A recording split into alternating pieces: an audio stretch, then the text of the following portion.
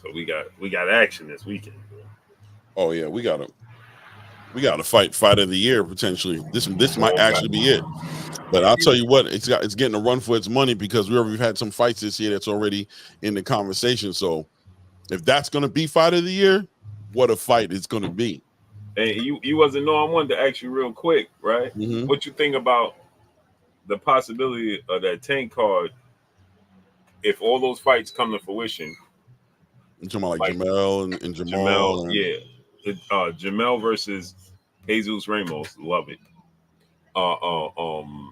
Jamal. So that's official. Jesus Ramos. That's what they're looking to Well, do. they trying to.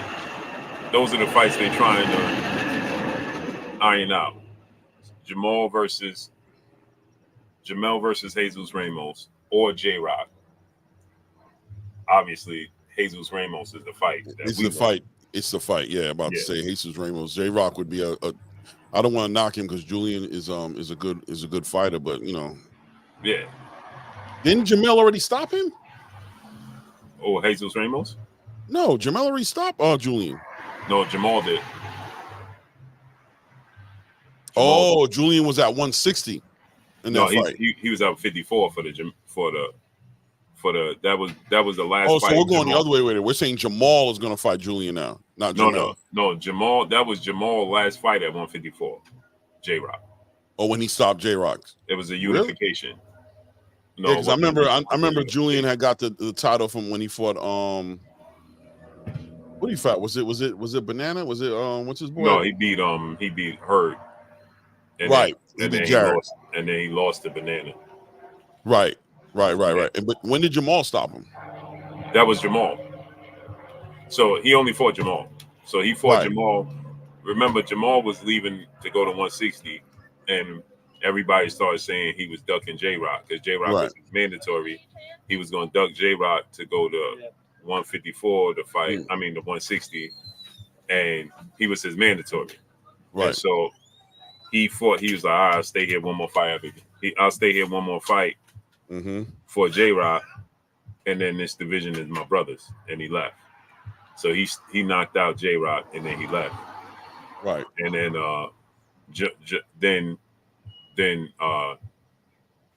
then Hurd ended up beating Lara for the belt. Then Hurd lost the belt to J Rock. Then J Rock lost it to Banana. Then Banana lost it to Jamel. Boom. Yeah.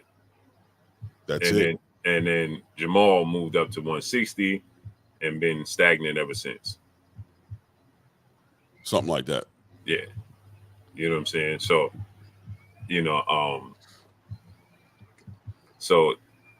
Jamel versus J Rock is a straight tune-up. 100%. No ifs, ands, or buts about it, right? But it's a legitimate tune-up. Like it's a tune-up he probably needs coming back, and Julian's not a lay down. Julian fight. Yeah, J Rock fights, but he's just past it right now. You know, that's it. He just passed it. So then, but the Banana fight is the fight. I mean, the Jesus Ramos. Yeah, right. That's the fight. Will this be Jesus Ramos' first fight since losing to Erickson? No, he fought one fight after that. He got an eighth round knockout or ninth round knockout. I got to look into it. Since the Lubin fight, yeah, he got an 8th or 9th round knockout since the Lubin fight. I think he fought May or March. Now, will Jamel be back as a champion? Will he be a WBC champion in that fight, or how's he coming back here? Who, Jamal? Yeah. No, no, Jamel. I'm confused. Jamel. No, Jamel he'll still be champion in recess. Right. He'll still be champion in recess. So, Blue never make this title. No, we ignore him. He's a tank. He holds tanks. He likes to hold tanks as long as Tank can. He ironed his underwears. So he fought Johan Gonzalez, remember, in May. Right. On the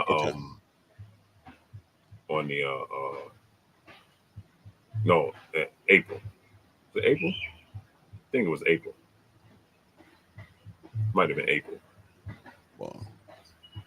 Yeah, that might have been April. Boxer. Could have been May. I'm about to check into it right now. No, it was May.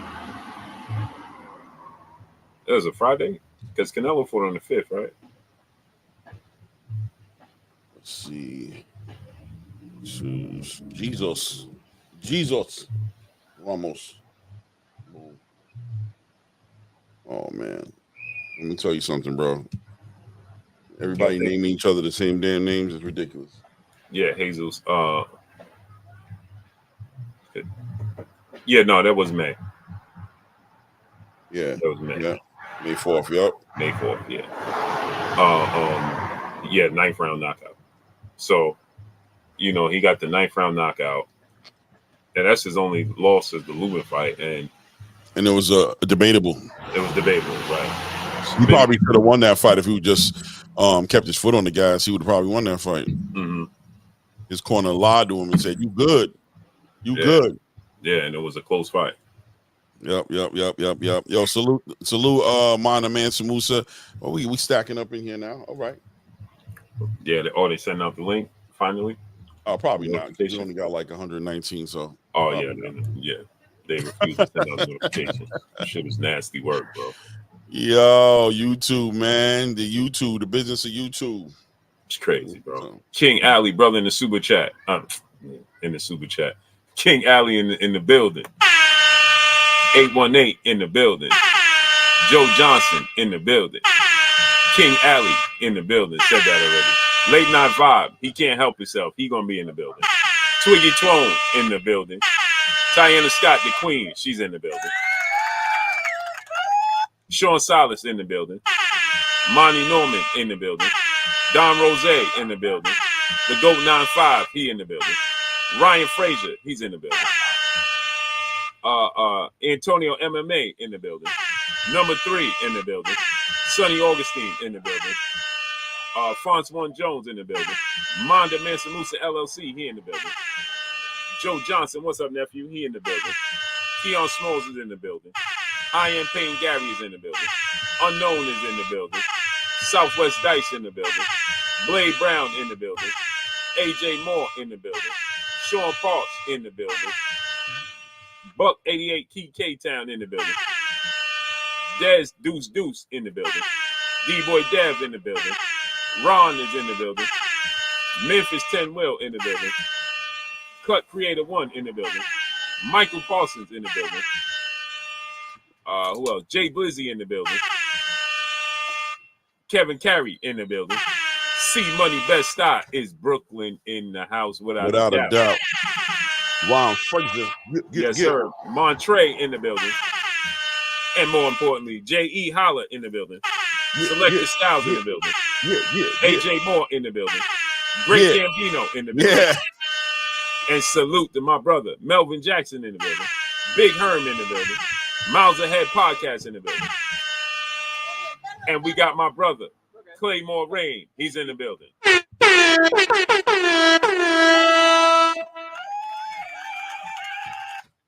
And now, what's up, family? Tay Brown, the queen. Salute to the 11520. She in the building.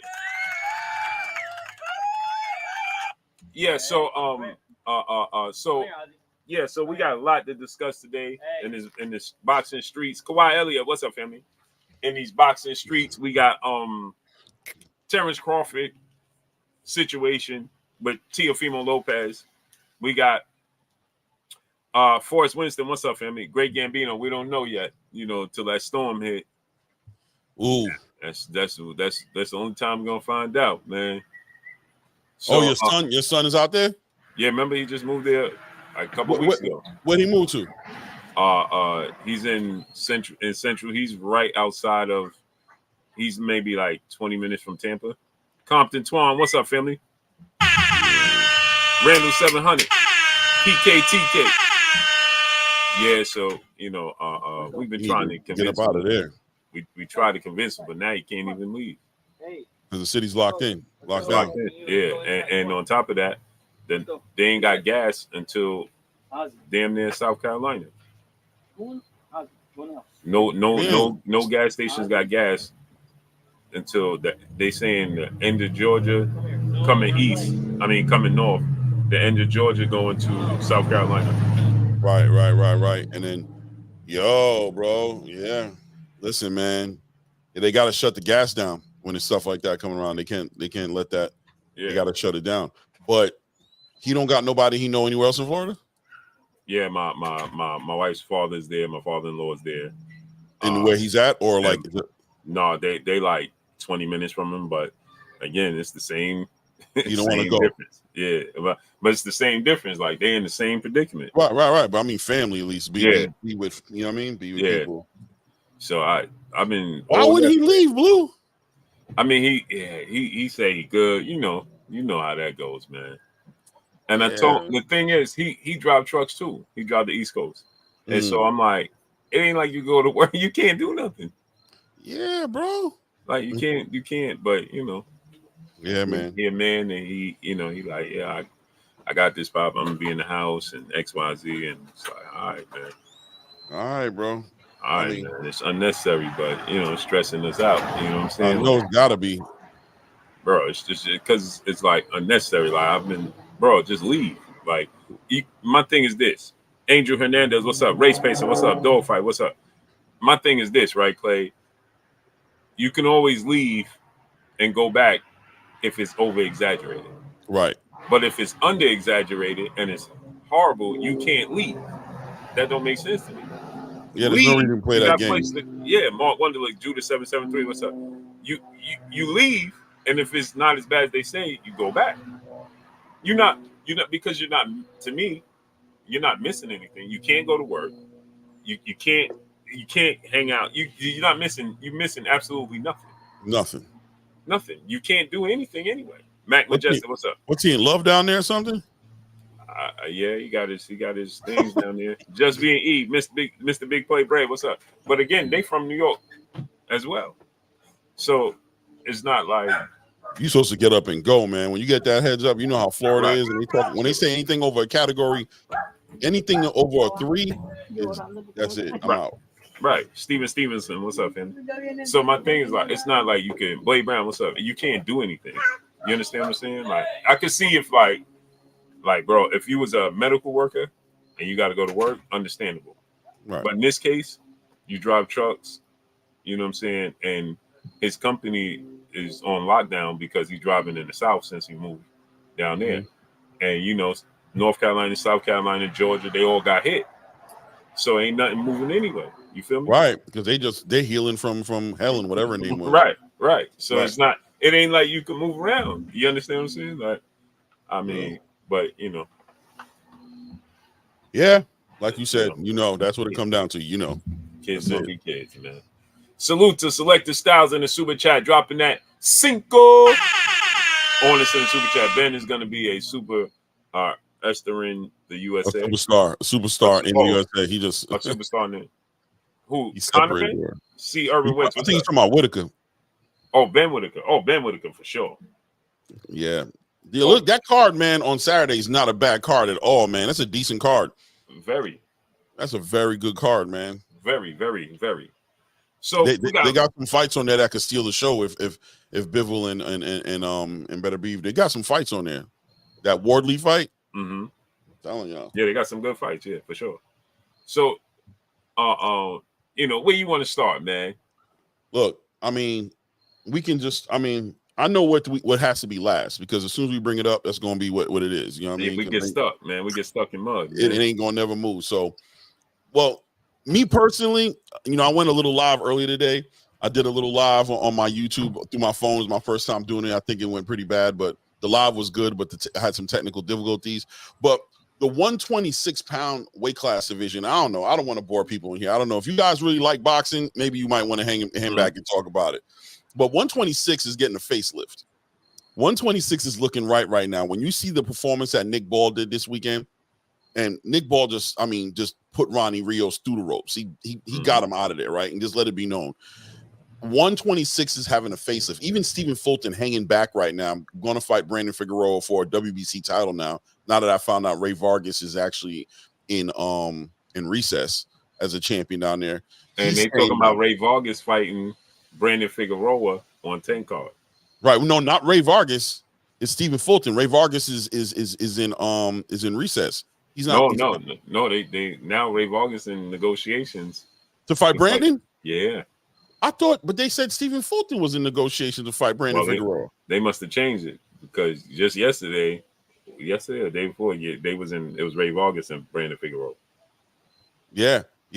Listen, man, the division's catching heat. That's what I love to do. You know what I mean? Is catch these divisions early. You know what I mean? And I've been watching this division for a little while right now, and I'm telling you, Nick Ball's performance on Saturday was a catalyst.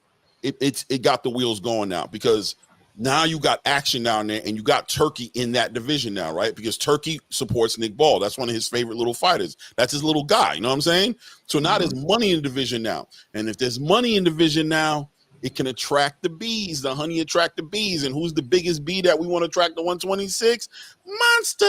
Monster hasn't had no vested interest in coming into 126 pounds. You know, we've been predicting it because he's an undisputed champion at 122. How many times can he defend that undisputed title before it becomes like, what are you doing next? Now you got Nick Ball, a lot of action. You got money behind him. You got Robesi Ramirez down there. He's going to figure out with Rafael Espinoza. One of those guys is going to hold that WBO down.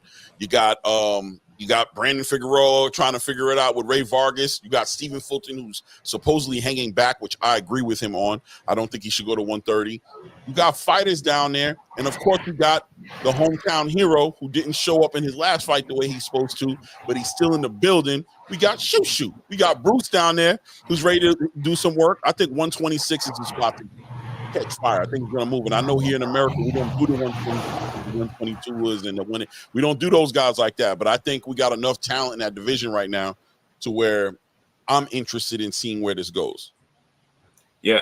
And it got even more interesting with that performance from Shoo. Yes. Because it seemed like it was a foregone conclusion. We setting up Shoo and Monster, right? Right. And now that performance he had and the performance Ball had, now are we saying, hey, let me see Ball and Monster? Right. Or because Shoo right now in the rankings, I don't know off the top of my head, I feel like Shoo's like number 2 or number 1 in the WBA. Right. So there can possibly be a mandatory activated, and we can see. Well, the WBA don't really play like that with the mandatories, but we can see Shoo and Ball go at it because if Monster's not ready to come in yet, that's a crazy fight. I actually like that more because the winner of that fight, to me, gets the experience right they need in a big fight, in a challenging fight like that, and they're gonna have momentum going into a fight with Monster. I 100%. Like that better, even though Ball had that great performance. Shoo performance was not so. Many people thought he lost. He approached it wrong. He really did. He approached it like he was Tank or he was Canelo, like that high guard walk you down, and Suleiman just really wasn't biting into that. He decided to box. He thought that he would trade more with him. He decided to box, and the fight became boring because Shoo wouldn't let his hands go for whatever reason until like the latter rounds. He was just looking for one knockout punch. 100%. And that it just wasn't. It never presented itself. And that on the back end of him hanging out with Tank, getting ready for the Frank Martin fight, he watched Tank get ready for that fight. And if you saw his interviews, he was so inspired. He said it. He was inspired by how he saw Tank training, about the hard work, the dedication. But I think more than that, he kind of like, you just saw it. You saw the Tank energy in the ring with Shoo. You saw the Canelo energy in the ring, which is don't throw that many punches. You know what I'm saying? Just throw the punches that need to be thrown. But he got a fighter in front of him. I'm going to tell you guys, man, because I'm not a conspiracy theorist, but I'm going to connect the dots to say what you saw in Shoo versus Suleiman is very, just close your eyes and think of Shakur and Tank, right? Think of a Suleiman, a Shakur who's way better than Suleiman, establishing that distance, making it difficult, and think about a Tank that's not letting his hands go. That's in there looking for these opportunities, and Shakur effectively being able to keep him at a distance. I'm just saying it could be a boring fight, but at the end of the day, it can also be a fight that Tank Davis loses if he gets caught up in that type of energy. I don't think Tank will get caught. Again, I see what you're saying. I see the comparisons. Right. I think that Tank understands already. Right. You know what I'm saying? Where Shoo wasn't prepared. 100%. I don't think Shushu was ever prepared for that version of Sulma, and he didn't have no answer for it. He didn't have a adios Delita mañana. He didn't have a plan B. He didn't have a plan adjust. B. Yeah, he did. Tank will adjust. Tank won't sit there and just play like that. Right. Tank is going in there using plan B. Right. Boom. And then if plan A presents itself, then he'll go back to plan A. But he's going to go in there with plan B. You see what I'm saying? Plan B is, I know this dude is going to be moving a lot. I know he's going to be a moving target. You know what I'm saying? Mm-hmm. That high guard pressuring. Now, he might attempt it because he ain't going to respect Shakur power until Shakur make him respect his power. Mm-hmm. Mm-hmm. But he understands that Shakur's footwork, ring IQ, and experience is a level above Frank Martin's. Yeah. So he knows that that's not going to work. And if you was having trouble with Frank Martin for what? He knocked him out in the 8th round. That's 3/4 of the fight, bro. Yeah, yeah. You know what I'm saying? It took him 3/4 of the fight to get Frank Martin out of there. If he took you 3/4 of the fight to get Frank Martin out of there, you lose the fight against Shakur. Yep. Shakur ain't gonna have those same issues in the last quarter of the fight that Frank Martin had. You're not going to trap him on the ropes and spook him like you did Frank Martin. He spooked Frank Martin. Your audio went out? Yeah, I'm back. Oh. I'm back. He spooked Frank Martin. He ain't gonna spook Shakur. So, but I can see the comparison. But that's where the fool's gold come in. You ain't Tank. Right.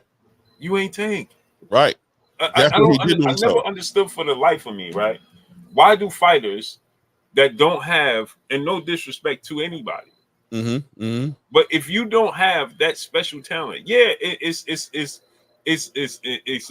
enticing, right? Right? It's very enticing and all of those things. But you ain't him. Fight like who you are. Yeah, you was in camp. You might have been wowed by the way he fight and the way he trained and things he do, but you ain't him. You don't have that. Tank can do that because the threat of him hitting you with one punch and getting you up out of there, that in itself makes his opponents change their game plan, how they approach him. That in itself. You understand what I'm saying? Yes, sir. I think Shushu, man, let me tell you something, man. When you're growing into who you're going to become, and I put a video out this like months ago, and I called it identity crisis. It's it's something that I attributed Devin's performance to. You know what I'm saying? And you see a lot of other fighters who walk into fights not completely comfortable with who they are. They're still going through it. He's trying to figure out how to keep the crowd interested. He wants to be an exciting fighter. He's thinking about fighting Monster Inoue. He's thinking about being this exciting fighter. He's trying to sell himself instead of just win that fight. And before you know it, he's going from a boxer with a super amateur pedigree and turning into he sees Tank and he's starting to think, I can do that. Right. I see what Tank's doing. I can do that. And he gets too focused on it. And he has identity crisis right there in the middle of the ring. He can't get himself out of. And like I said, right, you can train like Tank, but you can't fight like Tank. You got to know the difference. It's okay to train like Tank, but you cannot fight like Tank because you don't have the ultimate equalizer like Tank. If you don't have the ultimate equalizer like Tank, fight your fight. Stop trying to fight his fight. You can't do it. See, Irvin Witt said this is a good fight weekend. This weekend, facts. Echo said salute to Echo. Salute, Echo. Naeem Amir said Ryan got 48 hours, Blue. Right. Jake Pitty City, my brother, he said Bud Crawford out there moving like Pac. All facts. Blake Brown said at D-Boy Dev, hear me, bro. Salute, my G. Salute. Jake Pitty said 126 is the most dangerous division. Facts. He said no one at 126 is afraid of losing their O. I agree. Chiquita Fields, the queen. She's in the building. She said salute, Blue and Claymore. Peace to the chat. So blessings, queen. I like that. I like that picture, Jakia, with the hat. I like it. I like it. Kawhi Elliott, my brother, said Cool Boy is not the same after Monster. Unknown said, don't forget Rafael Espinosa, 6'1", 126. That's ridiculous, ain't he? The towering inferno of the 126-pound division. Facts. With a way more disciplined pedigree and boxing ability than Sebastian Fundora. He's a threat down there. All facts. He uses his height. Yep. And his distance. Yep. And he got bad intentions. Salute G Seto. What's good, fellas? What's good with you? Jay Pitty said Monster will be there. He handling 122 business. Good man. Then MJ. Then he'll move up. Yep. Jazz Party in the building. What's up, family? T Bugs. He said, "What's good, Blue and Claymore? Salute to both. Salute to you, great brother." High end paying Gary champion in recess is ridiculous. Either you defend your title or you vacate the title. Agreed. Callie World of Queen. She's in the building. Mm-hmm. Driving everybody crazy with those profile pictures. These queens are something else, ain't they, Clay? Ain't they? Listen. They know what they're doing up in here. Hoyt Austin, brother, my brother. He said, "Salute, Blue. Good evening, everyone. Great brother. Salute to you." Morgan Bear said, "What's up, Blue, my brother? Salute to you, great brother." Raphael 30 Deuce 115, 118, 122, 126, 130, 135, 140, 154, 168, 175, and even cruiserweight are all hot. We know about the heavyweight. Yes, sir. Yes, sir. As the heavyweight division goes, so goes the sport of boxing. Yes, sir. Marvelous Tracks. What's up, family? He said, good fight Saturday for sure. Oh, yeah. Devon Joseph, what's up, family? He said, Blue Clay, what's up? Salute. Giovanni Walker, what's up, Blue? Salute. Echo says Shakur can beat Tank. Agreed. Ryan Frazier, yeah, agreed. Shushu didn't make adjustments. Nope. He, again, like Clay said, came in trying to fight like Tank. You can't fight like Tank. Why would you even attempt to fight like you can't? It's the same thing, Clay, when we used to have fighters trying to mimic Floyd Mayweather. You can't. Stop doing that. Like what did what's the name say?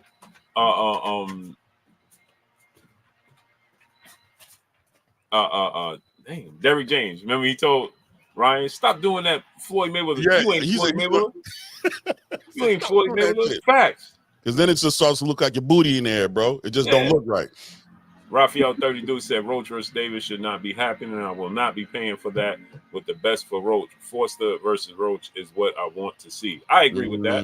I'm buying it. There she go. Trying to change that profile picture like we don't know who she is. That vanilla drop, making for 50% of the queens of the ring. Obviously, the man. Yo, your boy ain't playing, man. Hey, the queen, Baxiana the Menace, she's in the building. Got the Cincinnati. She got her son in. We got her son in there with the Cincinnati photo. Yeah. Cincinnati. She said, don't hurt him. Now long hair, don't care. You know they become, bro. They be in my inbox heavy. Man, your hair ain't even real. That's extensions, bro. That's weird, bro. It's weird that you would even comment on this man's hair. Right.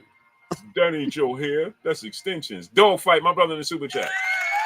But he said, ain't nothing but ultra perm. Ain't nothing but ultra perm. He said, salute to you, King. There we go. Another beautiful queen. She's in the building, Jalen.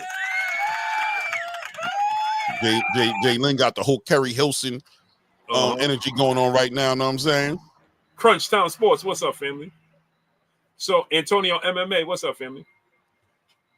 So now,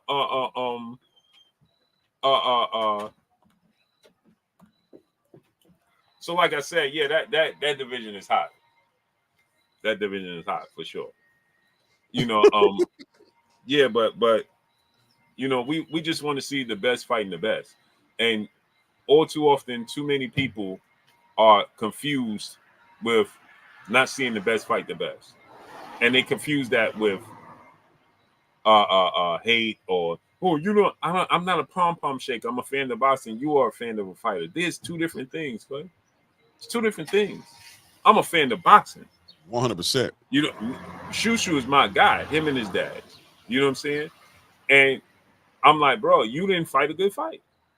That's it. That's all. I don't got. Shushu is my guy. Him and his dad. I just put a video out the day before the fight saying I'm looking for Shushu to make leaps and bounds in this fight and make his statement. He didn't do that.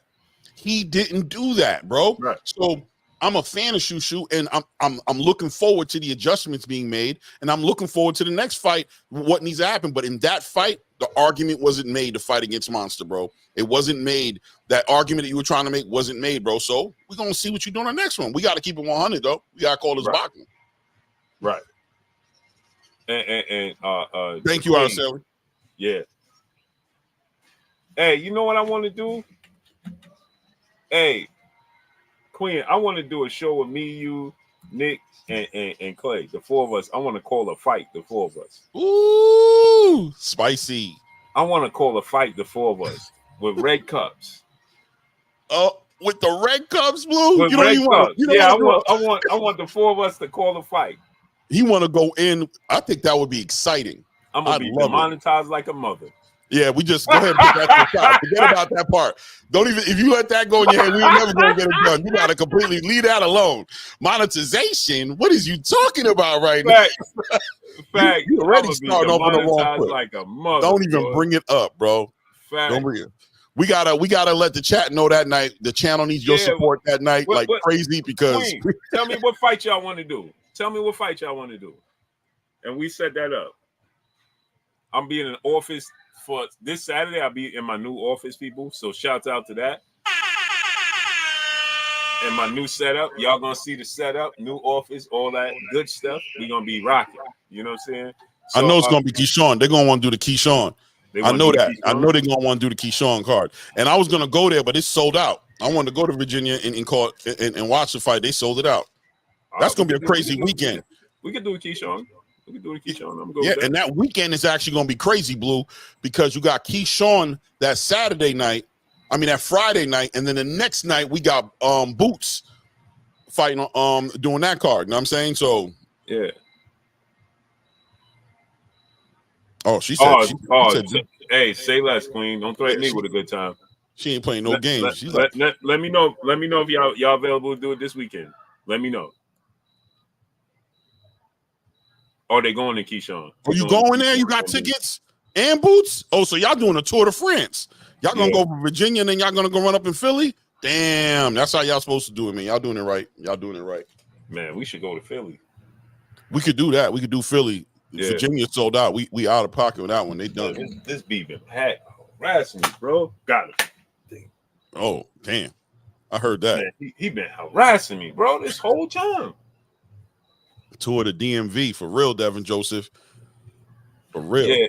Yeah. I think we should go and do it. We could do a show together, the four of us. I'm down. That'll be fire. So Jalen has been asking for that for a minute. That would be fire. That would be fire. I like that. That would be fire. That's coming full circle right there. Yeah, we tear the internet up. I think so. Tear the internet up, man. There's a video I gotta release. I was out on the sling today, man. It was 400 of us out there, man. Damn. 400 of us, Clay. With that Nassau County energy? I know y'all we was in we did the breast cancer ride, and we went from we went to Queens, we went to Nassau County, Queens, Brooklyn, then Harlem, then downtown, then downtown. But we super deep, man. Look at this video. Wow. We were super deep, man. Wow. It was well over 400 of us, and that's me recording. Wow, man, it was so many of us. They NYPD just gave us they gave us a pass. No, they gave us when they just ride with us and let us to clear the way. Oh, they gave y'all an escort. An escort, yeah. Yeah, they had to do it. Super deep. ATVs, slingshots, motorcycles, dirt bikes, everything. You name it, we was out there, man. We was out there. That's ill. That's real ill. Look. Shut Madison Square Garden completely down. This at Madison Square Garden. This when we stopped at Madison Square Garden. Completely shut it down. Completely. That's ill.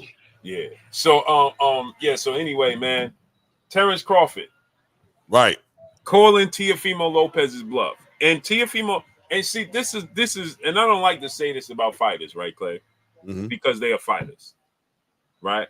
Mm-hmm. Dollar Y, what's up? Rayful Bennett, what's up? I don't like to say this about fighters, but because they're fighters and they put their life on the line, right? Right. But Teofimo Lopez is a coward. And a clout chaser. Thirsty. Yeah. Thirsty. But just a pure coward. You sat there with Mason Cameron. and they pulled your card, and you sat there talking about, huh? No, I didn't say that. Not me. No. What? No. What did he say, Clay? I did some words you don't say. I hit right at the belt line. I didn't say that. No. Exactly. And then yesterday, Clay goes in there and tell Terrence Crawford, I'm in the supermarket shopping for bananas. Yeah, he's pushing it. He's pushing it, man. He's doing a lot right now. I mean, brother, for a fight, listen, man.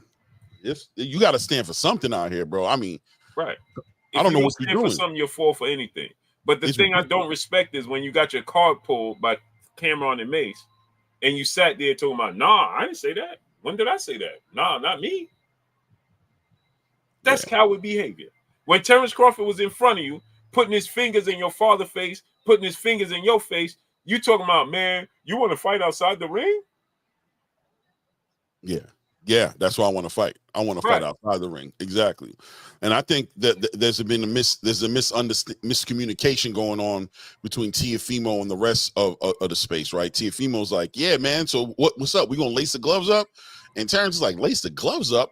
I'm not trying to give you no check, fool. I'm trying to put a knot on your head, bro. I'm saying I want to link up with you right now. I'm saying I'm outside in your city right now. And I think the games that Teofimo is playing, I think he's either in La La Land or he's never been in something real. Like, you're playing games with people who not playing the same games that you're playing. So it's dangerous. Now, the boxing space wants to see the fight come together because we want to see it happen in the ring because we want to see the performance. But he playing around with this race car thing. He's playing around with this race car thing, and it's a sensitive topic for a lot. It's triggering. And Terrence is starting to feed into it in a way where I'm like, I'm not too sure how happy I am about him feeding into it because he's not the kind of guy to play games. You feel me? So my fear is that this goes from trolling on the internet to something that I don't want to see Bud involved in. So it's going to be interesting to see it play out. Yeah, because see, Bud gonna put hands on him. He think it's a game. He don't understand. Like Bud will straight put hands on him, and that's what he want to do. Because Bud is a stand-up dude. You understand what I'm saying? He a real dude. You know what I'm saying? Like, bro, I'm a grown man. I'm a black man. I don't bother nobody. Don't disrespect nobody. Make it respectful. You know what I'm saying? 100%. Him talking about he going you monkeys and this, bro. What? It's crazy. That's far left. And that's the danger of what Ryan Garcia did. What Ryan Garcia did and the attention he got from it and the way the community didn't hold him to task for that and just jumped into defending him just because they hated Devin, it leaves an open door for stuff like this to happen. People start thinking shit is sweet. Right. You know what I mean? And they start playing these dangerous games. Then you bump into a Terrence, right? Who's on a whole different algorithm. He's on a whole different frequency level, and you risk, you risk your safety. You risk your bodily, risking some real bodily harm, and you keep thinking it's about a boxing match, bro. Ain't nobody listen. Terrence ain't talking about boxing you, bro. I'm telling you. But you see, it goes back to what you just said. And peace west to the Queen Lejeska. It goes back to what you just said, right? Because now it's not that we I don't care what he do to Tio, but we don't want him to be he gonna get himself in trouble and then be put out the ring and have to go to court because that's what's gonna happen. Yeah. And he's rich. He's super rich. He's made a lot of money, and he's never really been the type of dude to ball out of control on TV and spend. So he does well with his money. It'd be a damn shame to see him tricked out of his position that he's built, that he's taken all these years to build because some little short dude is running his mouth crazy. Right. Salute, Devon. He said, I just hit Bo Mac trying to get him to pull up. Oh, yeah, tell Bo to pull up. It's my guy. Sure. Maya Egypt, peace of blessings, Queen. Salute, Queen. She got the Janet Jackson braids. She got the poetic justice going on. I seen the eye candy. I seen you put up little Jessica too. I seen you, little Jessica. I seen you. That's my wife's name. Little Jessica. I'm about to say you got me saying little Jessica. That's my wife's name, Jessica. Yes, my wife's name too, Jessica. So, and it's D Productions. What's up, family?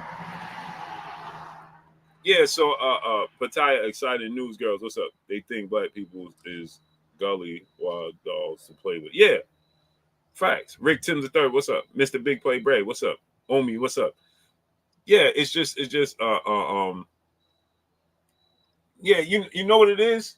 Jessica, is that real dudes you get you like, bro, what kind of what time you on? You know what I'm saying? You start wanting to check that energy. That's why I don't even play blue. I'm telling you, I just don't play. I won't even with the whole debating thing. It gets, if we can keep it, we can, but keep it anything else, this internet shit, I can't let you trick me. I done made it too far in my life and done too many things in my life to, at this point, where I'm at today, give it all away because of some internet. You can have it, bro. We done with it, bro. We ain't got nobody else left to impress, bro. Right. Now you just getting used by the devil to get me out of my position. You trying to play me out of my position, bro. Yeah. My life is I could be better, but damn it. Come on, bro. Right. I'm good right now. Happy wife, bunch of annoying ass kids, bunch of damn guns that I shoot every other day. But you know what I'm saying? Right. I'm living the best life, bro. And right now, Bud is right there. You can see it in his face when that interview with Bernie, getting that house built after that fight, you know, being the guy, being the money guy, being the A side, and you got this little pain in the ass that want to sit here and poke at you and call you a monkey and say little things and flood your Twitter in with a bunch of triggering comments. And now he's feeding into it. Now he's going back at him like, I'm in your city. Right. I'd rather him fall back, but you know. Yeah.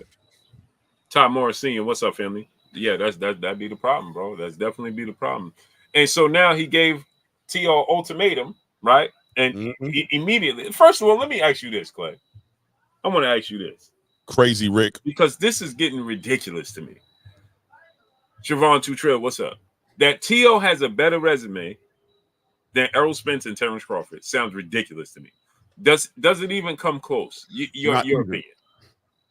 No, not at all. What they're doing is they take T.O. has never left that Lomachenko fight. Hold on one second. Teofimo has never left that Lomachenko accomplishment. He's riding this whole entire wave of what he did against Lomachenko. And we're acting like Sandor Martin didn't happen. We're acting like the Claggett didn't happen. We're acting like Jermaine Ortiz didn't happen, right? We're acting like Kambosos didn't happen. We're acting like all these fights in between that time from then till now didn't happen. And he's riding the wave of beating a Josh Taylor who was an undisputed champion in his own right, but had belts taken away from him. And then, you know, it becomes dangerous to give these guys their flowers, right? Because at one point you want to be like, all right, bro, you beat an undisputed champion in Josh Taylor who wasn't undisputed, but nobody ever took the belt away from him. He didn't lose it in the ring. So we can give you a moral victory. We can give that to you, but now you're riding it into the sunset and your fans are doing the same thing. Oh, he fought this guy. Y'all got to stop, brother. Y'all got to stop. We all know the truth. Ain't nobody playing those games. So you're allowing those belts and that Ringside Magazine accolade that he has and the lineal champion accolade that you feel like he has by default because he beat somebody who, brother, he's nowhere near as accomplished as a two-time undisputed champion in Terrence Crawford. That's a damn lie, bro. That's a damn lie. And we don't even need to push it. That's not nothing to be debated. It's just nonsense. Brother, you know what you could be doing, though? You could be chasing undisputed at 140 pounds. You could be in your division doing work because arguably you could be called the best 140-pound fighter in that division right now. It can be argued that you're that guy now. Devin just took a loss, right? He might have went down a couple. You could be him, but instead of competing where the fights can be made at, you're jumping up 2 weight class divisions to talk to somebody who has no interest in fighting you. Not because he's scared of you or anything like that, but because he has bigger fish to fry and you haven't earned anything. Fight at 147. Why didn't you pick up that fight with Brian Norman? That's a top-ranked fighter. That's a WBO champion. That's a fight right there for Bob Arum to put together. That's a big fight. What happened in those negotiations? Rumor is Teofimo and Top Rank ain't on the same page, and Tio ain't too happy with what Bob is doing for him. I thought it was also interesting that you haven't gotten a check over $1 million. Tio. I thought, Tio, you ain't getting paid over $1 million yet? You compound that with you never been on a pay-per-view before? What soapbox are you standing on to say that you deserve all these opportunities, that you're this decorated fighter? Come on, brother. Keep fighting. I've been telling Tio this, and I have been telling Tio this like I talked to Tio. I've been saying this about Tio for the longest time. a fighter with a lot of promise, a lot of skills. But he's lost it ever since he took that loss against Kambosos. This man's been on a run my mouth campaign and not fighting the ring campaign. And when he gets in the ring against the competition he shouldn't be having problems with, he's getting ran around like a kid who can't cut off the ring. He's getting knots put on his head by Steve Claggett. He's getting sat on his pockets by Sandor Martin, right? But when he gets in front of the big competition, I always say it seems like the bigger the show that he's willing to step up to the game. But my whole thing is, brother, fight. That's what got you here. Your talk game did not get you here. You're not Rolly Romero, but you're this close to being it at this pace. You this close. You this close to being that. You this close to being a Rolly because you and your father, that dysfunction doesn't seem to be lining up. I see him over there with Eddie Reynoso and Canelo, and we'll see what that manifests. But no game plan in the ring, no strategy, just winging it and getting hit off the top of his head for it. So no, bro. Not to be long-winded about it, but no, bro. Accolades-wise, nowhere near a Terrence Bud Crawford. It's laughable. It's laughable. Y'all gotta stop. And I like Teofimo, even though he's doing the monkey thing right now. For the most part, as a boxer, and before the monkey thing, I always had good words for Teo. I always feel like Teo just doesn't have his head in the right place in the game, and he's showing it every day as the days go by. As the days go by, he's showing it every day. Now you're trying to get out of a contract you got with Bob Arum. You have one fight left supposedly on that contract. You want to play games now and act like you want to. So what are we going to see you tied up in litigation and nonsense for the next year? So you're not going to fight for another year on top of the time that. What are we about to see from Teofimo? What are we about to see from Teofimo in the next year to come? Come on, bro. What are we about to see from him right now? It's going to be interesting to see Teofimo putting it together, right? Because if you're trying to get out of a contract with Bob Arum and at the same time trying to negotiate a phantom fight with Terrence Bud Crawford, right? At what point does the WBO just go ahead and put you in recess and take your title from you, bro? Fight who's there for you to fight. Fight who's there for you to fight. Let me read what's going on here in the chat because I'm running my mouth and I'm not even reading what y'all saying up in here. What's going on here? Let's see. He was just running his mouth before Kambosos. Dude is a certified clown, 100%. And Blade, when he got on there with Kambosos, he's taking his shirt off on the stage. I want to fight right now. Come on, bro. It's very similar to what we were talking about earlier as far as identity crisis is concerned. Teofimo might presently right now be going through an identity crisis. An identity crisis, the identity crisis is that you're a way better boxer. You were a way better boxer than you were a shit talker. Now you're committing all this time into talking ish and sparking up all type of controversy in the social media area. Because why? Are you a little envious of Ryan Garcia status? Are you envious of Tank status? Are you just an envious guy who's constantly looking to compete with people in the space that you shouldn't be competing? Fight, bro. You box, bro. You used to be a fighter. Why aren't you fighting? You just fought Steve Claggett. We don't know where the hell that fight came from. That was supposed to be a tune-up fight, a stay busy fight to get you in position to do what? Maybe fight a winner between Subriel and Liam Paro. Maybe do a unification fight with Devin Haney. Clay is going down. What? It's going down, Clay. No. David Morrell, David Benavidez. Oh, word? David Benavidez just put it. He said he turned down the Jesse Hart fight. There was a lot of names on the table. He listened to me. He listened to me. He listened to me. I told him. I said it, bro. Who runs the show? Shout out to the PBC on that, though. Shout out to the PBC on that, bro. Because at the end of the day, I thought it was weird that David Benavidez would come out online, make a statement that he only wants to fight the most competitive fights, and David Morrell was that guy, and end up with a Jesse Hart. It felt like Al was overstepping a little bit. Let's go, David. Let's go, David. And he changed the date. He ain't going on Tank card. Oh, word? Nope. He said, and I will let you know a different date and location to be announced shortly. Oh, David put his foot down, bro. David put his foot down. And look, Clay. I had to reach out to David Morrell and his team to make this happen. We got the contract done. Yeah. Again, he took the Errol Spence route. So don't tell me Tank can't do this. He can't do that. That's it, bro. That's it. That's how you fights got to get done. Bro, you already robbed me on the Canelo Alvarez opportunity. Didn't even put me in the contract. Didn't even put me in an agreement, bro. Had me outside. You went and signed that, man, and didn't even put in there that we're going to see you at David Benavidez in one of these 3 fights. And now I want to fight a David Morrell. I want to fight a fight that makes sense at 175. I want to get my fan base going, and you keep throwing Jesse Hart at me, bro. And now you make me look like a liar. I put something out saying that my team reached out to David Morrell to make the fight happen. That's the only fight I'm interested in. And now I got to sit here and be humble and say that I'm fighting Jesse Hart. What does that look like? I'll be there. Come on, man. Come on. I'll be there in person. You think that's going to be in Vegas? Oh, for sure. Yeah. Yeah. Sure. But I'm happy David Benavidez stepped it up. That's what you're supposed to do, bro. And like you just said, you just said it better than I could ever say. That's what we talking about. Tank doing. That's what we want to see Tank do. We want to see shit change. We want to see Lamont Roach. That ain't what I said I'm doing. I told these dudes I'm fighting dudes on my list, bro.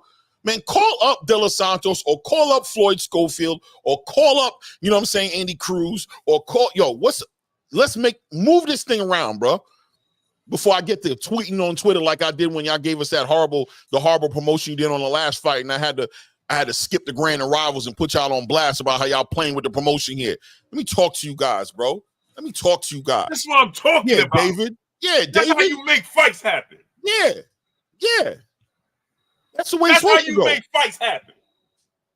He said, I reached out to Morrell team. That's it. That's it. That's it. It ain't our business. He got that work done, man. Let nothing get in the front of legacy, baby. You messing with my legacy now. You playing with my face card, bro. And you throw me on the undercard. I got to do a co-main event again when I deserve my own damn card. This is nonsense. It's diabolical. What are you trying? And I got Turkey knocking on my door talking about I want to put things together for you. You better stop playing with me. This is what I'm talking about. Yeah. Yeah. And it's not going on the Tank card. I don't care what nobody says. The Benavidez family took their career in their hand and they talked that ish. They hollered at the powers that be at PBC and said, we will not have it. We will not have it, though. We will not have it, though. We ain't playing that game, bro. I'm bringing my own energy. I got my whole energy that I'm working on, bro. And y'all sitting here trying to put respectfully Davis against Lamont Roach over me. Why Stop playing with me. PBC commented and put the eye emoji with the fire. Yeah. Yeah. So what they wasn't aware? Yeah. Yeah. Wake up. Wake up. Why is it? It's not clear. Okay. Yeah, right there. Boom, right there. I see it. Premier Boxing. With the fire. Yeah, you ain't know? Wake up. You ain't know? Wake up. Wake up. That's sitting here freezing fighters out on the roster. All types of nonsense, all types of fuckery. You know what I'm saying? Going on. That's what I'm supposed to be. Huh? That's a boss move. Period. And somebody who's not even a boss like that. But it turns out he is. But he's actually a fighter who's under a contract. He's not free like some people. He ain't no face of boxing. He ain't no, you know what I'm saying? He ain't that guy. But David said, listen, man, the rubber got to hit the road. We either going to barbecue or mildew. What's going on? Shout out to Al. Shout out to Lou. What's going on here, man? My career or what? What are we talking about, man? Because y'all making it all about one man. The fact that he said he had to reach out to make this fight happen. And we got the contract done. Yeah. Wow. Yeah. Yeah, bro. And the fact, like you're hitting right on it, Blue. The fact that he had to do it shows you that it's going against the machine. Mm-hmm. That the machine, he wasn't on the same page with the machine. He had to make it happen and reach out to the powers that be and say, listen, man, I don't need this. This is not what I need. Y'all said it was going to be a whole different energy. I don't need this. I don't need to close 2025 like 2024 like this. I ain't trying to close out 2024 like this. They talking about putting me against Beterviev and Bivol winner for undisputed light heavyweight champion. What are y'all doing? Now, if let me ask you this question, though, Clay. If he ain't on 10 card and they don't make Jamel versus Jesus Ramos and Jamal Andre. What's that looking like now? It's bad enough. And listen, people are talking and they're upset and they're putting out these long videos because they don't like Tank being held under the magnifying glass and being held to a standard of a face of boxing. But I'm gonna tell you right now, that undercard better get together. It better come together. Or y'all gonna get an opportunity to really prove some shit to us. You're gonna really show us this time. You're gonna show us. We're gonna find out. Ain't we? We're gonna find out this time around. You don't get that undercard together, we're gonna find out, ain't we, Blue? We're gonna have to be like, oh, okay, we ain't know it was like that. That's crazy. So, well, he said Rafael 30 Deuce, who they gonna replace? Well, they got Jamel and Jamal in this in Houston. Right. You got Jamal, and Figueroa. That'll be all right. Is all right what they're looking for though? Is $200+ million looking for all right? Is that what Amazon's looking for? Are they looking for all right? Okay, maybe. Man. Maybe. Man. I don't know. 444.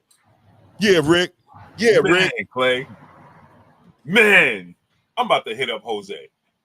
Let him know, man. Let me see. Yo, that's a power move right there. I'm so proud of that team. Jose Benavidez, by the way, a low key, a power player right now because he's connected with things going on with like Rio Venezuela, right? You know what I'm saying? He doing things in the background. He a boss on the low. On the low, Jose Benavidez Sr. on the low. Yo, look at this post somebody put up of Tank and Devin Haney. Yo, Clay, this. Yeah. You sending it, or you gonna put it on the screen? You sending it? Yo, I'm about to send it to you. Then I'm put it on the screen. Yo, this is pure comedy, bro. 100%, Jay Grant. Only the best, man, like he should, man. There's a lot of fighters in boxing today who really want to fight the best, bro. Yo. I think most fighters want to fight the best, but they're allowing the business to get in the way. They're allowing the people who they sign to, who say they have their best interest, to get in the way of their progress, their legacy. They've been sold a story that legacy doesn't align with money. They've been sold this story. And a lot of them are going through it. And I honestly believe, heartfelt, I really believe that Tank Davis has been sold that story. I think every time he wants to step up and fight who he wants to fight, there's somebody speaking to him going, trust me, champ.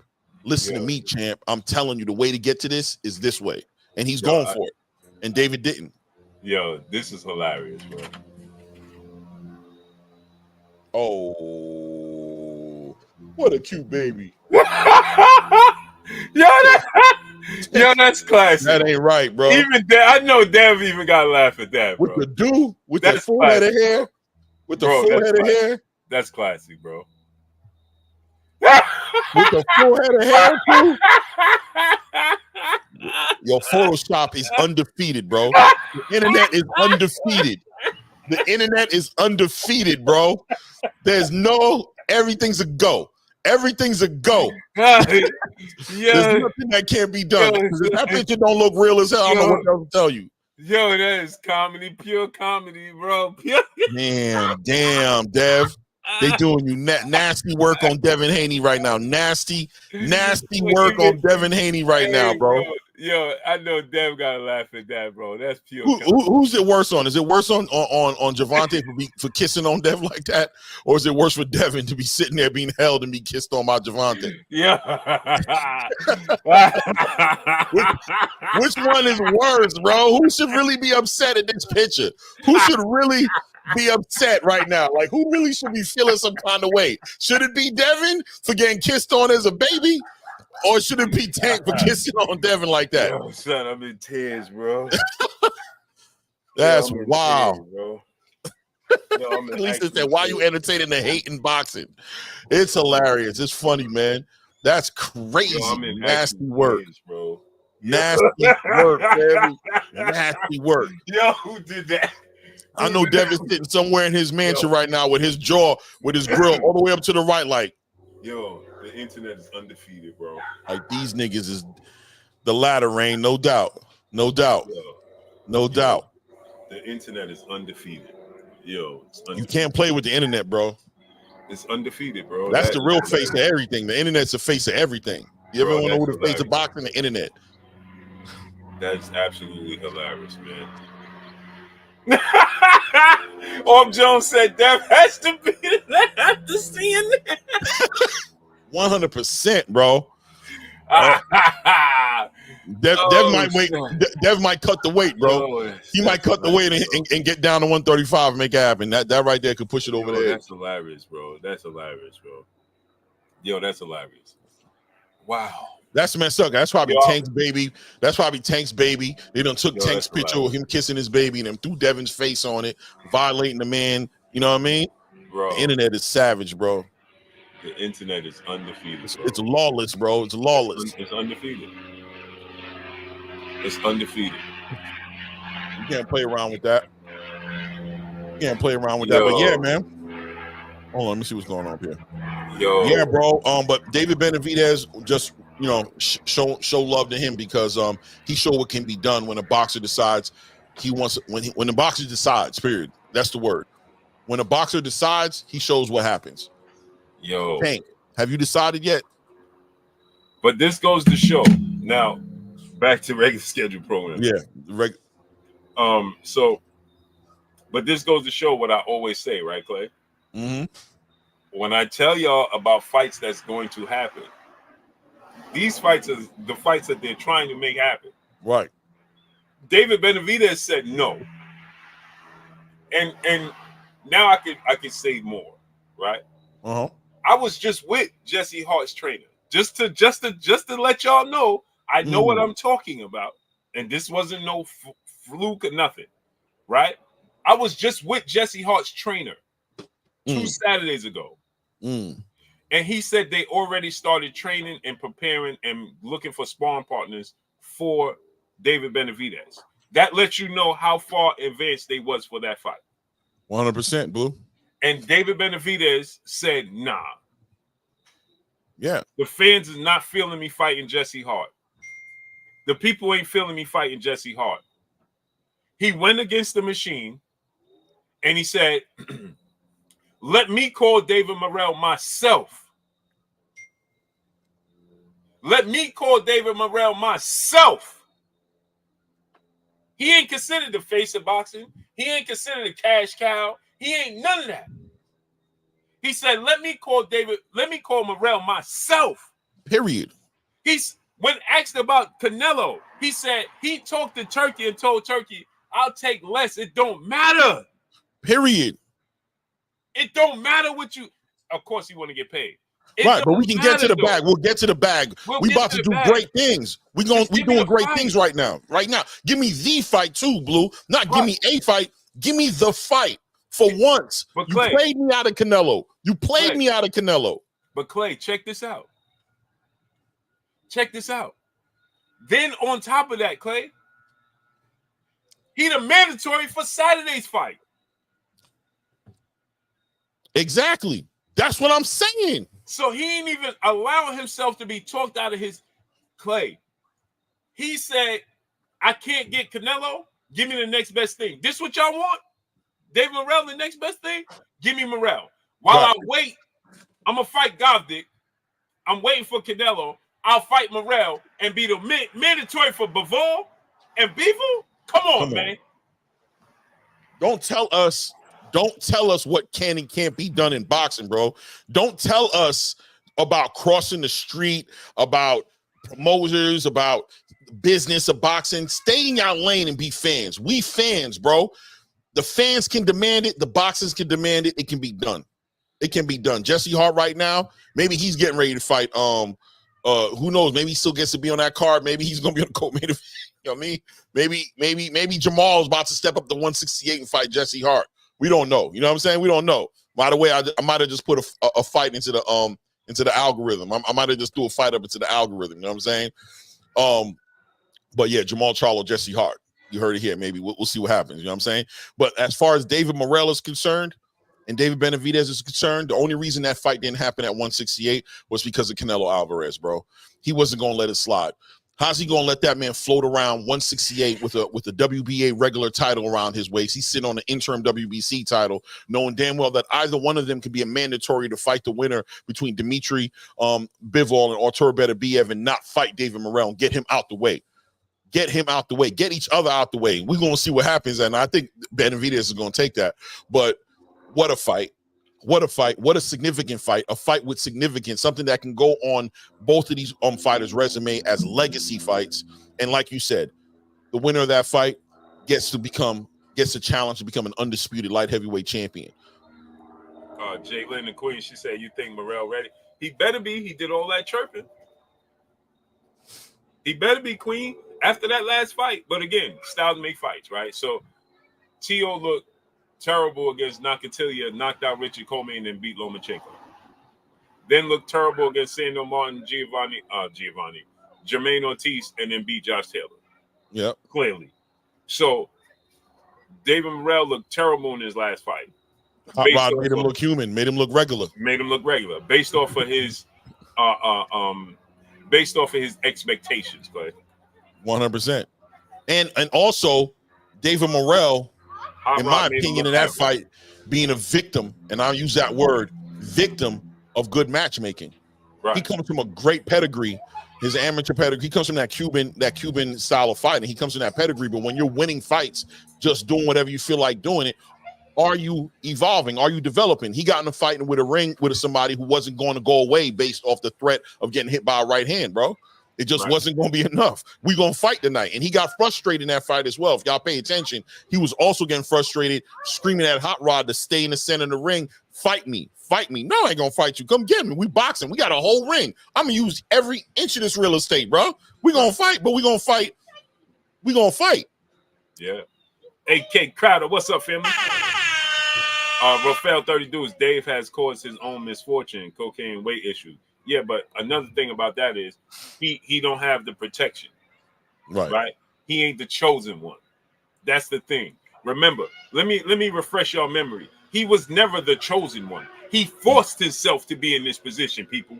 Right. Because Ronald Graville, who was Floyd Mayweather fighter, was the chosen one, and David Benavidez upset that apple cart and beat Ronald Graville twice. I remember. And so he was the chosen one. David was an opponent for Ronald Graville. It was a good fight, but he was expected to lose. Then he upset Ronald Graville twice.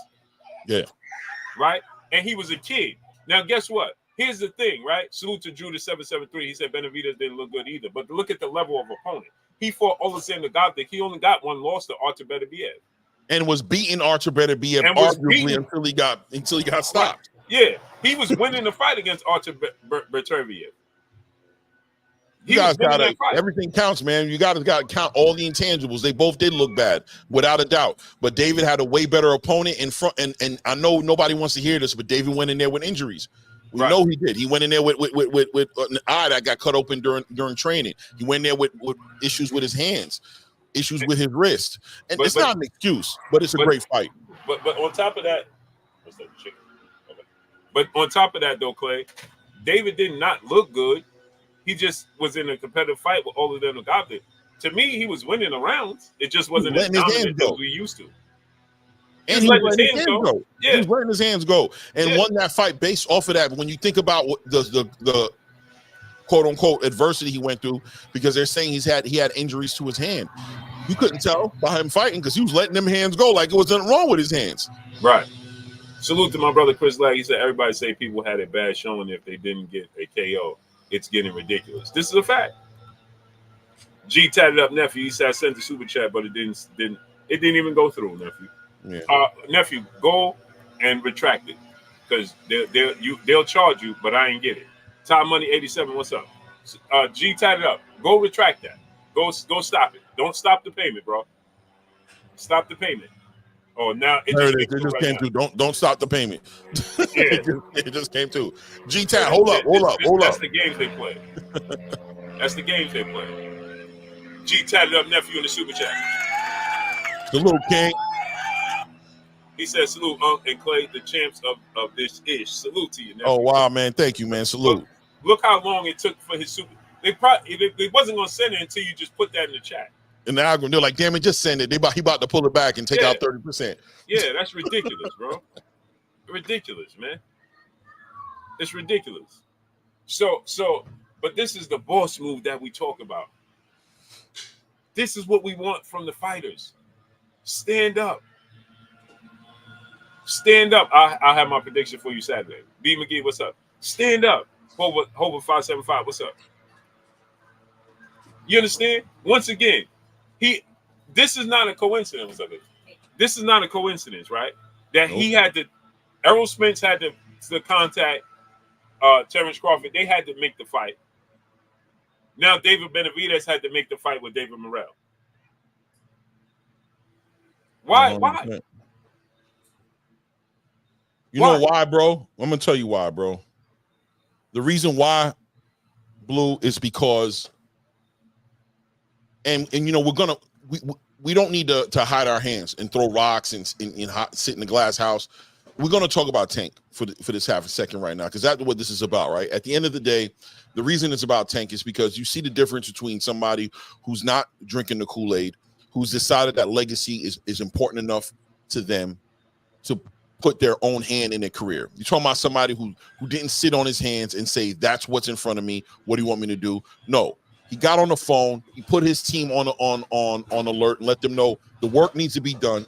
He said, listen, reach out to that man. I don't care what was said. You reach out to that man. Let that man know that this fight needs to be made. If he's ready to make this fight, I need you to reach out to the PBC and let them know we're not here for Jesse. We're not here for the co-main event. We're not co-main event fighters no more. We're not Jesse Hart fighters no more. We're David Morrell main event own pay-per-view card fighters. And we need that respect now. This is the time to do it because we can do other things. When you got a Turkey Al-Sheikh knocking at your door saying, listen, I'm just saying, whatever. Right. Call my phone. When you got that man on a phone call and he responded to you, you said, I wanted Canelo Alvarez. And he says, I ain't going to give you Canelo because I ain't shooting that man 200 million. But I'll tell you what I'm going to do, though, because you one of them guys. I'm going to give you the winner between Beterviev and Bivol. He got somebody who's making moves for him. So the PBC has to get in line with that. But another thing, though, Clay.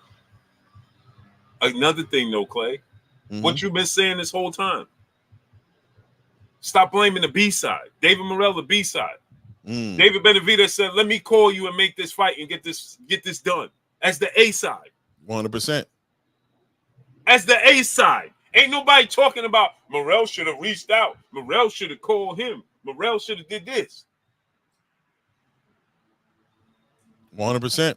No, as the A side, he said, let me make this fight happen because this what the people want. Period. As the A side, let me contact you and make this fight happen. Period. Get in line, man. These fighters have options, man. And that's something that I'm telling you guys, it's something about options, bro. It checks and balances. You know what I'm saying? It's one thing to have one pizzeria shop on your corner. You might get some decent pizza, but you put like 3 to 5 shops on the corner on that street. Everybody got to set their pizza game up, bro, because I ain't got to come to your place and eat pizza. I could leave you alone, bro. And it's the same thing with this situation with David Benavidez. He had him, and shout out to Jose Benavidez, who ain't going to get talked about, right? We're going to look at it like David. I'm telling you, his dad, Jose Benavidez, is a boss, bro. He's a boss, bro. He moves around that way. He's managing Jose Valenzuela, Rayo Venezuela. He manages him. He's not just a trainer. You know what I'm saying? Jose's over there with Robert Garcia, but being managed by Jose Benavidez. He knew we got some weight over here. We got some leverage, and we're not just going to lay down and just do what you tell us to do. We're going to play. He left Jose when? Well, whatever. At one point, he was with Jose. I don't know about that. I don't think he left Jose. I think you're talking about training. I think Jose still manages him. I feel like Jose still mad, but I could be wrong. Yeah, I got to see about that. Right. We'll see. At the end of the day, regardless of the fact, I just messaged Jose, so we'll see. Regardless of the fact, he took control of his own career as the A side. He ain't allowed no. We just going to dictate. And you should just do this, and you should you should fight Jesse Hart. Yeah, that fight didn't make no damn sense. He like Jesse Hart. That's why he's doing camp in Miami, not in Oregon. Yeah, not a trainer, a manager. He's still his manager. Jose Benavidez is his manager. Robert Garcia is his trainer. I don't know. We got to look into it. You could be right. What I'm saying is... But that's what I'm saying, G. Tatted Up Nephew. This is the problem that we have in the sport of boxing. There's no such thing as feeling bad, bro. No, you can't. But there's no such thing as feeling bad. You can't be out here calling out fighters, talking about you got a hit list and you got this person and you the big dog on the block, you the face of boxing, you the cash cow, and you ain't demanding none of these fights at 30. Benavidez is 27. He just turned 27, bro. Yeah. And he ain't considered. He the co-main event. He the undercard fighter. He fought Alexander Gosling on the undercard. Right. And he was set to have his own card, and they took it away from him because the Lomachenko fight fell through for Tank. Right. So he was already getting his card in December. He already had made the announcement when he did the little interview with Two-Tone. You know what I'm saying? Shout out to Two-Tone and them over there. And he said, listen, yeah, you could get ready to see me in December. I got a card coming up. Tank was going to be fighting in November, on November 2nd in Vegas, right? They had the place locked down. They thought it was going to be Loma. That didn't happen. So they moved Tank from there, pushed it up to David's card, and then took David and pushed him down to a co-main event. He's not having that. There's no reason to have that. I thought he was going to have it, which I thought was a shame. I think we all spoke on it like, hold on, David Benavidez is going to be a co-main event on this card? What happened to his card? We're like, damn, what happened to his card? Again, though. 100%. It's ridiculous. Yeah, Country Q, Deuce 5, Ice Cream Man went bass. Unknown, he said, Blue, I'll be crying when you say Tank Davidson is rabid fan base. Yeah, they rabid, bro. They like rabid dogs, bro. Bro, it's nasty work. Yeah. It's nasty work, bro. They've been consumed. They've been consumed with the position that they thought they were supposed to be playing, and they think if they keep it 100 on a fighter that they're being disloyal, that they're doing what they try to accuse me of, which is hilarious. You guys got to know how hard I'll be laughing on the inside and the outside when y'all say straddling the fence. Ain't no straddling the fence unless the fence is boxing, because boxing has to be talked about on a boxing level. The same way we talked about Shushu a little earlier and kept it 100 on him, and Blue could sit here and tell you his dad is my guy. Shushu's my guy. Shushu's my guy. He got the same birthday. Salute to Shushu. April 17th in the building. Shout out to them Aries. You know what I mean? You already know. We run this world. Yeah, talk about it. You know what I'm saying? But at the end of the day, boxing got to get talked about. That's what we here to do. We got to talk about the boxing. Right. And when you get caught up in being a fan of one fighter too long, you start becoming delusional. You stop talking about the boxing. You start becoming like a damn zombie, like Land of the Dead, Land of the Walking, you know what I'm saying, of the living dead out here. They get crazy, bro. You guys lose your humanity. You lose your humanity. You become animals out here, and you start getting upset. And now what we say about a fight that Tank is in, now we're throwing shots at Tank, and worse, we're throwing shots at you because you and Tank have become one. It's weird. Mm-hmm. You know what I mean? Kind of freaky on the low. Yeah, that's what I'm saying. So it don't make sense. Stop trying to. They spend too much time trying to make up excuses. Mm-hmm. Too much time trying to make up. Well, it was really because of. Well, it was because of 77. So what's the excuses for Benavidez? Because he ain't got no reason to fight David Morrell right now. No reason, except for one. What they say, Blue? They say. You can come up with 1,000 reasons not to do something. Right. You just need to find one reason to do it. Right. Just one. Clay, he could sit pretty.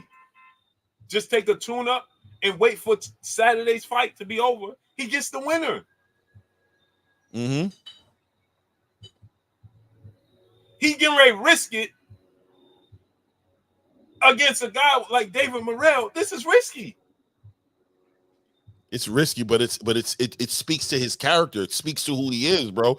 It speaks. He is what we thought he was when he was at 168 and he was fighting, Caleb, and he was fighting, Demetrius Andrade, and when he was doing all those moves, he was telling everybody, I don't give a damn. I want to fight whoever.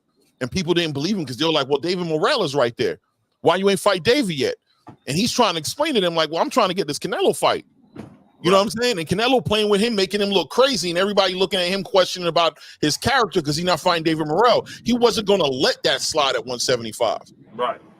He wasn't going to let that happen at 175. He said, man, we ain't doing that. We ain't doing that. I'm not going to sit here idle. Yeah. No, I'm not going to sit here and just be safe. What they say, if I'm in the woods and there's a bear, be scared for the bear. Don't worry about me. That's what David's trying to show y'all right now. Ain't nobody got no kind of nervous energy about nobody because I'm the threat. I'm the one with the double with the shotgun with the 30-06. I'm the problem out here. I'm the one making fur coat bear fur coat jackets and having bear throw rugs on the floor. I'm the problem out here. I'm the problem in the woods, bro. I'm here to be the best. Yes. And guess what? What the arrows say? We gonna show the suits we can do this. Period. Same thing with Bud Crawford. Yeah. Yeah. Wake up. Wake up, man. You see what I'm saying? Everybody need to wake up, bro. This dude took control and said, hey, bro, I'm in control right now. No, the people said they want me to fight Morrell. That's it. And Clay, here go another thing, Clay. Look at the time. The time frame. Oh, yeah. Oh, he yeah. did this in a short time frame. Yeah. He said, change that up. He said, but champ, we already got flyers out there, champ. We already done put out. No, change it up. I'm fighting this. This is what the people want. Tank had since June and July. Change it up. Change it up. But people will be like, well, look at the time, and he did this and he did that.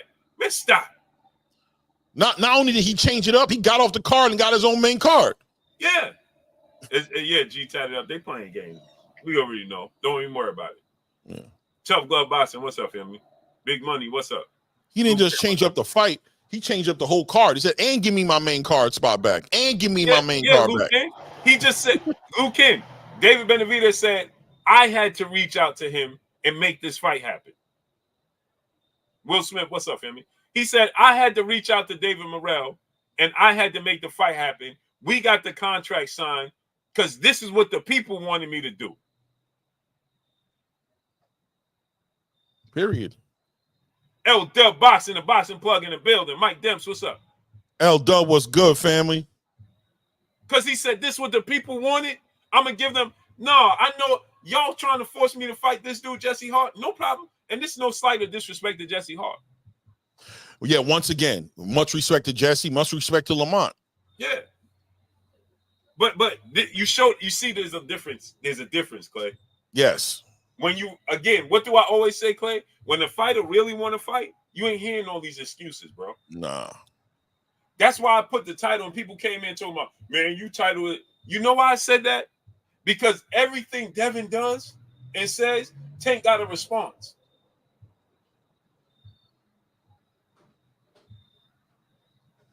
Yeah, Dub. I remember you saying that. I ain't gonna lie to you. When you said that to me, it was weird to me because I'm like, okay, you're basically saying that he would never fight on an undercard. So I'm thinking like you're trying to talk about the next fight gonna be David Morrell because it made sense to me. Why would David Morrell and David Benavidez be on an undercard to Tank and Roach? I never put it together that we might be looking at something like this coming together. That he would actually be putting this fight together and getting off the card. That's with exactly Tank. what Dub said. Dub said, listen, if he fight Morrell, he ain't gonna be on Tank undercard. Yup. Sure did. Yeah, Dub. But he went out his way to make this. He could have just went with it. Clay, could you blame him? Could I blame him if he said, listen, I'm just gonna fight Jesse Hart and I'm gonna fight the winner of all people? Nah. That's what he has. That's what's on there. He could have just followed the blueprint, followed the business model that was there in front of him. Come on. Right. And who gonna blame him for it? Yeah. But he can't look in the mirror, Blue. He'd have to look in the mirror, and he's not trying to, he can't have it. Right. See, he ain't trying to, and guess what? Here's another thing, Clay. He ain't ignore the people. He ain't act like he don't hear us and go around it. He ain't ignore us, Clay. Nah. He let us know he heard us. Yeah. Right? And he like, all right, y'all want Morrell? Morrell calling me out? Yeah. We in the same division. Oh, this dude chasing me? Yeah. The story is I was ducking him at 168. The story is I ain't want no smoke. He had to chase me down. He had to chase me to 175? Since when the bear chased the guy down with the 30-6? Right. You don't know. Okay, we got to switch it. Okay, no problem. Crazy. I got to show you what not to tell you. Well, this is the better direction. You go in this direction and you do X, Y, and Z. And he like, nah. Yeah. No. It's nasty. It's nasty work out here. When we pushing the envelope the way we push it, it's because we understand. And shout out to Blue because he really understands because he hands on with it. But I could say with what history has shown, these fighters ain't got to do nothing, bro. When these fighters decide to be a pain in the butt and make fighting the priority, making the fights the priority, things move, bro. Because the fighters are the one in the ring, man. The fighters are the ones that are in the ring. So David had to let it be known. Jose said, listen, son, I ain't gonna lie to you, bro. We got choices here. We can really play our cards right now and tell these dudes barbecue or mildew, or we can keep running along with this thing. And if we keep running along with this thing, it's gonna keep happening. It's like that bully in the schoolyard. You keep letting them play with you. You already said it to the world that you want to fight David Morrell next. You already said you want to fight the best. You already said you don't want to waste your time. Now we're fighting Jesse Hart. It makes it look like we don't got no power. Your word don't hold no weight. Your word don't hold no weight. And he said, Pops, make the call, bro. Get that done then, man. I'm tired. What do I got to lose at this point? They already played me with Canelo. Exactly. Shout out to the PBC. They already played me with Canelo, bro. Didn't even put me in the conversation. Didn't even put me. I'm their fighter. Canelo came over and they didn't even put me in the conversation. Yo, we want to bring you over here, but under one condition. We want that last fight to be against David Benavidez. Yep. And G tatted up nephew. See, this is what I'm gonna tell you, right? I'm gonna tell you. This is what I'm gonna tell you. You got to choose a side. And when I say you got to choose a side, this is what I mean by when I say you got to choose a side, right? If you're going to be on the side of the sport of boxing, or you're going to be on the side of being a fan of Tank Davis. Now, be a fan of the sport of boxing first and be a fan of the fighter second. Right. And you got to be honest. That's what you got to do. If you're going to be a fan of a fighter and keep trying to make up excuses, they're going to make you look silly. The fighter that is. The fighter that is, right? When you on the side of the sport of boxing, you always gonna come out on top. No diddy, because the sport of boxing has tested will be around before the fighters. So when you don't flinch TV say, I believe you can be a fan of both. Yeah, but you got to be a fan of boxing first. It's got to be a priority. It's got to be triage. It's got to be one before the other one. Right. So you got to be a fan of the sport of boxing first and be a fan of the fighter second.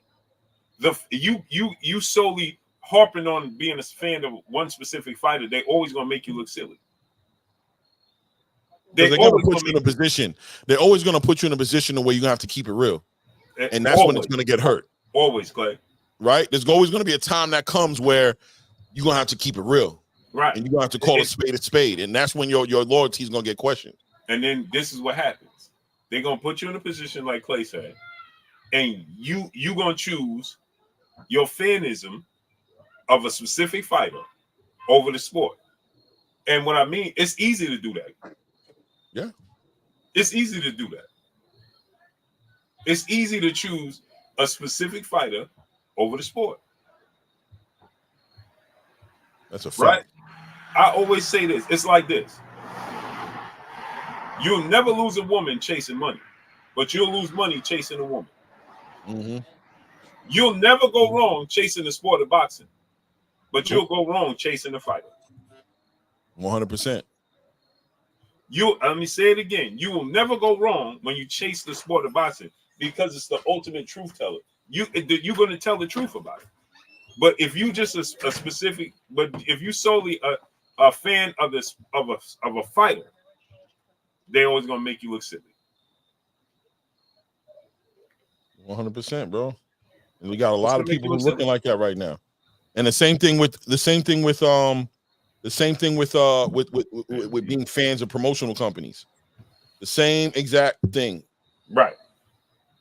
You know what I'm saying? When you how did it even read the question? No, I'm not talking about the question. I'm talking about what you sent me in the inbox.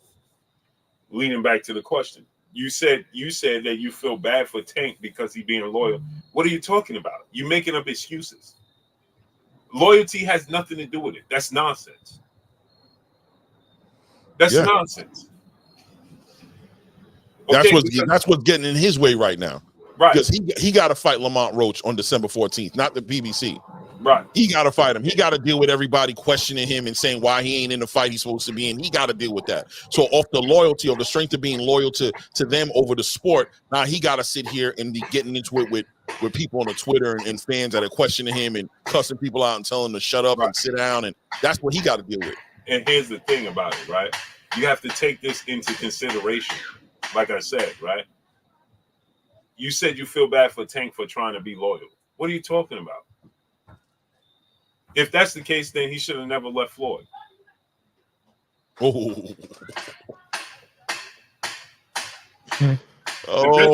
Never left Floyd. Because Floyd is the one that publicly co-signed him over and over and over again. Brother, you said Tank should send Dev a contract, and I said if he sends the contract and it's to fight at 135 and Dev declines it, I said, can you say he ducked or do you blame Tank? Come on, brother. Those are preschool questions, brother. right. What are you talking about? Why would he send him a contract to fight at 135? Yeah, that's a waste of time. I would look at Tank funny for that. Right. Tank, why would he send? Then he ain't trying to make the fight. I mean, right. He knows ain't happening. This is simple mathematics. It's simple common sense, brother. Why would he send him a contract to fight at 135? He's not trying to fight. What are you talking about? That's right next to Canelo asking for $200 million to fight David. No. It's right next to it. It's just like, come on, bro. You don't want to fight. Just say you don't want to fight. Right. You don't want to fight. So why would that be Devin's fault? Like, let's use our common sense here. Why would you even fathom that it would be Devin Haney's fault?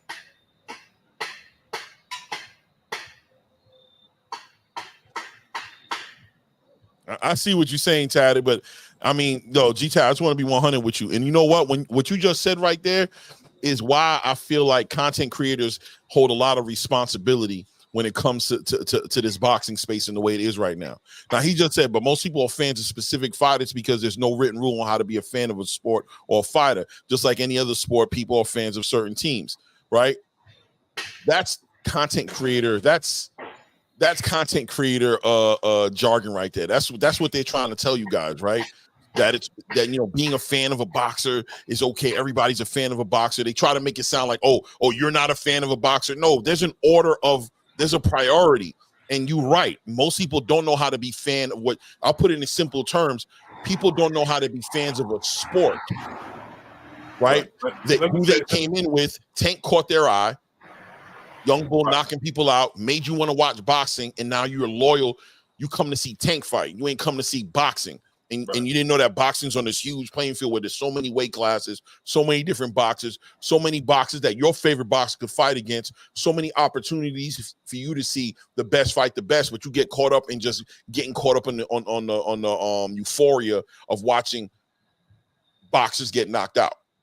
Right. And you don't even care who he fights no more. It goes back to this, right? See, those are semantics that people try to use. Those things don't work with me. That's nonsense. Because boxing has the most casual fans in all the sports. You tried to use other sports and other sporting teams. That don't work. Right. How you a fan of a basketball team and don't know basketball? Now, you might be a fan of that basketball team because they are in your city. But you ain't showing up to the basketball games and supporting it like that. Okay, to give you an example, my mother may be like, oh, I'm a Yankee fan. She don't watch baseball like that, but the Yankees are New York. So she'll say she's a Yankee fan, but she don't watch baseball, right? But those types of people don't go to Yankee games. Right. In the sport of boxing, right, you're not a fan of a football team and don't watch football. That don't make sense. because you can't follow the game then, right? But you can be a fan of a boxer and don't know the sport of boxing. Let me make this make sense for you. Mike Tyson, anybody understands fighting. Me and a gentleman at Applebee's recently had a conversation, and he's a black belt in jiu-jitsu and a mixed martial artist, right? Everybody understands the language of fighting. Everybody, Clay, on this earth. Mm-hmm. Everybody on earth understands fighting, the language of fighting. Everybody. If you walk up to somebody, Clay, out the blue, and put your hands up in front of them, they understand what you're talking about. Mm-hmm. They might not speak English. They might not speak Chinese. They might not speak Japanese. They might not speak Spanish. They might not speak whatever, Russian, whatever. But you go in front of somebody and put your hands up, they understand the language of fighting. Right. This is a universal language. Right. I don't care where you at. Right. If I go up to somebody and go, hey, they're gonna put their hands up or go to defend themselves or run. Right. They understand that language. Everybody doesn't understand the language of shooting a basketball. They don't understand the language of throwing a football. They don't understand the language of hitting a baseball. So it's easy to go and watch boxing. You see one person, oh man, this dude knocking people out. Everybody understand what a knockout is. That's a universal language. If you go to the other side of the earth and somebody get punched in the face and knocked out, everybody understands they got knocked out. It's a universal language. So therefore, you can be a fan of boxing and not a fan of a fighter and not the fan of the sport of boxing. So it's not the same thing. Like you're trying to say, it's a no written rule or way to be. No, you are a fan. I understand. See, because when Clay and myself and people like the late, great Kurt Anderson, who are fans of the sport of boxing, we can easily identify a casual who's a fan of a fighter. Oh, yeah. Because all you doing is trying to make up excuses for your favorite fighter, not for the sport, the betterment of the sport, and not for legacy. See, myself, Clay, and I'm using my brothers, Kurt Anderson, right? Devon, right? We understand history, legacy, the sport of boxing. Anybody can jump in today, Clay, and be like, hey, I'm a fan of the sport of boxing. Why? Because Tank Davis is exciting. He get knockouts. And now you can try to pick up the sport as you go along. That's what they do. The problem is, Clay, this is where the problem comes in. Because then they try to debate people like me and yourself. When you have no place to do that. Oh, you just a hater. No, you just a fanboy. Right. See, you don't understand. We are speaking a completely different language, and that's why we are considered haters. Mm-hmm. And then this is another thing, Clay. Then you have people that understand and are fans of the sport of boxing like me and yourself, but have an agenda. And then when they push an agenda and they understand the sport of boxing, but they're pushing an agenda, right? Then they muddy the waters themselves. They make the waters even more muddy because they are what they're doing is they're giving casual people a platform to say, see, I was right. You see what I'm saying? Mm-hmm. If that wasn't the case, they wouldn't have a door to come in. But they give them a space where they can come in and be like, yeah, see, Tank ain't ducking. Yeah. It's irresponsible. So when you have people that know the sport of boxing out here telling you Shakur Stevenson ducking Tank, that sounds ridiculous. It sounds foolish. They know better than that, but they're pushing an agenda for people to support them because they understand. This is what they understand, Clay. They understand that these fighters have a rabid fan base, and they're going to benefit financially from that rabid fan base. So therefore, they continue to push a narrative and an agenda so that they can benefit off of it because they know people want to come there and they want to support. What do promoters say? The business is to attract the eye of the casuals. Mm-hmm. not the hardcore boxing fans. The eye of the casuals is the one that's going to pay because they don't know what they're paying for. They just happy. You get when you go to big fights, right, Clay? You watch all these celebrities, J-Lo, Ben Affleck. I was looking at the Mayweather crowd, right, for Pacquiao. And I'm like, wait, what? It was Ben Affleck. It was J-Lo. It was all these people you don't never see at fights. Man, it was a straight red carpet there because it was an event. It's like they go to the World Series. They go to the Super Bowl. They ain't going to games on a consistent basis. Right. They don't care about the game. They're up there because of the camera opportunity to be seen somewhere where the whole world's gonna be watching at that time. And so what they gonna do? They're gonna pay quadruple the amount of money because they're there for the event. It's a fact. They don't care who he's fighting. They don't care. They couldn't tell you why the fight didn't happen 5 years ago. You had people like J-Lo, this fight 5 years too late. Man, what? Why? Do you know the details of that? They don't know the details of it. But they'll pay $30,000 to sit ringside. They're casuals. So that's who you want to attract because they're going to bring the money. Right. But you can't compare boxing to other sports. And you can't say there's no written rule on how to be a fan of the sport or a fighter. That's a cop-out. There's a written rule. The written rule is be a fan of the sport of boxing first. Because the sport of boxing is going to outlast every single fighter as long as this world is turning. That's a fact.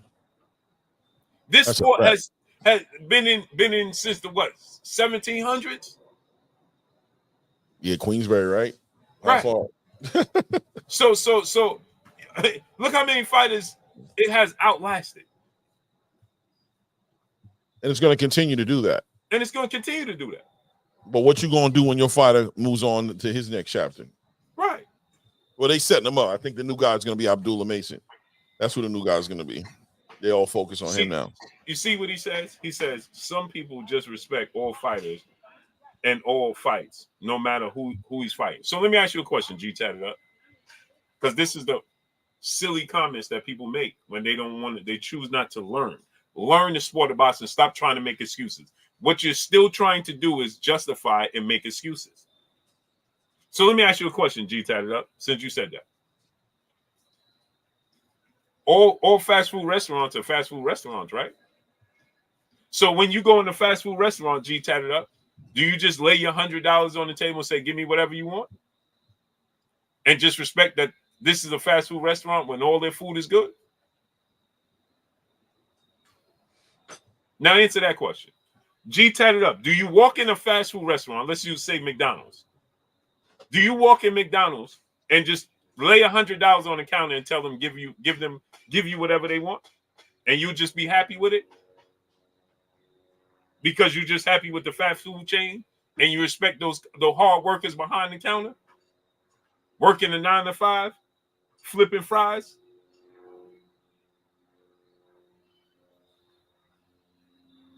Yeah, shout out to Michael Demps too. I hear what you're saying, brother. You know what I'm saying? I do hear what you're saying. I really do. I think you're right, but I think, no matter how we want to get around it, there's a way to hold a fighter to task, and there's a difference between being like, "Hey, man, he the face of boxing. We want to see him pick better fighters. We want to see him put more effort into making these big fights happen," than going, "Tank is a hype job," or "Tank is this," or "Tank is that." That's hating. You know what I'm saying? It ain't hating just to keep it 100. Even with Devin Haney, I'm telling you, when he went to that fight, everybody wants to blame it on the Austrian. I think the Austrian played his position because it's a performance enhancement drug, but I got no problem admitting that, he should have had his right hand up. He had the wrong strategy. He had the wrong going into that fight. Now, a Haney fan might come at me and be like, "Oh, but you trying to discount the Austrian. You trying to discount it. You trying to make it sound like something that it's not." Keep going, Clay. Let me go get my glasses. My eyes. Okay. No doubt. That's what they're going to say, right? They're going to turn. They're going to say that I'm turning on Devin Haney, that I'm supposed to be speaking a certain way. Or if I hold Tank accountable for a fight that he's putting together with Lamont Roach, or if I hold Shushu Carrington accountable and I say, in that fight, it was lackluster. He wasn't fighting the right way. The approach was messed up, and he didn't make a good enough argument to put him in a conversation with a monster anyway. Oh, nah, you're hating on Shushu. That's how these guys do it. You know what I mean? There's a way to talk about boxing and respect the whole entire space. Now, I respect black fighters, but I'm a boxing fan who watches all boxing, bro. I'm not gonna lie to you. You know what I mean? I started this whole entire segment here talking about Nick Ball and his performance he just had against Ronnie Rios. I watch boxing. If it's on, I'm going to watch it unless I got something real crazy getting in the way of it happening. I'm watching boxing, but you have these fans out here who only watch their fighter, and you can tell by the way they talk. They only watch their fighters, and in these platforms only speak on their fighters and don't even speak about the rest of boxing. So it is what it is. It is what it is. You know what I'm saying? Some people are going to preach it the right way, like I consider it the right way, and then you have other people who are going to continue moving it and pushing back at us covering the sport in general in an even place. Me personally, I have no problem admitting who I'm a fan of, who I'm not a fan of, but at the same time, I'm going to talk about this boxing, man. I promise you. I'm going to talk about this boxing. You won't never hear me in some stupid conversation talking about Tank Davis is trash or Tank Davis can't do this. Tank Davis is probably one of the pound-for-pound best fighters in the world, unfortunately. And then there's that other part of the conversation, right, that people ain't going to want me to talk about. So it is what it is. I don't think Tank is the face of boxing or Haney, and that's on us as a community for being so divided that we can't support our own. Yeah, Mike, you've heard me talk about it. If you've been here, you've heard me talk about it, so I won't even go into that, right? I won't even go into that about the division inside this community and how telling and exposed we are in this boxing space with all these content creation platforms, how exposed we are as a community. And we know about our community and how it's been for us growing up in these communities, how we're conditioned to hate each other and cut each other down and have a crab in the barrel mentality. And that now that we have these public spaces on YouTube where we can talk about boxing, you see how we hate each other and hate with no remorse. And we see how other communities uplift each other. And, you know, we're just putting ourselves in a conversation that's horrible, but, you know, once again, self-governing, right? We need to kind of hold ourselves accountable as fans. What's going on here? They stacking this card so they can say he sold. Oh yeah, Edwin. They definitely are. But David Benavidez made the right move, right? He pulled himself out of that nonsense and he said, listen, Linda, listen. Let me see. Mike Dempsey, Mexicans have the best community support their fighters. Haney and Tank would both be megastars. 100%. Mike, 100%, brother. And shout out to the Mexican community, bro. You know what I'm saying? Just doing what they supposed to be doing, bro. When it comes to this boxing, I'm telling you, bro. I can't say nothing but hold them at a high regard because they know how to support their fighters, bro. Sometimes y'all can get a little touchy with the race. It can get a little racy out here. You know what I'm saying? But for the most part, fans of boxing and the people who represent them in boxing, and they understand where to draw that line. We as a community, the black community, we could probably take some notes. It is what it is. Let's see here. Let me go through these notes here. G tatted up with the even people who are fans of the sport have their preferences, and I'm like my father. He respects all the fights and all fighters just enjoy boxing no matter who's fighting who. Salute to you, G tatted. Let's see, Devin, man. People think a difference of opinion means hating and going against each other. 100%. Shout out to Mac Victor to send all the boxes to Saudi Arabia. The Sheik is going to give us the fights we need. Complaining about the stacked cards, y'all stop.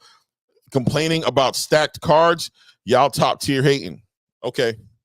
Let's see here. Canelo has over 60 fights and is a 4-division champ. I believe he's a face of boxing.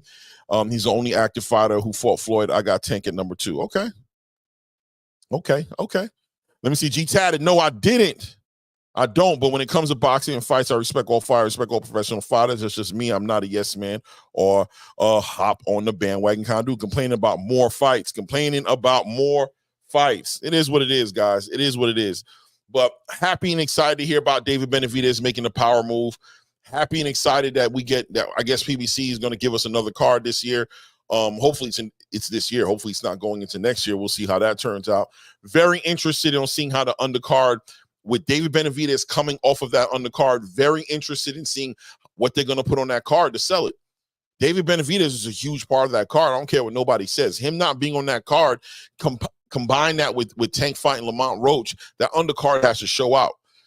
Has to show up and prove itself. Now, Jesse Hart is obviously available to make a fight still at 168, right? No, at 175. at 175. I'm tripping. I try to put Jamal Charlo in that conversation. He's available at 175. It'll be interesting to see how the PBC handles this, man. Really is. Let me see here. Is this? Oh, Giz or Glock, I guess. Yeah, his name right there is Claymore Rain. His name right there. We about to see David sell more than Tank. Oh, man. I don't know, man. I wouldn't think so. I wouldn't want to say that, right? I wouldn't want to say that. But I'm telling you, the pushback right now on Tank versus Lamont is a big pushback. The space is pushing back. You got a lot of fans of Tank who are pushing back. More significant than anything, the fans of Tank are pushing back. So we'll see how the space responds to it, because everybody don't got to buy a pay-per-view, right, guys? Let's be honest. Everybody don't got to buy a pay-per-view. People can stream. People know how to stream. A lot of these so-called fans are streaming anyway. So it could look bad on those sales. It could affect those numbers, right? And one thing I learned, and I was thinking about this the other day, people who steal fights don't normally come back to buying fights. So you're burning bridges, right?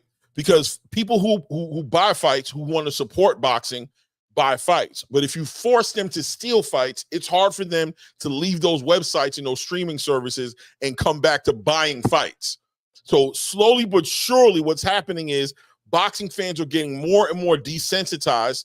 They're starting to feel like you're spitting in their face. They no longer want to financially support the sport like they did before, and you're seeing the numbers go down in the actual pay-per-view buys. It affects the next event, and affects boxing in a bigger way, right? That's why Turkey's like, look, I'm going to sell you the fight for $20, right?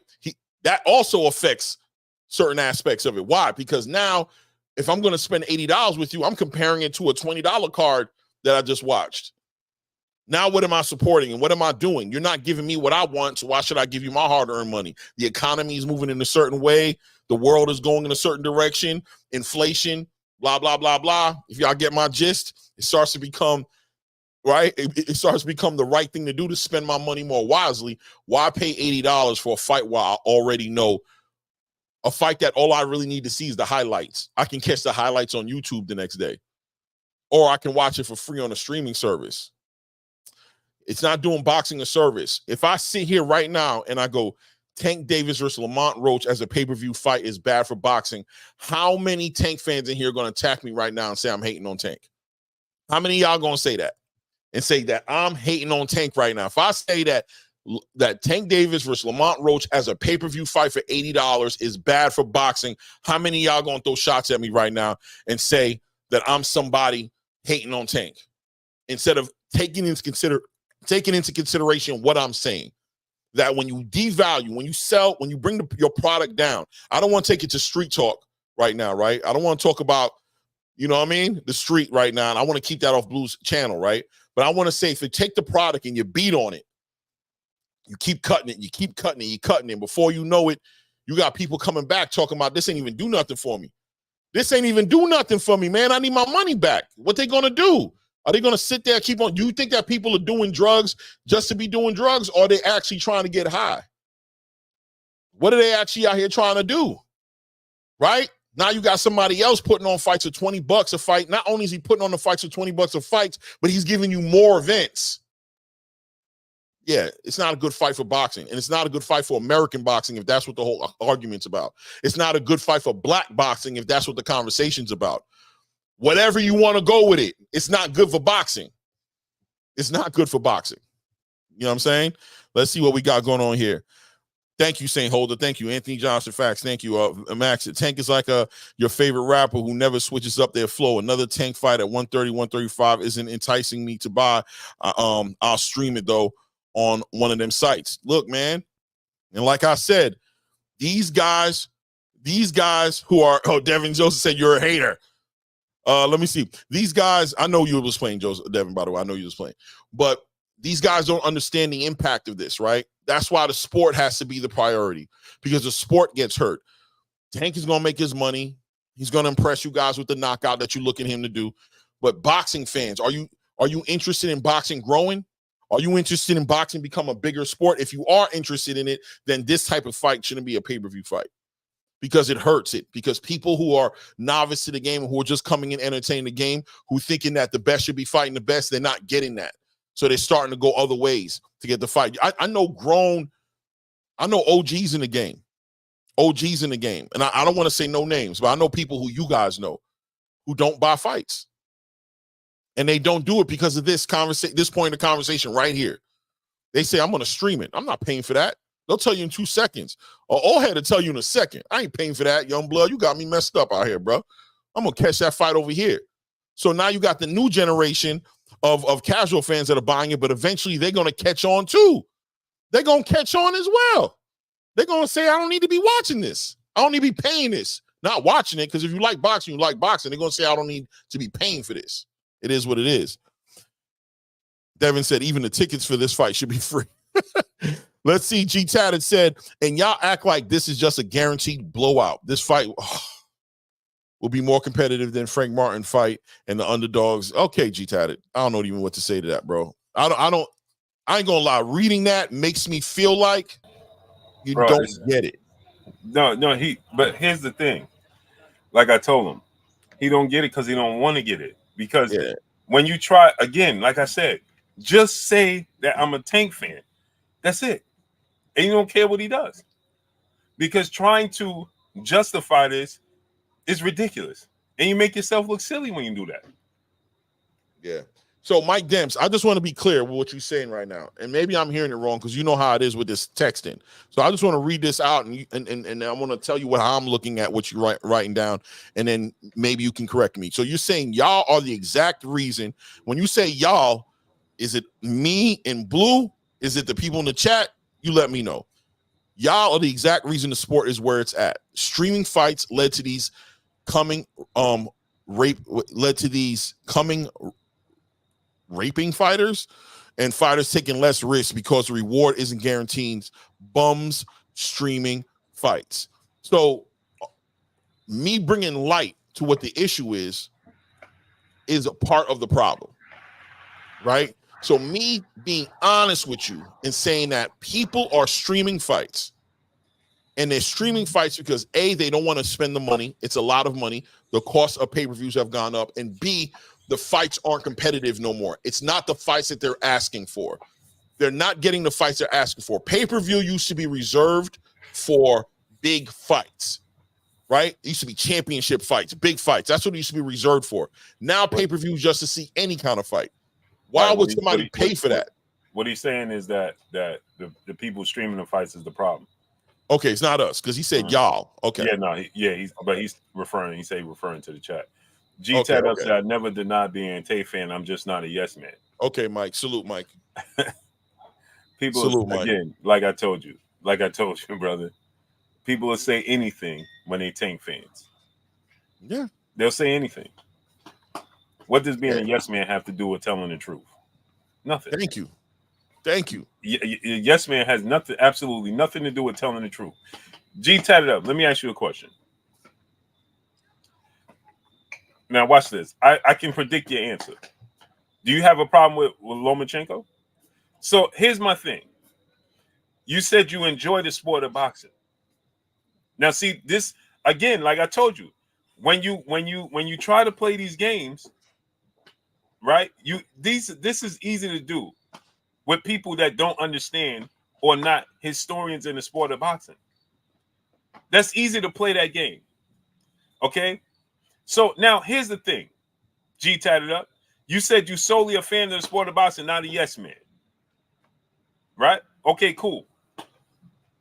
So you don't have no problem with what Lomachenko did, right?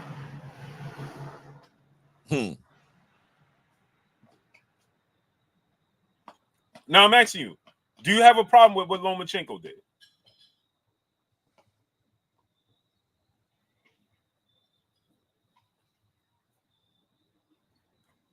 Mac Victor, he said, see, again, this is where the problem comes in. You said, so are boxers like Tank wrong for insulating themselves in a certain weight class if they're making the money? Why risk a successful record if promoting could potentially rob you if you move up? See, the problem comes in where he already moved up. And now he's forcing fighters that are weight class below him to move up. So what's good for the goose, Clay, is good for the gander. Yeah. Don't pull up another fighter out their weight class because you're in a position of power, but you have a specific belief. I'm going to stay insulated. So if you stay insulated, why don't you just fight the fighters in your division and believe that universally? Right. Why would you bring up other fighters out their weight class because you're in a position of power, and you lower them out their weight class because you can offer them a payday that they normally can't get in their weight class? Because, see, let me explain something to you, right? If Terrence Crawford offered Tank Davis a fight at 147, he should take it, right? Based off of what Tank is doing, because he's offering him payday. Tank ain't gonna get a bigger payday fighting nobody else. If Terrence Crawford said, "Let's fight Tank," what other fight can he fighting the money he making with Tank? None. Now, if Tank did that and said, Tank would say, "No, I ain't fighting him," and y'all would justify him saying no, because you would say that's not his weight class. But he's doing it to other fighters, though. Big facts. Big facts. And it's a privilege, right? Like, because I know some of the fans are he earned the right to do that, right? Like, I can already hear it. I can hear the echo chamber. He earned the right to do that. He should be able to do. I hear what you guys are saying, right? But at the end of the day, stay right there, Clay. Repeat that one more time. He earned the right to do that. That's the echo now here in the background. He earned it. He's a face of boxing. Now, Clay, tell me, how did he earn it when he ain't fighting the best? Because the fans who are the fans have put him in that position. And shout out to what a loyal fan base can do for a fighter who hasn't necessarily proven it in the ring, right? This shows you what a loyal fan base can do, right? But at the end of the day, my question to the fans is, how does that benefit you when he exercises his A-side privileges in that manner? As a fan of boxing, how does that help you out? I get why he doing it. It helps him out. You're going to buy it anyway, right? You put money in his pocket. He's getting rich. Yeah, I get it. He ain't got to explain to me why he doing what he doing. That makes complete sense. As a fan, how does that help you out? How does that give you what you need? What are you looking for in this sport? And are you getting it with him wielding his power in that manner? Exactly. And it goes back to this. Like I said, right, Clay? I have earned the right to demand that this dude fight the best because I paid my dollar.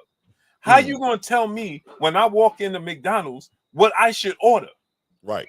Because you want to feel a certain kind of way because you just happy that it's you in McDonald's. Yeah. You in McDonald's, you like, bro, be happy that we in McDonald's. I'm like, no. Because I ordered a fish sandwich. Man, it's a Big Mac, man. Y'all up in here. This is a Big Mac. This sandwich makes more sense. This sandwich got the special sauce on it. And you over here asking for a fish sandwich. I want a fish sandwich, bro. Right. What's wrong with you? Nephew, G-tatted up. No, I don't want you to leave yet. Don't leave yet. Because this is what you send me in the inbox. Our private conversation, I won't release it. But you led to this, right? You said that essentially you're saying I'm pushing an agenda by saying that they're stacking Tank's undercard to make sure he's successful. And you said you don't like that. And you said because Al Heyman and the PBC are just trying to compete with Turkey. And the reason that I said to you, shaking my head, Tank fans will say anything without doing their research. The reason that I said that to you is because they stacked Tank's card before Turkey even put on the card. So how could they stack Tank card to be competing with Turkey when they stacked Tank card before Turkey even had a card?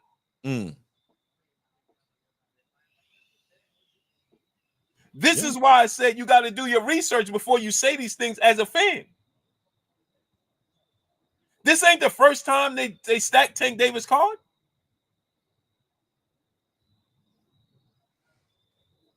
Turkey put that fight on, that heavyweight showdown that was stacked, right? Right, Clay?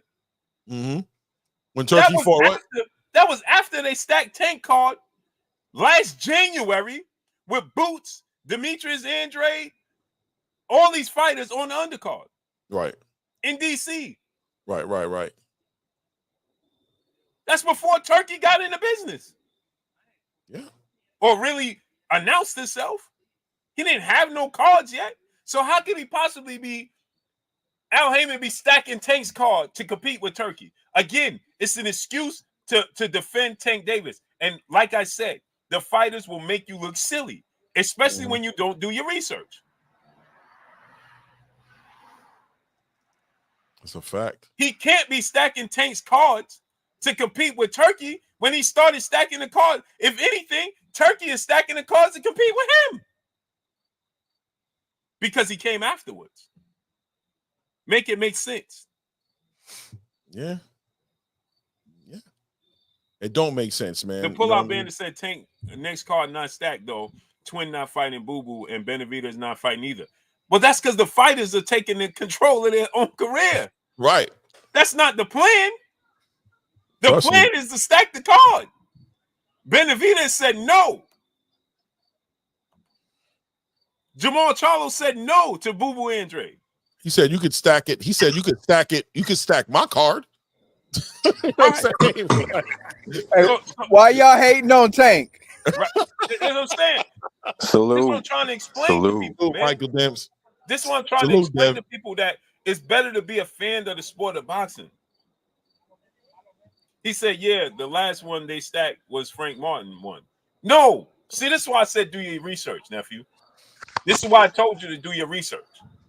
They stacked this card January 7th in D.C.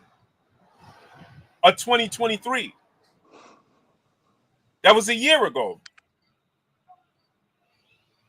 That card was stacked. It had Boots Ennis on it. It had Demetrius Andrade on it. That's before Turkey put on the card. Hey, the only difference is the only difference is Turkey can do it every fight. Every fight. I don't know why they dying on this hill. I don't even think it had anything to do with that. I think the PBC is trying to compete with the rest of the competition in general because they just moved to streaming platforms. Right. When they were still. Hold on, Mike. That card had Rashidi Ellis. Yeah, Demetrius. Demetrius Andrade. Right. Even Tyrone, Lamont Peterson, right? You know what I mean, they stacked the card with local and big talent. Yep. So this is what we're talking about. That was January of 2023. That's before Turkey put on his first card. Yeah. Hey, Blue. Brian Bomac said he in the gym. Okay. Yeah. Okay. I figured that. That. I looked at the time. I was like, Bomac, I know him and Bernie in the gym. He said, I just see a lot of professional fighters and a lot of different platforms that are fans of the sport like y'all who are giving positive feedback on this fight. No, they're not like us. They're lying. And you would favor those because they are feeding into your narrative. If you put out a poll and people are being truthful and not pushing an agenda, nobody was calling to see Tank fight Lamont Rhodes. That's a lie. Please stop with the nonsense. Well, maybe DC was. I don't even think they were. I don't even think they were, bro. But that wasn't even. It not even in DC was even a thought. Yeah. And then on top of it, it's not even happening in DC. It's happening in Houston. Tell me about it. So I had somebody, and let me address this real quick. Then I'm gonna let the brothers cook because I want to address this dude that continues to send me messages. This dude said, because Coach Calvin said we're doing it for the community and the culture, and I said, well, why wasn't he doing it for the community and culture when it came to Shakur? He said when it came to him and Shakur, that it didn't make financial sense because they're pulling from the same pool of fan base from the same community. Ain't that what he said? Mm-hmm. What he said. That's what he said. So now he's saying he did an interview with Lamont Roach, and it's for the community. Last time I checked, Jersey is about 2 hours from DC, if that, and Baltimore. And the last time I checked, now I know Shakur taps into his Puerto Rican heritage, but guess what? As of late, but he's an African-American fighter from the inner city. The same scenario. And is a bigger name than Lamont Roach and more accomplished than Lamont Roach. Not even close. So how could fighting him not make financial sense, but fighting Lamont Roach is good for the community? Make this make sense. How was fighting Frank not the same thing? Right. But then make it worse. You're not even fighting. How you doing it for your community when you're not fighting in your community? You taking money out of your community. Make this make sense. If I'm fighting, I fight out of DC, you fight out of Baltimore, but we fight in Texas. We taking the money from Baltimore, from DC, and taking it to Texas. Taking it out of the community. You're taking the money out the community. Yo, don't flinch, you out your mind, bro. And then, hey, you seen them too, Clay? I didn't even want to respond to that. I seen that's it too. ridiculous. And so this brother said, I'm just here for Blue's daily Tank hate so he gets views. Lies. Then he says, Coach Calvin said Tank is fighting Roach because it's good for the community. So what does that mean for you? Now, this dude name is Cameron Key 657 Deuce.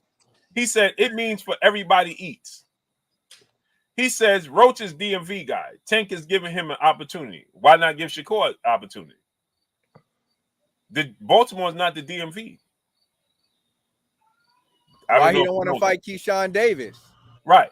But Baltimore ain't the DMV. Keyshawn got to fight. And now he goes, Tank fight brings in a lot of business, so companies need him to fight one more time this year. Again, he ain't fighting in his community, moron. He's taking the money out the community. So you talking about companies need the business? Well, he's taking the business out. He's taking the money from the business. Not so smart guy. What does DC and Baltimore have to do with the Midwest and Texas? Not so smart guy. Then he goes on to say, Tank events gives other fighters on the card exposure and opportunities and a payday. And it don't do it if he fights Shakur? So if he fights Shakur, he not giving them an even bigger payday because it's an even bigger card and an even bigger platform. Not so smart guy. Not according to Flinch. Don't Flinch TV says Tank versus Roach is going to sell just as much as Tank versus Shakur. Yeah, that's what we don't get. Hey, he don't even watch boxing. Hey, they serving golden grams at the kitty table today. Yo, that was insanity. When I seen him say that, I had to say something like, "Nah, this dude is." I don't know why he's saying that. He's either. Let me go ahead and send him to the kitty table. You go ahead. He's either trolling us or he just wants boxing. That's what he eating on today. Them golden. That's a real fan for your ass. What we talking about? That's that fan base who believes that it don't matter. You're one of those same guys who are going to sit there and be like, "It don't matter who Tank fight. I just want to see Tank fight." That's how y'all talk. And, I don't care who Tank. I just want to see him fight. Right, and that's what I was trying to tell nephew G. Tatted up. Just stop trying to straddle the fence. Just say it. You don't care who Tank fight because you're a fan of Tank Davis. That's it. You're trying to be political, and that's what makes you look silly when you say these things. Because you're trying to say, well, I'm a fan of the sport of boxing. No, you're not. Because when Lomachenko did the nonsense, you was one of the first people here saying Lomachenko ducked. But if you're a fan of the sport of boxing, then you should understand, if you look at it both ways, then you should understand Lomachenko's stance and say, listen, I understand what Lomachenko's saying. No, you ain't going to say that. Hey, give him them quarter watermelon slices. Yo, too rich, Mr. I respect the belts is saying something I would like you to comment on, and I had to. Oh, have we taken that into consideration? All right. What he said. Let me finish this one. He says Tank even events gives other fighters on the card exposure, opportunities, and paydays, as if it doesn't give every. So him and Shakur fighting doesn't do it. Okay, opportunities in spotlight Devin, Shakur, and Teo can't provide. What are you, a moron? The point is to see him fight them.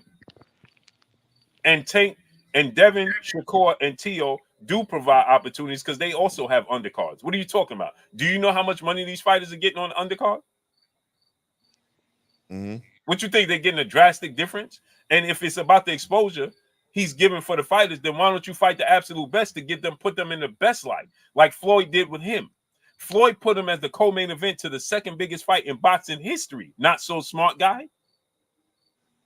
So why put them on a lackluster fight that nobody asked about instead of putting them on a card with Shakur Stevenson when you had the choice to put these same fighters on the undercard with Shakur Stevenson? And if that's the case, you want to give back to the community, guess what? He could have fought Shakur Stevenson in D.C. Mm-hmm. Hey, Blue, I don't really want to fight the best. I just want to pretend like I want to fight the best. Right. So he goes, because one or two options for Tank fell through, they decided to help the community get theirs. What are you talking about? Let me explain something to you as well. Not so smart guy. Their first option was to take the money out the community. Uh-oh. The first option was not to give back to the people that look like them, was to secure their cells and to fight Lomachenko. What did that have to do with the community? So you said 1 or 2 fights fell through and then they decided to give back to the community. Why didn't they decide to give back to the community from the beginning? So his community was a second thought, an afterthought, when he didn't have no choice. But you want the community to stand up for him.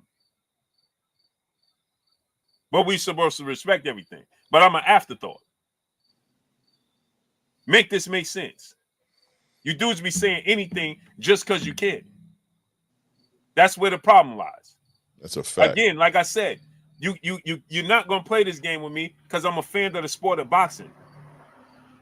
Be a fan of the sport of boxing first and a fan of the fighter second. I'm not saying you can't be a fan of the fighter. Be a fan of the fighter second. And respect the sport and be honest. Period. Yeah. Kendall Stowers, brother in the super chat, dropping that dub. Hey, now Kendall dropping more than the dub. On this in the super chat. He said, "What up, Unc? I've been gone for a minute. I'm convinced Tank will never fight Shakur. I think he will. It's just that he gonna do it when the suits say it's time to do it, instead of taking it into his own hands like David Benavidez just did." Kendall Stowers back in the super chat, dropping another dub. On this in the super chat, Tank had nothing to do with Loma pulling out but he never sent Shakur a contract and hasn't mentioned Devin since this past week. He knows that Devin and Shakur are threats. Right. So he mentions Devin every chance he gets, but never sends him a contract. Make that make sense. Window shopper. Make it make sense. Well, go ahead, Clay. What you was gonna say? It is what it is. That's what it is, man. Where's he at, man? Let me pull up the comment right here. What Too Rich said. He said Tank is 130-pound fighting. He's a 130-pounder fighting sometimes at 135. So Roach is perfect for Tank's true level. Tank fans trying to make him something he's not. That might be. What do you think about that statement right there? I think repeat that. Yeah, it says Tank is a 130-pound fighter, sometimes fighting at 135. So Roach is perfect for Tank's true level. Tank fans trying to make him something he's not. Now, how many fights he had at 135 and how many fights he had at 130? I mean, I could pull it up, but I feel like he's fought at 135 more. But I think what he's trying to say, Blue, is that the reason Tank is not fighting everybody at 135 because not everybody at 135 is the fans don't believe is like Tank has to pick the smaller part of 135. Like he's not really made to fight the bigger dudes at 135 or the top dudes at 135. If that was the case, why didn't he fight Shakur at 130 when he said he was going to fight Shakur at 130?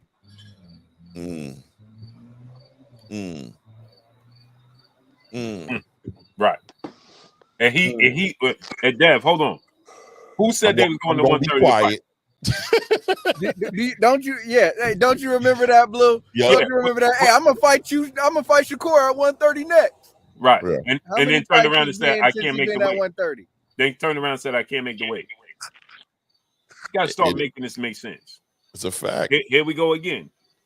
He said, "But how come nobody is saying how Eddie Hearn said that Cora and Tank fight isn't ready?" Again, like I said, I don't have to finish reading the comment. Yeah, that is so. Come on, G-Tat. Come on. Okay, so G-Tat it up. Now tell me when you said the opposite for Shakur Stevenson? Go ahead, I'm waiting. Because you said you're a fan of the sport of boxing. So I'm asking you, when did you say the opposite in defense for Shakur Stevenson?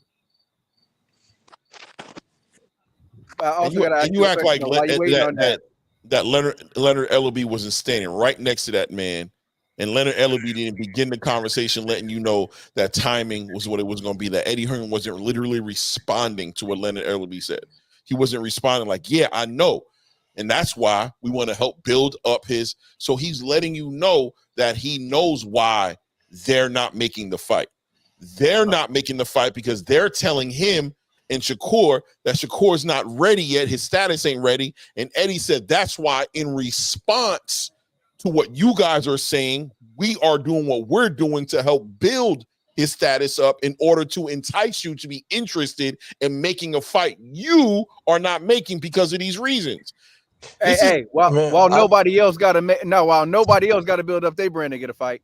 Right. Listen, I think all of this is coming from fans. The truth is, Tank has a team, and they want his career to go in a way that he remains successful in every fight, and so they pick his opponents. I'm a Tank fan, I'm a fan of boxing, but I am a Tank fan.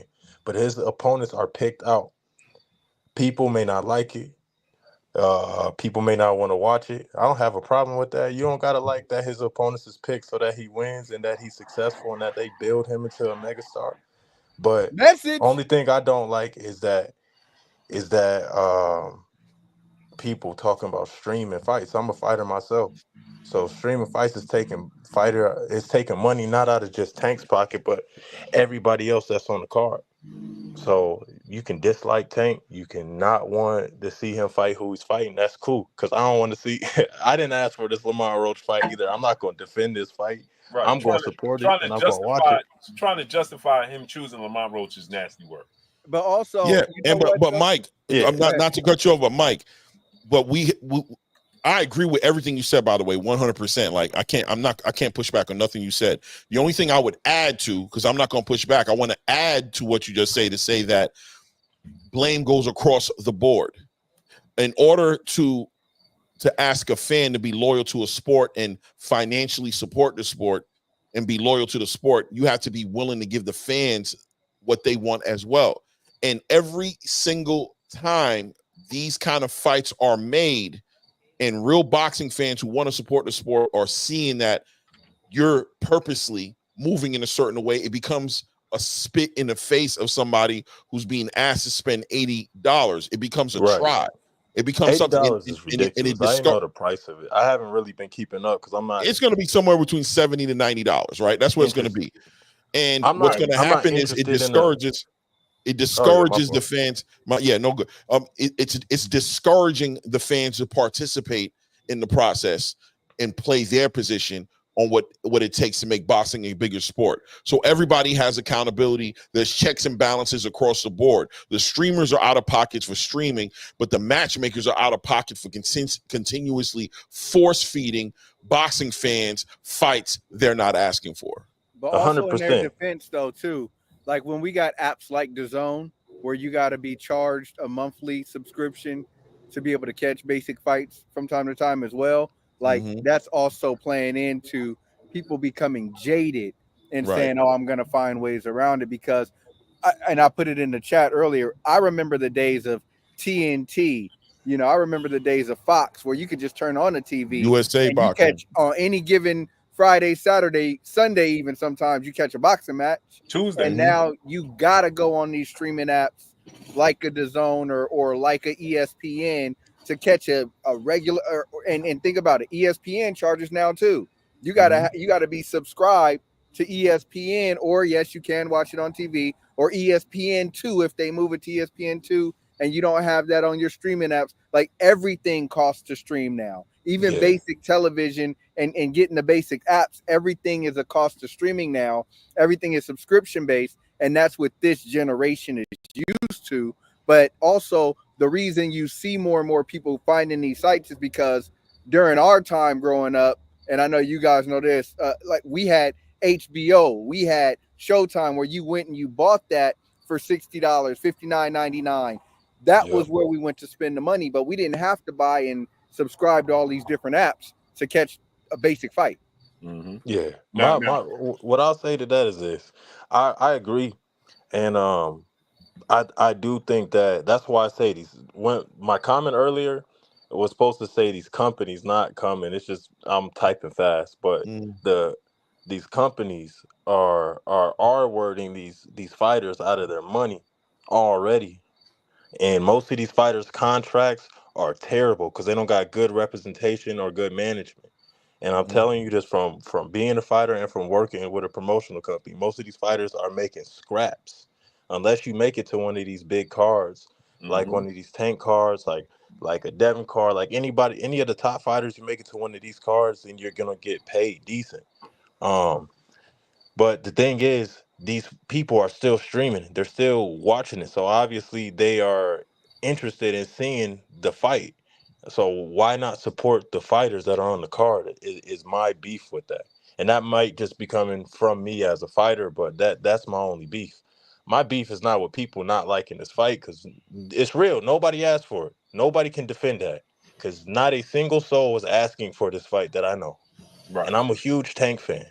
Nobody was asking for this fight. You can't defend it. You can't jump around it. But I'm still going to support at the end of the day. And I think everybody should still support these fighters. Right, and that's the point. And my dumbass will too. And I'm going to too. And the thing is, don't act like we asked for it. Right. When we know that there was other options. That's the point. Don't try to be like, well, because this is what happened. People go over to different platforms that cater to what they want to hear, and then they regurgitate the nonsense that's being told to them. Like, oh, this is not a bad fight.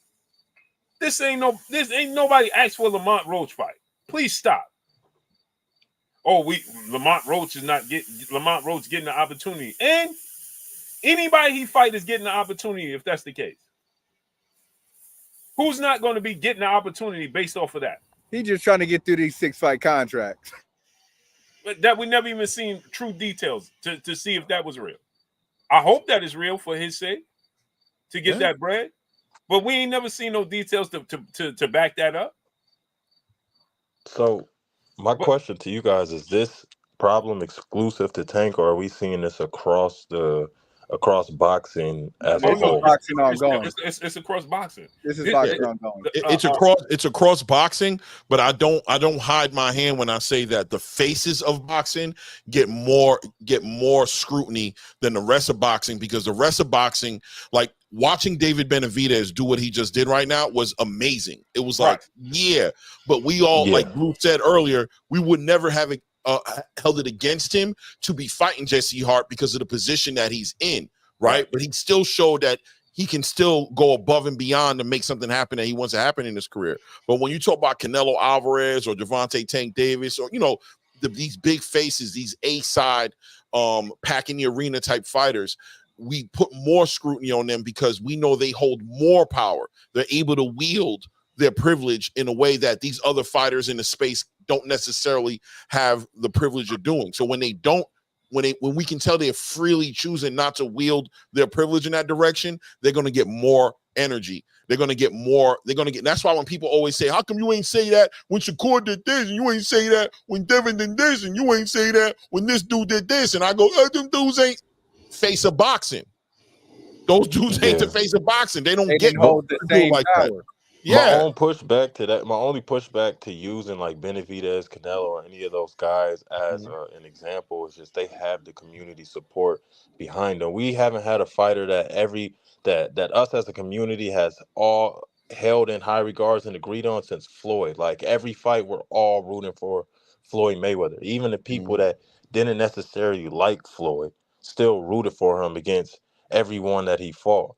And our community has been divided. I got to push back on that because it was a wanted to see him lose. People that wanted to see him lose. They was just paying, and I used to go in local barbershops where everybody looked like us, and they was in there rooting against Floyd.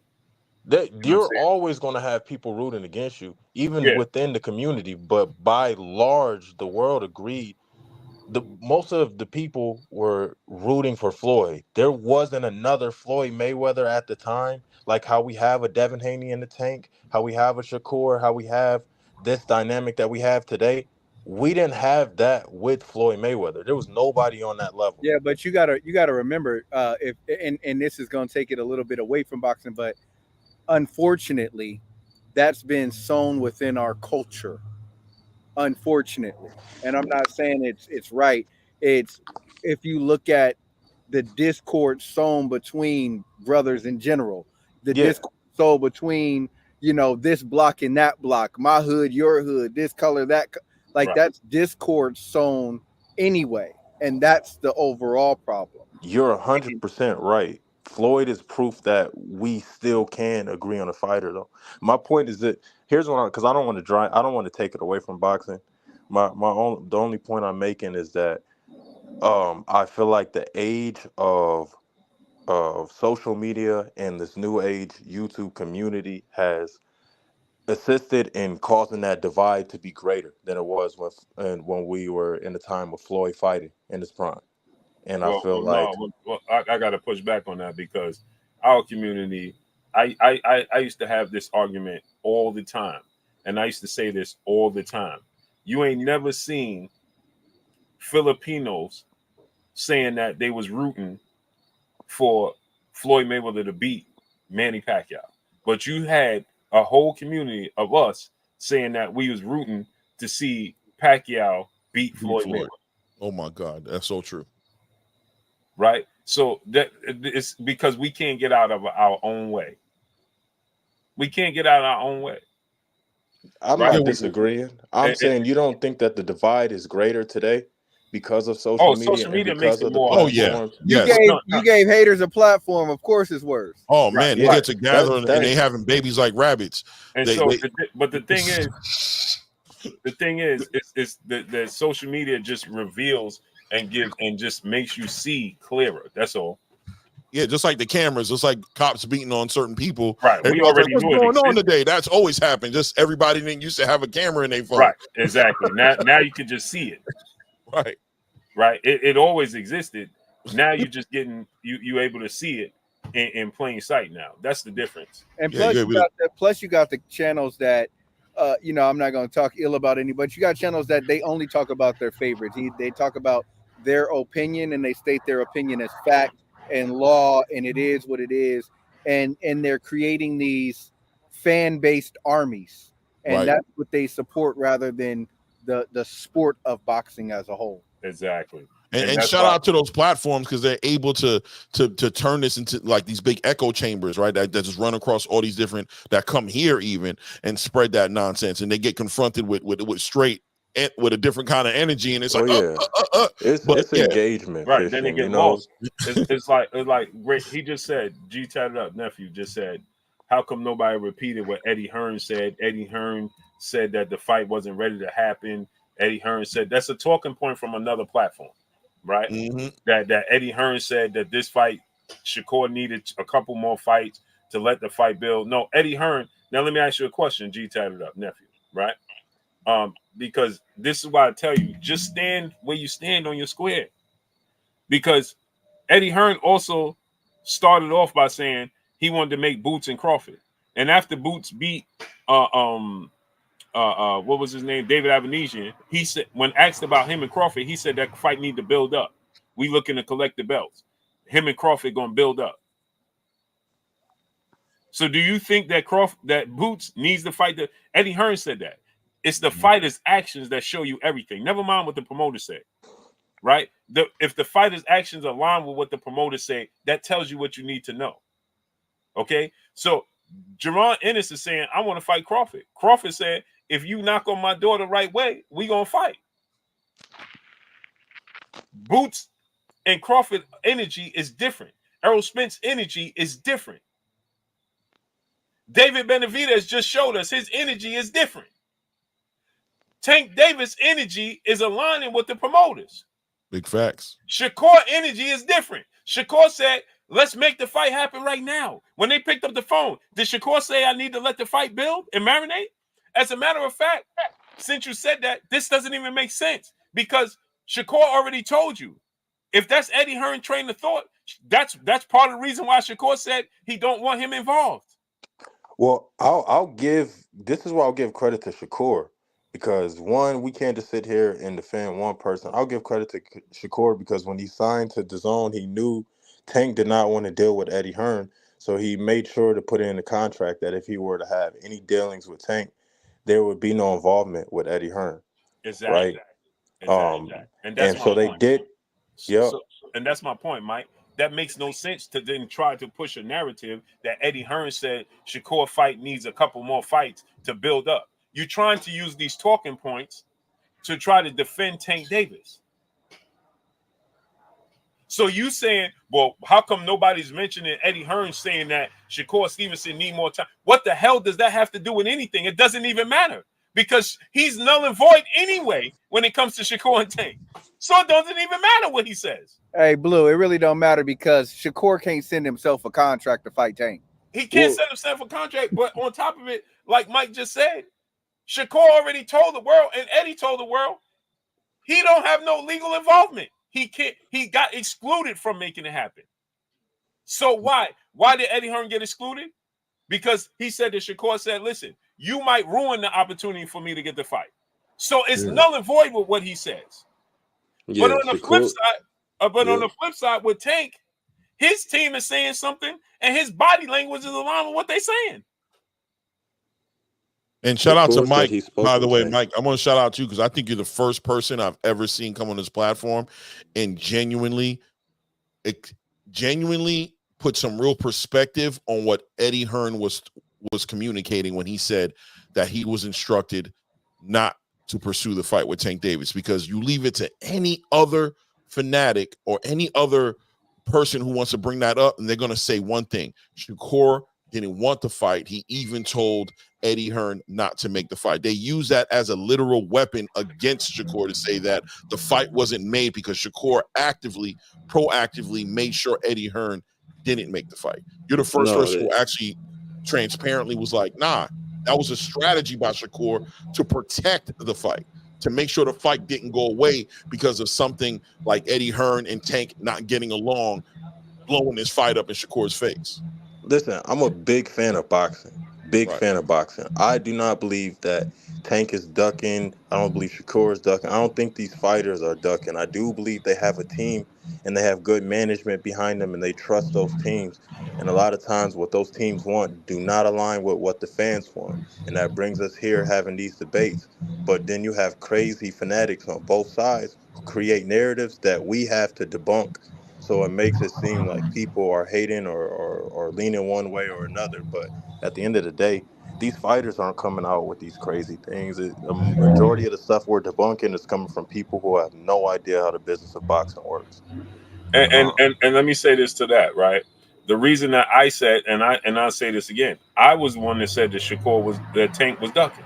And the reason that I said that, and I'm gonna say this again, right, is because when he's the one that told us he got a list of fighters that he want to fight, this fighter, that fighter, and he's in a position of power to make those fight happen, and he's hiding behind the business, right? Where you have Errol Spence, Terrence Crawford, David Benavidez right now, Shakur Stevenson, Devin Haney. These dudes ain't hiding behind the business.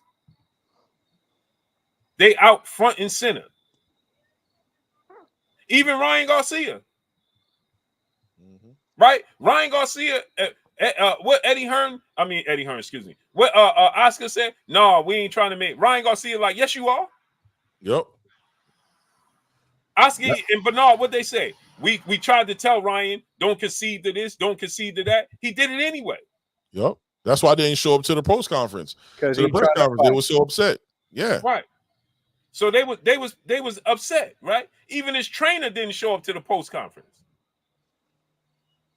But they stood on business. And guess what? They quote unquote not even in a position of power like he is. And they ain't putting out a list. They calling out fighters and they trying to stand on making those fights happen. Big facts. Regardless of the results. It's going to boil down to the fighter's goal. David David Benavidez told us, this is what David Benavidez said. He said, I'm going to fight David Morrell, right? Things started to fall through. He could have just said, listen, the business prevented. He could have stood on that. And nobody could. The business, they didn't want to make the fight, so on and so forth. The finances, they ain't there. X, Y, and Z. No, David Benavidez said, no, hell no. I got to call Morrell and we got to do this ourselves. Then that's how we going to get this done. So, this dude, and guess what? This is the thing about it, Mike. This is the crazy part. They all younger than Tank. But it's a mind state, bro. It's a mind state. When you look at Ryan Garcia, when you look at Devin Haney, when you look at these fighters, right? When you look at David Benavidez, they're being groomed to be bosses. They're not being groomed to be taken advantage of. Tank has been groomed to be a money-making machine, and all he has to do is box. All he has to do is fight, and they've told him they're going to take care of it. And financially, they have taken care of him. But he's not being groomed to take charge. Like Terrence Crawford, groomed to be a boss, right? His team follows behind him. Bomac don't speak for Terrence. You know what I'm saying? These people don't speak. Terrence makes it clear. Like, they'll tell you in 2 seconds. I don't know, man. It depends on what. But when you look at Tank, there's always somebody speaking for him. There's always somebody putting in the air, and he's always having to defend himself on what other people are saying. That's the difference. So no matter how old he is, his mind state, he hasn't really gotten into his boss shoes yet as far as boxing is concerned. And I want to be specific because I know people are going to try 30-year-old prospect. Right. I don't know that Tank. I'm sure Tank is a boss in his life, in his day-to-day, and how he lives, how he eats, what he's doing. He's a grown man. He's a father of children. I'm not trying to discredit or be disrespectful and take shots at him as a man. But I'm saying when it comes into this boxing space, he's gotten comfortable with allowing other people to speak for him and move for him and following the direction of what they're telling him to do instead of stepping up and saying, yo, bro, he doesn't do that. He's not pushing back at them. You know what he'll do? The biggest thing he'll do, he'll say something on Twitter. And then he'll erase it. He'll say something. If y'all don't see me with PBC in my next fight, y'all know what happened. Pull it down. Oh, the promotion for this event was trash. That's why. Then pull it down. He'll do stuff like that. He'll show indifference with what's going on in his career in those little moments, which will let us know that things aren't going the way he wants it to go. But he won't stand up to those guys and tell those guys where they need to put it and how they need to put it there. The same way Terrence will walk away and be like, you need to do what I'm telling you. David walked up there and said, you need to do what I'm telling you. Ryan said, you work for me. You do what I tell you to do. And we thought this was the reason he walked away from Mayweather Promotions and went with GTD, because that's when you take your step to say, now I control my destiny, and I'm going to. One of the things is he was having discord with supposedly Mayweather picking his fights and not letting him fight this person and not letting him fight that person. That's why he also wanted to take control, but we still haven't seen him fight these people that he supposedly was taking control of his career to fight. Yeah.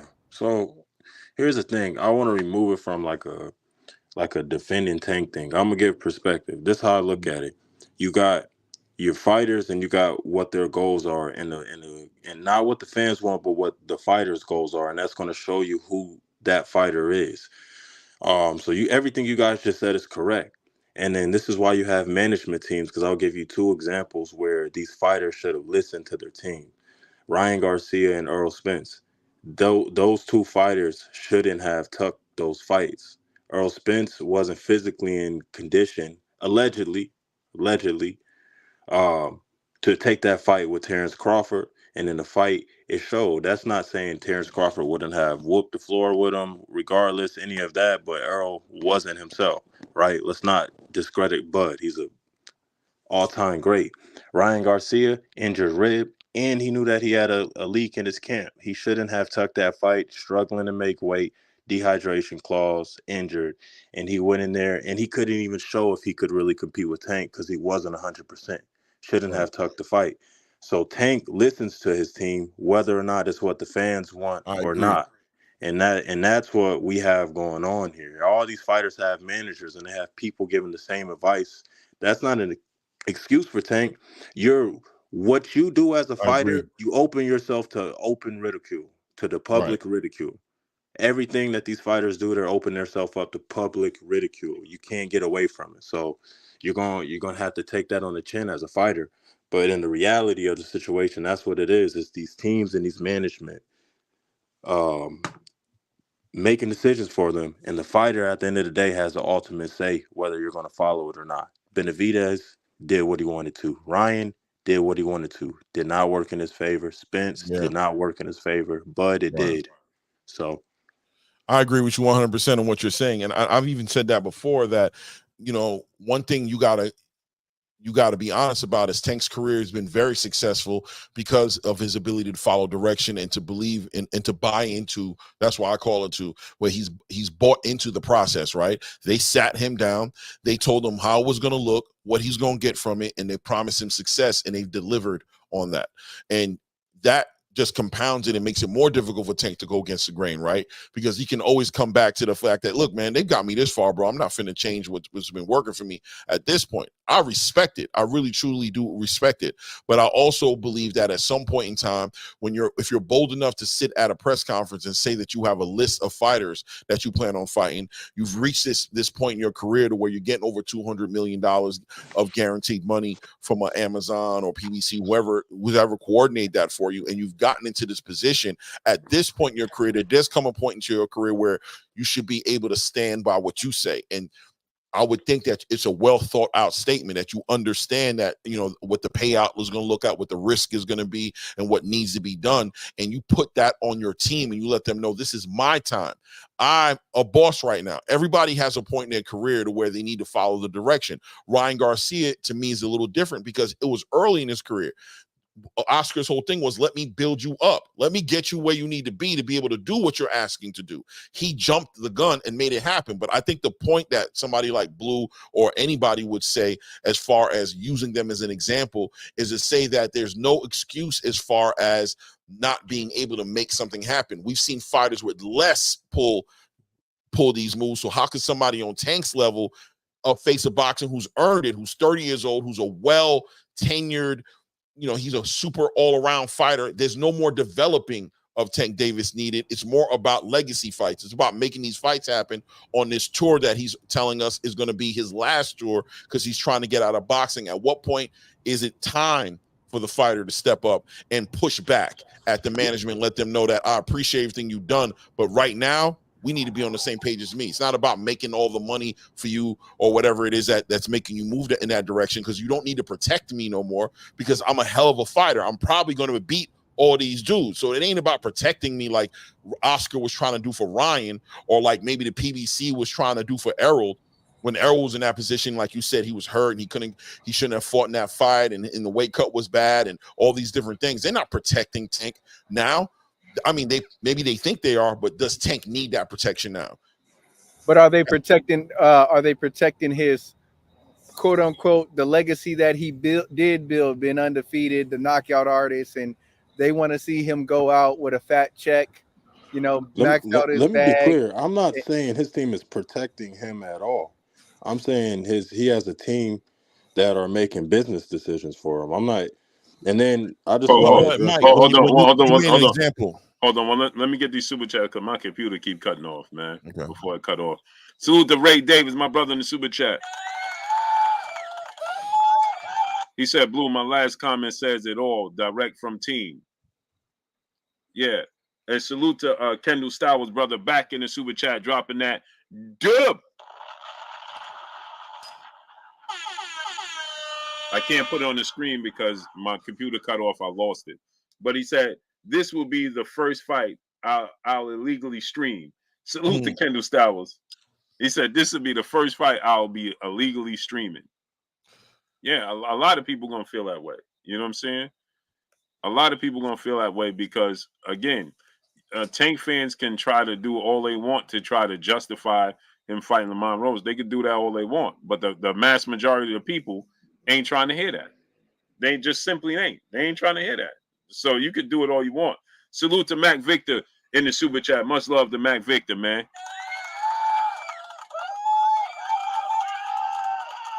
And salute to my brother Kendall Stout was back in the super chat once again. He said, make boxing great again. Salute. Yeah, I can't pull up the super chat on the screen because my computer just completely cut off, man, and it pushed me out of that position. Salute to you guys, man. Appreciate y'all, man. But go ahead, fellas. Sorry about that. So yeah, I was just saying that, Mike, the examples you use, which I acknowledge them, but I just think the only difference in between those examples and this Gervonta Tank Davis situation is that those guys needed protection, because it sounded like you were saying when those guys decided to go on their own and go against their teams, it led to bad results. Their team was actually protecting them and putting them in the right position, and that, you know, this was giving Tank some props to say that him listening to his team has gotten him this far. It would not make sense to push back at his team right now, being that they've been leading him in such a successful way. So let me not get it misconstrued. Okay. I'm not neither saying that it's a good move or a negative move for Tank. I'm just saying this is what I believe is happening. I don't think that his team is protecting him. I think that Tank is one of the most capable fighters at 135. And at the end of the day, I can feel that way. I can see that in the skills or whatever, but he has to prove that in the ring against these other elite fighters like Shakur.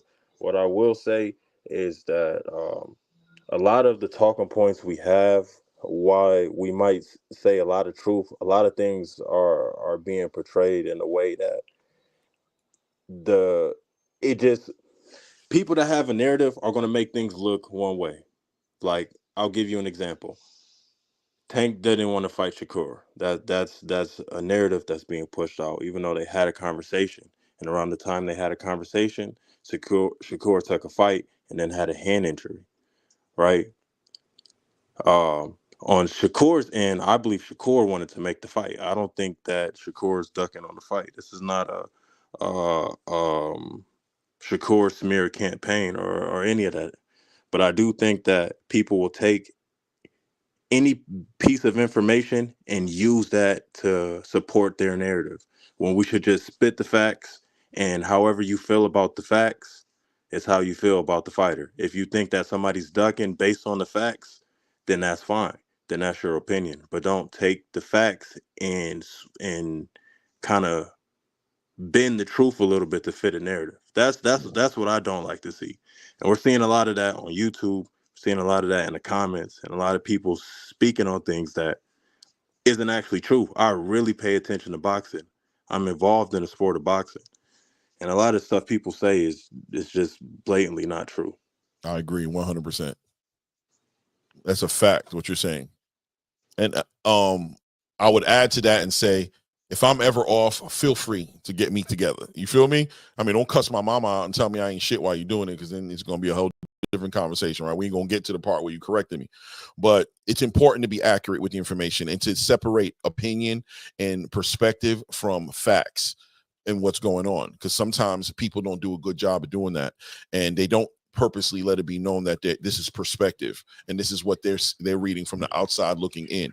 They try to give inside, they try to put words in people's mouth. And I'm not trying to point at any fan base, but you got fans that will sit here and speak freely for a fighter without any kind of reference to the perspective part of the conversation, to say, yo, this is what I'm thinking, this is what I'm seeing, I don't know if this is true. And then it'll be an echo chamber of fans who are listening to these content creators coming over to the channels like this to push out narratives. Like, how long were we dealing with Shakur asked for $30 million to fight Tank? It was ridiculous. It was like a good 2 weeks of, what are y'all talking about? Oh, Calvin Ford went on an interview and said that these fighters are asking for $30 million. I'm like, what are you talking about? How long was the narrative? Yo, Shakur got the offer. Why would Tank call him and not make an offer? He rejected the offer. It was just ridiculous. It was false narrative after false narrative after false narrative. And we've been, I can say right now, it's mellowed out to a degree, being that he's fighting Lamont Roach.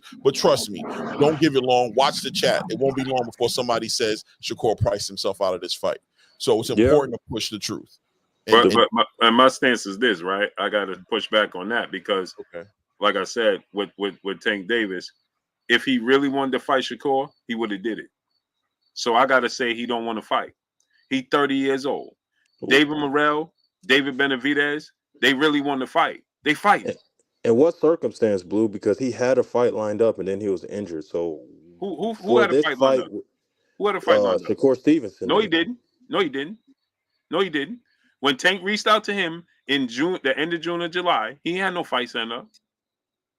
He had nothing lined up, and he wasn't injured. Shakur fought on July 13th, and he didn't sign to Matchroom until August 22nd. That entire time, he had nothing lined up. He was just waiting on Tank.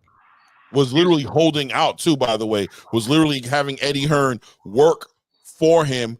He knew Eddie Hearn was when Eddie Hearn made that statement. There we go, Clay. Shakur priced himself out. Yeah, I told you when Eddie Hearn made that statement that he was instructed not to pursue Tank, Shakur wasn't signed to Eddie Hearn at that time. Right, and that was the week of Terrence Crawford fight, because I was in LA at the Crawford fight for August 3rd. Right. So he said right then and there, Shakur wouldn't even sign to Eddie, waiting on Tank, trying to see what was going to happen. He wouldn't even sign. And then Shakur said on an interview with Cigar Talk, before he finally made the decision to go with Eddie Hearn, because the reason he made the decision is because the Joe Cordina fight, the $5 million was on the table now. Now he's holding up his money. So he's like, damn, Eddie, let me hold on. He reached back out. Hey, what's going on with this fight? Are y'all trying to do that or what? No response. Tank is in Paris. You got to wait. Well, it became a decision for Shakur to say, do I wait for Tank to come back from Paris just to say that I ain't the fight right now and lose this opportunity to get on this one of the biggest cards, the Beterviev Bivol card, and get $5 million a fight of Joe Cordina? Or do I take a chance and sit back and wait for or do I just move forward, and make that decision, and me and Tank will deal with whatever we got to deal with me being a matchroom fighter. And another thing, we got to wait for Tank because he's in Paris. Man, come on, man. That's all nonsense. No, because now we're leaving out the fact that he was trying to fight Lomachenko. Loma already had pulled out. Loma already had pulled out the fight. Lomachenko already pulled out the fight. Way before, by the way, weeks before. That's why Shakur got in the conversation with Tank in the first place. Let me show you the proof of that. Right here, go the proof of that. When I went to LA, let's not forget that Olympics ended August 11th. Yeah, and hold on, let me show you the proof of that. When I went to LA, you can look at my interview with Isaac Cruz. They was already talking about they was in negotiations to replace Lomachenko. Isaac Cruz was. Yep. So they was already having conversations to replace Lomachenko. So he could have been having those conversations to replace Lomachenko with Shakur, who is a network promotional free agent and fights at 135 with a belt that he said he wanted. Isaac Cruz fights at 140. Now we got people in the comment section saying that he's a career 135 30-pounder fighting at 135. So why you fighting Isaac Cruz at 140 for a belt? And that comment was made more so sarcastically, but I just was bringing light to it as far as how serious should we take it. But he was basically saying that, making excuses like these are the excuses that are being made for Tank, you know what I'm saying? But I was like, is that true? Are they looking at it that way? You know what I'm saying? Is that team over there, are those matchmakers or the people who represent Tank Davis's best interests looking at Tank as a 130-pound fighter that needs to be protected in the 135-pound weight class division? Are they looking at like we're taking chances with him being up here and we want to make sure we give him the right fight? Certain fights just don't make sense because in real life, we're treating him like he's a small fighter. Right. So therefore, again, see, these are the narratives that are created in defense of Gervonta Tank Davis, and it's nasty work. Because at the end of the day, no, he had more than enough time to negotiate a fight with Shakur. Shakur did not have no fight lined up. He was not signed to Eddie Hearn, and Lomachenko was already off the table. There was no rhyme and hence the reason why he even reached out to Shakur. He didn't reach out to Shakur with Lomachenko on the table. He reached out to Shakur because Lomachenko pulled out. Right. So when we say he was trying to fight Lomachenko, well, Lomachenko had already pulled out. That's a fact. So why didn't you continue to pursue Shakur Stevenson and have your team advise your team and tell them, listen, make this fight with Shakur and let Shakur turn it down. Let him price himself out. Let him do whatever he's going to do like Lomachenko did. And then you can say, well, okay, now we went on. No, they immediately went to Isaac Cruz because it was in-house. Hence the reason, let me give you an example, Mike Demps. It's the same thing they just tried to do with David Benavidez, and David Benavidez said no. They tried to tell David Benavidez to fight Jesse Hart, and he said no. I'm not going to fight Jesse Hart. I'm fighting the fight that the fans want to see me fight, the people want to see me fight, and it's a legacy fight for me. And guess what? He got more on stake than Tank. because he's the mandatory for Artur Beterbiev and Dimitri Bivol, and they fight on Saturday. He stands to gain nothing but our respect from fighting Morrell. He's not going to gain a title. Guess what? Morrell got how many fights? 11? He beats Morrell. Guess what? In 10 years, people are going to be like, well, who was David Morrell? Only had 11 fights. And the same thing they did with Crawford as soon as he beat Madrimov. Oh, Madrimov only had this amount of fights. Yeah, but that's casual comments. Real fans know who these fighters are. But the casuals is the ones that pay the money. Yeah, they move the needle. They move the needle. That's true. That's true. And I'm not disagreeing. You see what I'm saying? I'm not disagreeing with what you're saying. My original point, how we got to this point here, was that I just don't agree. I feel like these conversations, although everything that you're saying is facts, won't dispute nothing. It's not everything that you said is fact. I stand corrected on the Shakur point as well. I was wrong. I did not have my dates correct. I do stand corrected on the Shakur point because I just looked at all the dates on Google here. I was absolutely wrong about the Shakur timeline.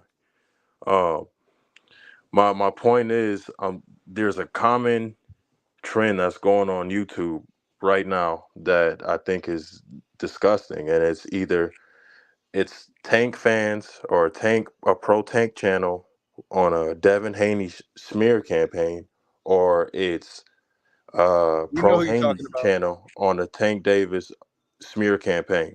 And the reason why I think it's disgusting is this, because what is going on with Tank in boxing right now is an issue, but when it's subjected to one fighter, when it's pointed at one fighter without offering up a solution or how we should go about fixing the issue, it looks like a hate campaign other than how do we fix boxing?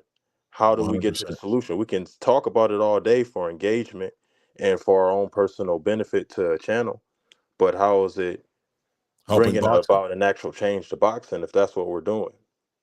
Mike, you're talking that shit right now, man, and I appreciate you. These conversations are always powerful because you're somebody who's in the space, you compete in the space, but you also are trying to be as unbiased as possible to say, like, listen, both sides of the conversations can be held accountable. You know, it is narrative driven because these channels become, and a channel like this one, like Blue Blood Sports, is pushing back, but you get overwhelmed with so many. It starts to look, and I tell Blue all the time, we get into certain conversations and we're defending the sport and we're talking to the fans, but it starts to look like we're hating the fighter. It's hard to not look like that because you're trying to debunk so much BS going on in the chat. And then what do the fans do? They start to put you in a box and they start to call you out and say you're a Tank hater, say these things. And now why? Because you're defending something with Devin, or because you're celebrating Devin and they come in trying to attack you celebrating Devin, and before you know it, you're in this conversation where from the outside looking in, if you had no real context to where this is began from, it's going to look like this channel is a one fighter channel that's defending one fighter and hating on a bunch of other fighters. I'm telling you, it'll look like that, but that's not what it is, right? I purposely say things like, respectfully, Tank Davis is a great fighter.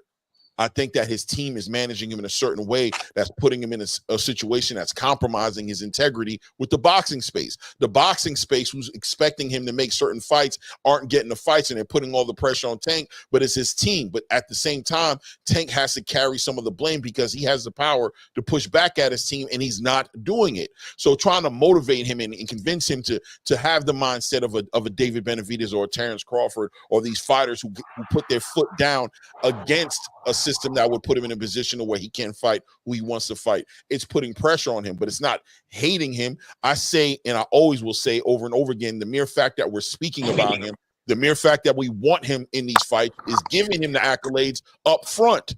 We're up front saying he's great. We're up front saying that we want him in the biggest fights that could be possibly made because we know he can compete at that level, and we know we're going to get the best version of him when he's challenged in that space. But they'll never look at it that way. And here's another thing, right? That we're trying to make a change in the sport of boxing because it got to start at the top. So I'm gonna hold the fighter. See, these people only come Now you only see a certain group of people come when I'm saying this about Tank. Now, when I say the same thing about Canelo, you don't see the same people coming and defending Canelo. They're quiet. Why are you quiet? I'm saying the Because exact same thing about Canelo doesn't have the same support issue. He has his whole country behind him. Speaking on him negatively is not going to impact his pockets or make no. people want to stream his fights. But again, it's not speaking negatively. It's speaking the truth. When has the truth become negative? Here's what I'm saying, Blue, because I don't want to get into channel wars like a and I'm not saying you're doing this, but I want to make myself clear. I don't want to get into a semantic battle to where we're arguing on the exact words that I'm using. So I'm going to make my point very clear. What I'm saying is this, and I'm gonna give the full picture, and then I'm gonna let y'all speak. I feel like I've been speaking too much. I don't want to take up all your time, brother. So you're speaking this. You're doing what you do. So Canelo, speaking on Canelo, in a way that may be perceived negative, whether it's facts or not, on a consistent basis, to the point to where I go on YouTube and all I see is a split division between channels. Either you're pro Tank or you're pro somebody else, or you're anti Tank, or you're pro Devin, or you're pro this, or you're pro Shakur, you're pro that, and it's bashing all the fighters that they're supposed to fight or opposed to them. Somebody like a Canelo or David Benavidez, they're not affected by these types of talks because you're not going to convince the Mexican fan base to stream their fights. They're going to show up to the fights. They're going to pack out the venues. They're going to buy the pay-per-views. But we as a community already have an issue getting people to support fighters they do want to see. People are still streaming their favorite fighters. People are still streaming.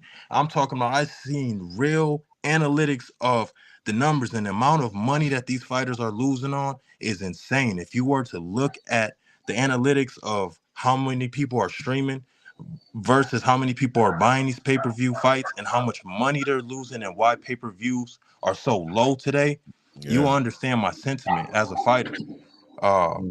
Tank, Devin Haney, Shakur Stevenson, all these fighters are greatly impacted by that, because if we were united as a community, their numbers would be higher. These fighters will be bigger stars. And so if I go on YouTube 7 days out of a week, and 6 out of those 7 days, all I hear is, this is not a great fight, I'm not supporting this fight. All the people that are supporting these channels are in the comments saying, yeah, I'm gonna stream this fight. And then we coin that and we laugh at it and it's a joke, ha ha. But then these people really go and stream these fights, and these fighters really lose money. And it doesn't just affect the fighter that they dislike, it affects everybody on the card. That is my point. Okay, now that's a great point. But at the end of the day, it just sounds good, because the promoters are the ones that are pissing on our leg and telling us to rain it.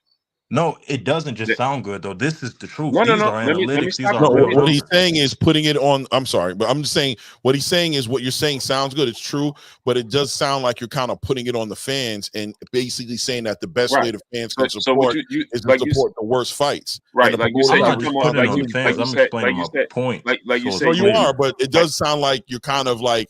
I understand what you're saying, but it sounds like you're putting it on the fans, like you're putting it on fans. Streaming is bad. Fans tearing down fights and saying they don't like fights is bad, and all these things are bad. But we also, it doesn't seem like at the same time the promoters are also getting the fingers pointed at them as promoters putting bad fights out is bad. Promoters not giving the fans what they asking for is bad. We're not sharing the blame. And so my thing is this, right? I'm not going to sit here and tell Michael Demps to go buy a fight that I know is nonsense and spend his money on it just because they look like me. That's nonsense, bro. Especially when you have position of power. Because guess what? Shakur Stevenson is black. So if you really felt that way, then you should put money in his pocket, like Mike Tyson said. If you really love me, you fight me because you help me eat. But what we do is we use these narratives like, well, but Lamont Roach is black. That's nonsense, bro. Because guess what? If you go and I pay in my hard-earned dollar, and you trying to tell me this dude is the greatest thing since sliced bread, but you're not giving me my money's worth I'm supposed to sit here and go along with the narrative? Because if I don't go along with the narrative, it's taking money out their pocket. The money should be taken out their pocket because the money is coming from the fans, bro. No, you see, now we're skipping over a whole part of what I said because that's not what I'm saying. Okay. And I just want to make myself very clear. You're not just stealing from Tank. It's stealing from the streaming in general is bad. The streaming these fights in general, you're stealing from. Okay, Mike. I gotta stop you. He's not missing your point, Mike. I promise you. If you listen to what he's saying, I get your point, but what you're not understanding is people are getting tired of you pissing on their leg and telling them it's raining. Right. Bro. They're not gonna. Ain't nobody buying this nonsense. I'm gonna stream it now. I'm tired of you telling me. I'm tired of you. But I understand, Mike. You're saying it hurts more than Tank. When we do this to Tank, we hurt the next guy coming up like you. Not only that. I understand that. Yes, we have to hold fighters accountable, and more importantly, we need to be holding these companies that are taking the money directly out of these fighters' pockets accountable. What I'm saying though is that these topics coming from different channels I go to every single day, all of them. The ones that support Tank, the ones that support Haney, all of them, and I see the same trend. These channels are talking about one fighter, and there's a lot of disdain being showed towards one fighter, and we can sit here and pretend that it's not the case, but it's evident. We're not saying it's not the case. But we're saying there is a problem there. This is where you're getting lost. Right. See, there's everybody else, and then there's me. Boom. There's everybody else, and then there's me. Because if you listen to what I'm saying, then you will understand. But no, this is what happens: is you get the detractors, you get the people, the fanboys, you get the, like I call them, $10 Walmart sneaker wearing, pom pom shaking, lollipop sucking fanboys that come here, and then I got to make myself clear, and then somebody like yourself can say, "Oh, you hating on Tank?" No. I'm telling you the truth. And when the hell has the truth become hate? No, I'm not hating on anybody. What I am doing is telling you, the fans, what's actually going on behind the scenes. That's the problem. And paying for the fights. You're a fighter. Still paying for the fights. You're a fighter. Clay is a long fan of the sport of boxing. Dev is a businessman in the sport of boxing, and you a fighter, right? So we all know that David Benavidez was instructed to not do this because he's going to expose other fights. That's why. That's why Errol Spence stood there and said, we got to show the suits what it is, because the suits ain't trying to make the fight. And so when you're in a position of power like Tank Davis and you're going along with the suits, you are hurting the fans. You are hurting the sport of boxing. You are hurting your peers, bro. And it's just getting called out. What ends up happening is people come here, they get in their panties in a wad because they want to defend their favorite fighter, and it turns into somebody just trying to tell them the facts and the truth, but they're so busy trying to defend their favorite fighter that it turns into sounding like somebody's bashing somebody, when in reality they're just telling you, hey, no, your fighter just don't really want to fight, and you don't want to hold them accountable. Right. I get that. Before, not to cut you off, but I would say this, right? I would say, as a fighter, as somebody who plans on benefiting from boxing and what boxing can offer him at some point and being involved in the business, a fight like this, Lamont Roach versus Tank Davis, and charging $80 pay-per-views for it hurts boxing. It hurts boxing for you, because where you want to see the fans not doing it, right? But we have to take ownership, and the boxing business has to take ownership as to how they're contributing, right, to this downward effect on the value of boxing, right? This fight hurts it. Now, if this fight was free, it might not hurt. It would help it, because we get to see a great performance by Tank. But when you charge somebody for this fight, you hurt boxing, because to put the pressure on the consumer, on the fan, to continue to buy it anyway, not only is a spit in the consumer's face, right? Not only is it a spit in the consumer's face, but it's also continuing to promote this style of matchmaking. It's rewarding something toxic. So if you reward something toxic, you can only expect more toxic. It's up to us to speak to power, to talk and speak to power, to let them know that we're indifferent with the way you're moving. to inspire change in the spirit of making boxing great. This is part of that game. It's the same thing with the government. It's like saying, just support the government no matter what they do. No, bro, that's why they gave freedom of speech. If the government is moving in a way that is not conducive with what a tax-paying citizen wants to see in their government, it's their responsibility. No, Clay, real quick. That's why they gave freedom of speech and backed it up with the Second Amendment. Exactly, and backed it up with I was about to put my gun up in here, with a pistol, you know what I'm saying? To protect that right. So fans pushing back on bad matches is what makes boxing great. It's what keeps everybody honest. It's the checks and balance system that we have as fans. We have that as our tool to wield, as our weapon to wield, to accept or not accept what you give us as fights. Because if people go buy this, right? People go buy this fight, it gives the suits power to say, well, they're gonna buy it anyway. We could just keep doing this, and we could keep selling. We don't have to pay a lot for these fights at all, and we can still sell them at $80 per pop. Right. And they're gonna buy it anyway. And Mike, I want to be clear with you, bro. I understand everything you're saying. I acknowledge it. I think you're speaking truth. You're talking about, but for me, you're talking more about the effect, the result of. This is what ends up happening in the long run. What I'm speaking to you about, and I believe what Blue is speaking to you about, and what Dev is speaking to you about, is the solution.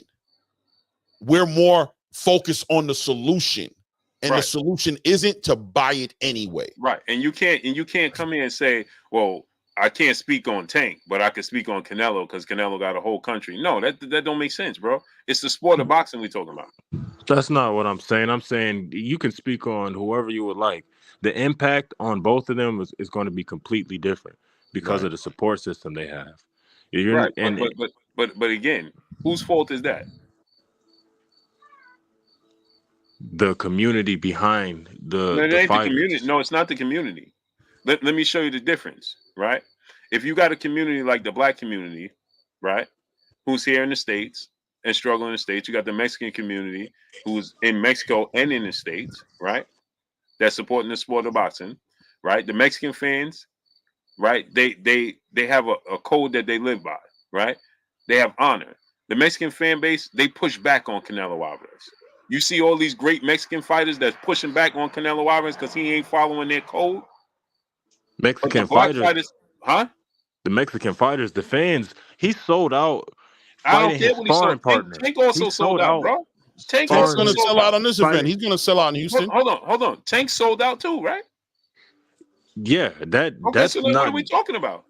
What do you mean? What are we talking about? You said that he sold out anyway, so Tank sells out anyway too. So again, I said he sold out fighting his sparring partner. You're saying he's getting pushback. What I'm saying is he's getting the support. No matter what is said online about Canelo, when it comes to fight time, his tickets are going to sell. People are going to, his community is going to buy his pay-per-view fights. Whether or not they like the fight or not, whatever the case is, his community is going to support him. Or are we going to say that's not true? I'm glad you said that. So is Tank causing division? I wouldn't say Tank is causing division. Oh no, he ain't caused division when he backing Ryan Garcia, who's the Mexican fighter that you just said. Mexican fighters have their fan base that's going to support them regardless. And jumped on T.O. back, but he's backing a Mexican fighter against a black fighter. That's not causing division. His stance is worse than mine, right? Because he got more reach than I do. No, I didn't understand your question. I thought you were asking. I said that I'm holding them accountable. You said it caused division, and I said I call out Tank for doing it. I call out Canelo. You said it's going to affect. Yeah, what Tank. We were referring to were their fights. Listen to what I'm saying. Now you're saying is he causing division by this social media stuff going on with Ryan Garcia? Listen to what I'm saying. Listen to what I'm saying. You said that if when I speak the truth on it, it's causing division, right, amongst our community, the black community. And it's not going to have the same effect that it's going to have on Canelo Alvarez because he has the Mexican fan base backing him. That's what you said. No, that's not. I didn't say when you speak the truth. What I said is what I said is if I go on YouTube in 5 out of 7 days, the topic at hand is Tank, and the topic at hand is in support of not supporting what he's trying to do, or whatever the case is, that is going to cause an increase of people that stream the fights. Just like I sit here and watch the chat That's what I'm and saying. sit here people saying, So when and Tank does that against Devin Haney, I'm can asking I you a finish what question. I'm saying? No, listen to this. So when Okay. Tank does that against Devin Haney, doesn't that affect Devin Haney's selling power? Absolutely, and I'll say the same thing to Tank about Devin Haney. I disagree with that. I don't like that how their team speaks on Devin Haney as well. Right. I Okay. So think that now, I'm glad you said that. Now stay right there. So now I come here and I speak against what he did because it's nasty work. I have no problem with that. I have Okay. no issue with that. It's not a one. So it's not an isolated incident, Blue. It's a everyday consistent. The conversation is about Tank. I don't have an issue with people I get speaking what on you're saying, Tank in Michael. general. You're just saying in general, as channels, why don't we get to promoting all boxing and talking about different topics instead of it being negative on, let's say you're saying on Blue's channel, it's always about Tank, and on someone else's channel, it's always about Devin or whatever. I get what you're saying. And once again, I just think what they and myself have said is it doesn't start off that they're talking negative about Tank. They are talking about, hey, Tank is the biggest name in boxing. He's the face of boxing. And as the biggest name in the face of boxing, like he calls himself, or like his team calls him, you should be able to make the fights happen that we all want to see. But instead of doing that, you're playing these games and you come with excuses and you make it about everything else when we want to hold you accountable because you are the biggest name in boxing. You are the face of boxing. You can make those decisions to make these big fights happen. You have that control. And when that is being called out, and I understand you're saying we don't have to do this every day. I get that. 100% I understand. But it's not that it's being done every day. It's every day, no matter what the topic is. If Blue is talking about something, if Clay and Blue are discussing something, you have fans that come in here and make it about Tank Davis being the end all to be all. He's the alpha and omega, and everything ends and starts with him. And all Blue and Clay are up here talking about is, hey, if you're the biggest name in boxing, like you say, you have this power. You have this power that only one other person in boxing, which is Canelo, has. You can make any fight you want to make. Let's do that because the fans want to see that. And here's the thing, back to what you're saying. Now you see this comment from Uncle Mir. You got to speak on Devin too, though, Blue. Now here's the difference. Like now here's the difference, right? Right? You got none one. He's saying the same thing, right? You don't say that about Devin. You see these moronic comments that come out? See, because they want to, they so busy being a fan, a pom-pom shaker, that when you ask them, okay, so what is there to hold Devin accountable for? Because he's trying to fight the best out there. He's trying to put money in everybody's pockets. He ain't never contradicted himself when it came to fighting this fighter or that fighter.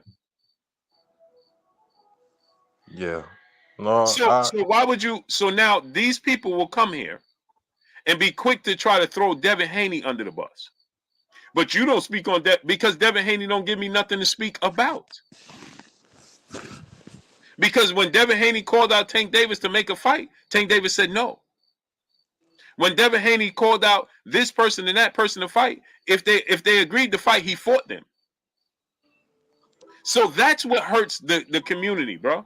But you know what? But you know what's crazy though, Blue? Because everybody's so focused on this, right? But they obviously they weren't here when Shakur had his couple fights where you were on Shakur's head. Hey, Neff, you got to throw your hands. Right. They tend to forget that you have spoken the truth on all of these fighters. You have spoken opinion and facts on all of these fighters. Look at this, Dev. SC representative. It takes two to make a fight. What is Tank supposed to do? What are you talking about? Now look at this. Look at these moronic comments. This is why I say boxing fans have the lowest IQ of fans in all the sports. Look, And he Blue says out. Devin needs to run it back. Which why is he scared? How can Devin run something back with somebody that's suspended right now? Make that make sense. And I see, and this is what I will say about Blue. This is why I still come back to the channel and why I still support, because one, I can get up here and we can disagree, we can have a conversation and not be disrespectful. I will give Blue his credit. Blue has been I've been with Blue for a minute, and Blue has been speaking on every fighter. It's not just Tank. It's not just this. I'm using a lot of stuff that I'm talking about as a point to drive my message, right? And nothing that I'm saying is directed at Blue. If I wanted to direct something at Blue, me and Blue know that I'll speak to him directly about something. It's all love and respect. Um, Hold on let's one have second. all No, right. no, Let's no, have a real hold on one second. conversation. Hold on one second. No one, go sit at the kitty table. You sound moronic. Go sit at the kitty table. This is what I'm talking about. Because I engage with every single person, you have moronic comments like, after he's suspended, he's not fighting him. How in the hell would you know he fighting him after he's suspended? He's suspended for a year. How would you know that? Doesn't that sound ridiculous? It sounds absolutely ridiculous. But guess what? This is the point I'm trying to make, right, Mike? And then I'll let you get back to your point. Is when you have fighters in position of power that are pushing these right now, literally. Shout out to my brother AK Crowder. He just literally sent me something that Tank reposted of somebody saying that Tank could do whatever he want, and if he want to go to 140 and fight Isaac Cruz, it's okay for him to go to 140 and fight Isaac Cruz. But what about going to 140 and fighting a black fighter? What about his team just saying that it's not beneficial financially to fight Shakur Stevenson because they're pulling from the same pool of fighters in the same black community? It's more beneficial to fight the Ukrainian fighter. How does that benefit us? You in a position of power. Why aren't you fighting the black fighter?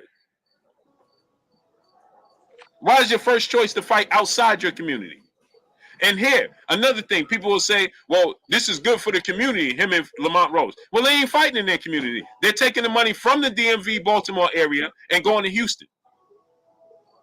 So how is that benefiting his community? How is that putting money in his community?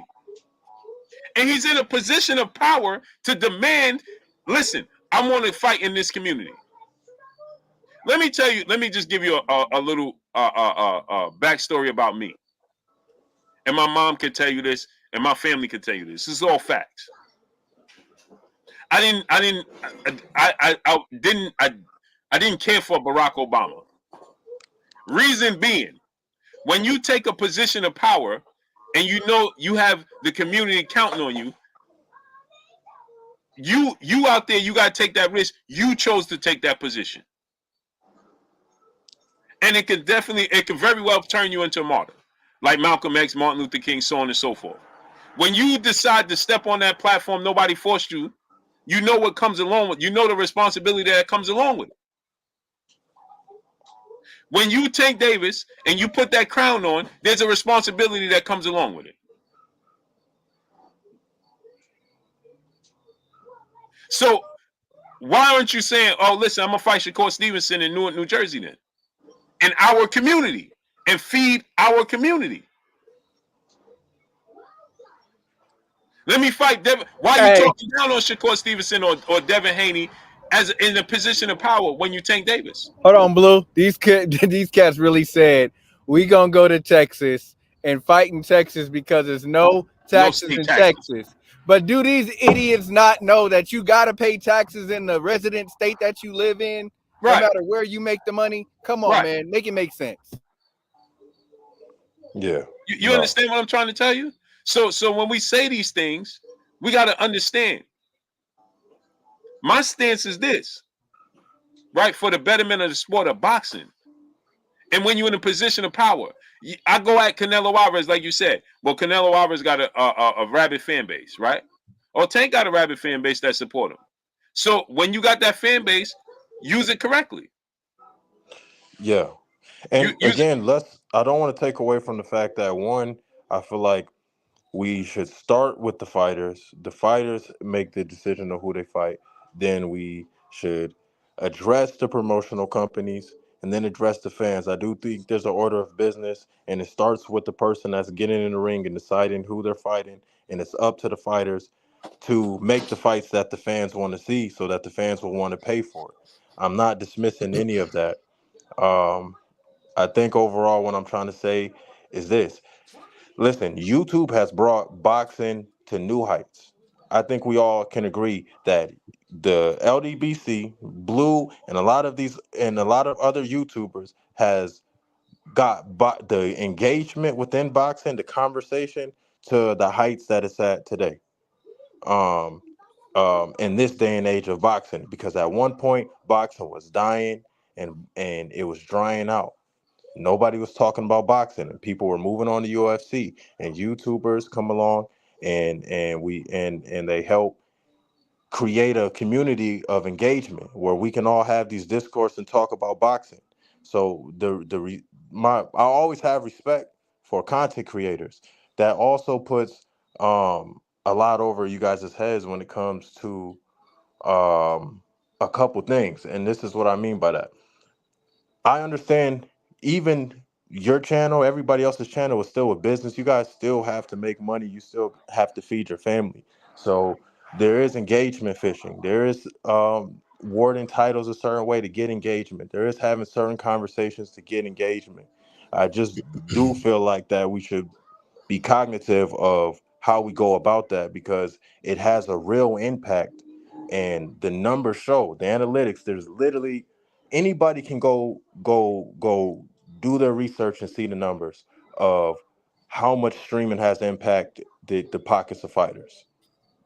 Right, And but here's the and I'm proof of that, right? Because I put on the fights. So let me say this though, right? What I do is not popular, right? If I sit here and I just pom shaking, numbers gonna go up. But me telling you the truth as the consumer, because there's people that look like me that's paying their hard-earned money for these fights, and they're getting jerked. Right? There was a narrative being pushed. Right? We have a person in position of power as a black representative, don't represent as a promoter, but he's an advisor. And Al Heyman, right? mm-hmm. You don't see him, you don't hear him, you nothing. Right? Let me tell you what Al Heyman is doing. He's putting on an all Mexican card. An all Mexican card. As a black man. When have you seen him put on an all black card in the black community? I seen Top Rank do it. Shakur, Keyshawn, Abdullah. Yeah, I seen Top Rank do it. Right. When? You never seen it. Yeah, I got a lot of beef with advisors and promotional companies and a lot of the entities that are involved in the business of boxing. I have a lot of gripes with the entity. So I agree 100. I agree wholeheartedly with what you're saying. And so this is my issue. Is the black fighters is going along with the program instead of pushing back. And then the most powerful one in the position of power, Tank Davis, ain't doing it either. So guess what? Every day he's gonna be held accountable by me. Because he's in a position of power. And with that comes a responsibility. Denzel, what does that mean? He don't want black people going against each other. What did Tyson say? I mean, at the end of the day, the business is about making money, and it's about putting the best fights together.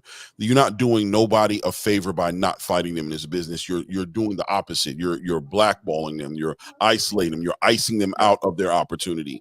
You don't show love in boxing by not boxing somebody. You show love in boxing by literally boxing them, especially when you're the A side. You see Adrian Broner go in his rant about, if I was Floyd Mayweather, I would say, Just Do uses it on his show. He does the Just Do sample. Like, I'm going to give you a Just Do, who you are, but we're going to fight you, little brother. We're going to fight you. I'm going to put some money in your pocket. He's mad at Floyd for not wanting to fight him, not giving him opportunity to make money. Right. So it's opposite, right? It's just opposite of what you guys are trying to push. And I also want to comment on people trying to make the Shakur situation. Oh, his hand is broken. You guys get so focused on a present moment and don't have the ability to see past your nose. Look at the big picture of what Blue is saying. He's saying when there was an opportunity to make the fight with Shakur before Shakur hurt his hand, before he had a fight with William Zepeda, before he became part of Matchroom, before all those situations, there was an opportunity there for Tank to make the fight happen with Shakur, and he didn't do that, right? He was more concerned about making a fight with Isaac Cruz, right? Not for somebody who's going to promote. And just to back up what you just said, Clay, to back up what you just said, he just posted that right now, that he was willing to go to 140 to fight Isaac Cruz. And Ryan Garcia, he said he was going to go to 140 at one point and do that as well. So that's the whole point of it. You guys get caught up in the semantics. Like I can tell by the responses when I can tell you guys don't listen. You just hear trigger words. When the trigger word shows up, you start typing. You start responding to a trigger word, and you're not listening.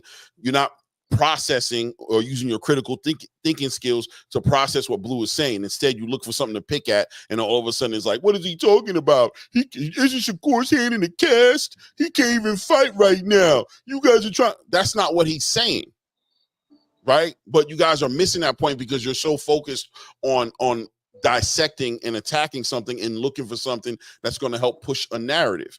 The narrative is on the bigger picture.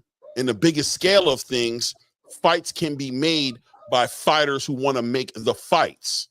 And when they don't make the fights, this platform holds them accountable for not doing that. That's it. It's not about, I don't know where y'all going with it, but the reality is what the reality is, which is there was opportunities to make other fights other than the Lamont Roach fight, and it wasn't taken. Instead, we ended up here. And I look at it like this, right, Clay? It's like in our community, we all know this. We got this unwritten rule, no snitching, right? In our community. But we'll watch people in our community take from each other in our community, and you ain't supposed to say nothing. Right. It's frowned upon to tell the truth about it. So right now, I got somebody in my community taken from the community because Tank ain't fighting the best. Yeah. I agree. Like my brother Antonio Short, he from DC, right? How is Tank fighting Lamont Roach in Houston benefiting Antonio Short, who is from DC? It's a false narrative being pressed and pushed. And if somebody don't say something, it sounds ridiculous. So if this truly was the stance that we want to take, like you said, the streaming, okay, cool. That's a universal thing. That's not a community thing. Because the Tyson Fury Usyk fight, they said that it was illegally streamed like 11 million times. That don't have nothing to do with the black community. They caught like 11 to 18 million illegal streams from Tyson Fury Usyk. That has nothing to do with the black community. That's a boxing problem. Wait, hold on. C. Irvin the Wiz. I just want to read this accurately. Y'all keep saying that Tank had a chance to make the fight. How do you know he didn't? We can speak on that. If Tank rescheduled out to Shakur, which I think that's a misprint, which Shakur said he did, what happened? Give me facts. I'm confused. Only thing I could pull from what you just said here is that Shakur basically telling you exactly how it happened, that he got a call, that he was asked about his availability, that he confirmed his availability, and that he never got a call back. If that doesn't hold the weight to say that Tank didn't follow through to make this fight happen, I don't know what other facts you need. Because the only thing I'm sure is going to be a talking point at this point is why should we believe Shakur? And at that point, I don't even know what I'm talking to you about. So, yeah, what happened was he reached out to Shakur Stevenson. They had a conversation about what nobody knows the details of the conversation. Shakur went back, talked with his team. They figured that they can make it happen. They wanted to make it happen right then and there. He reached back out, never got a response. That's what happened. That's why the fight, that's why Shakur, like the fight wasn't happening because they never responded back to Shakur. And this is coming from, this is what Shakur is saying, and this is coming from somebody that is a fan of Tank. Like, right. And so from that standpoint, then who didn't want the fight? What disadvantage? Legacy over currency? Did I misspeak here? I saw that too. What are you talking about? What are you referring to? I'm caught up. That just makes sound. You're making Shakur sound like the Terminator. I don't know what you want me to say. You know what I mean to that. He says at the end of the day, health matters the most. You can't make this stuff up, take a fight with a disadvantage and get hurt. That's not worth it. Look what happened to Devin recently. I don't know. I don't know what to say to that. Like, I don't know. You know what I mean? I don't know how to respond to that, brother. Like, I don't know, bro. man. It gets ridiculous. This is the thing. It gets ridiculous. And here's my stance, right? I'm an advocate for these people in the chat because my supporters, I know majority of them, they support the fights. And they know I support the fights because I used to do a giveaway and I was giving and making sure paying for 10 people at least their pay-per-views for the fight. Mm-hmm. Yeah, I remember I was overseas. I remember you doing a poll and you got people tickets for I'm fights. giving people at one point in time. There was one time for a Tank fight. I gave 20 people. That's $2,000. Buying pay-per-views. Yeah, I Buying remember. pay-per-views, right? Because I want to support the sport of boxing that we love. You understand? And so when you have a fighters in position of power, like I was saying with Canelo, when I do this with Canelo, ain't none of these see Irvin Witts ain't defending Canelo. Ain't nobody defending Uncle Man. He ain't defending Canelo. Ain't none of them commenting when I'm in here. Is it now all of a sudden it's just a bunch of Mexican fans that say I'm racist? Right. But these fans, my brother Denzel Horton, he ain't defending Canelo. They ain't saying the same things. Why not? Yeah. Because I'm saying Canelo Alvarez is ducking David Benavidez. But that don't hold the same weight with them because they're not fans. Right. They're fans of specific fighters and their highlights. You know when they put that fluid in your body when you get ready to take an X-ray so it can highlight the inside? That's what happens. Yeah. I'm pouring that highlight liquid in the chat and you can clearly see, boy, it's highlighting them. They lighten 100%. Up like a Christmas tree. Because when I said Lomachenko duck Tank, everybody in this chat right now was in here. Yeah, he ducking Tank. He ducking Tank. I was in Nebraska. Dev know that, right? I was in Nebraska. Yeah, he ducking Tank. He ducking. No, they was cheerleading, boy. You ain't have one person in. Uncle Med wasn't disagreeing. Ain't nobody was disagreeing with me. But now I don't like the sport of boxing when it's Tank. No, see, I don't, man, I don't look at things so black and white, man. I think a lot of these fans do. And I think a lot of them come in here and they look at what's going on currently in the chat and they take the topic. They might not even been here for the whole thing and they just take bits of what you say and call you a hater. Blue, I don't think let me be the first to say, I don't think Blue is a hater. I think Blue is passionate about the sport and a lot of times that passion comes with a certain tone that people don't like. As simple as that. But this is what I will say. I do think that when the topics become hyper and I do want to hear what y'all saying in response to what I'm about to say. When the topics become hyper focused on Tank, it appears a certain way, especially when it's day after day. But I agree that I do come in here and I do see the chat bringing up Tank's name before Blue speaks on it, and he has to respond to the chat. So I'm not putting that blame on just Blue, or it's not even targeted at Blue. It's just the platform I'm on to speak on right now. And you know why that happens? Let me tell you why. Because Canelo Alvarez, his reach has shrunk. Right, the amount of fighters that we actually want to see Canelo fight has shrunk. Canelo's not telling us he got a list of 6 fighters.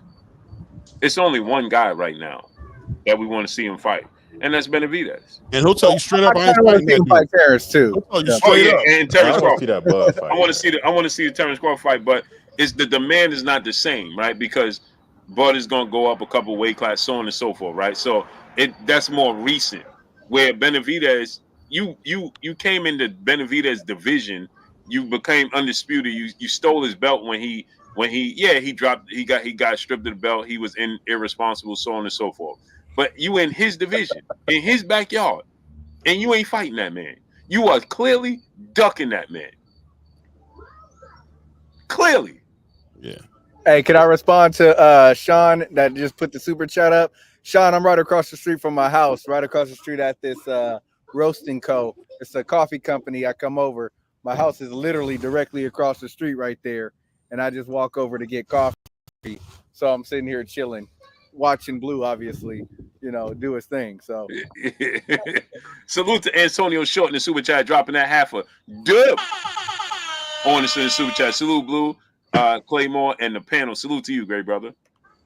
And salute to nephew.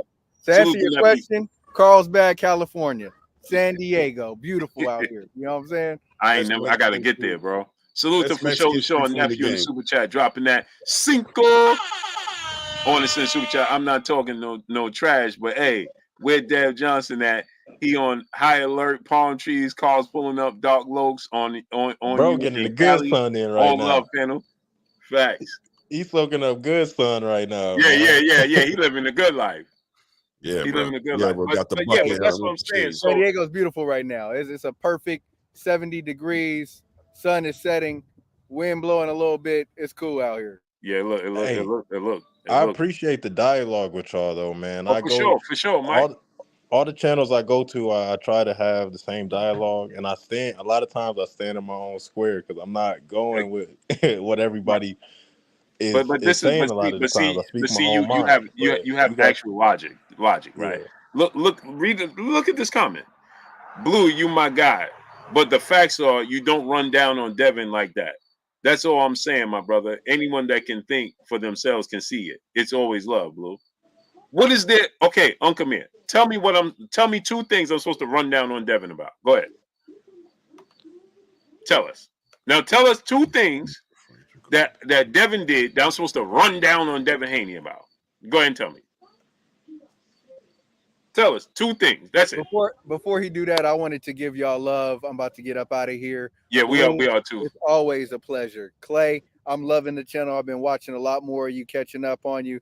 And Michael, bro, really good conversation. I'm glad you were able to get up here and give perspective from the fighter standpoint, but also give perspective as a fan of Tank, who just keeping it 100% real on it.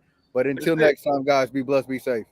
Salute, bro. He said Devin is weight bullying, not going to the PBC for a Tank fight. Let me ask you a question, Uncle Man. See, this is the foolishness that we deal with. How could he be weight bullying when he never missed weight? Actually, Tank missed weight twice. Devin ain't never missed weight. Tank missed weight twice. Devin has never missed weight. So how could he be weight bullying when he ain't never missed weight? He made the contractual weight. So how could he possibly be weight bullying when Tank missed weight twice? Then you said why he didn't go to the PBC to fight Tank. Did Ryan Garcia go to the PBC to fight Tank?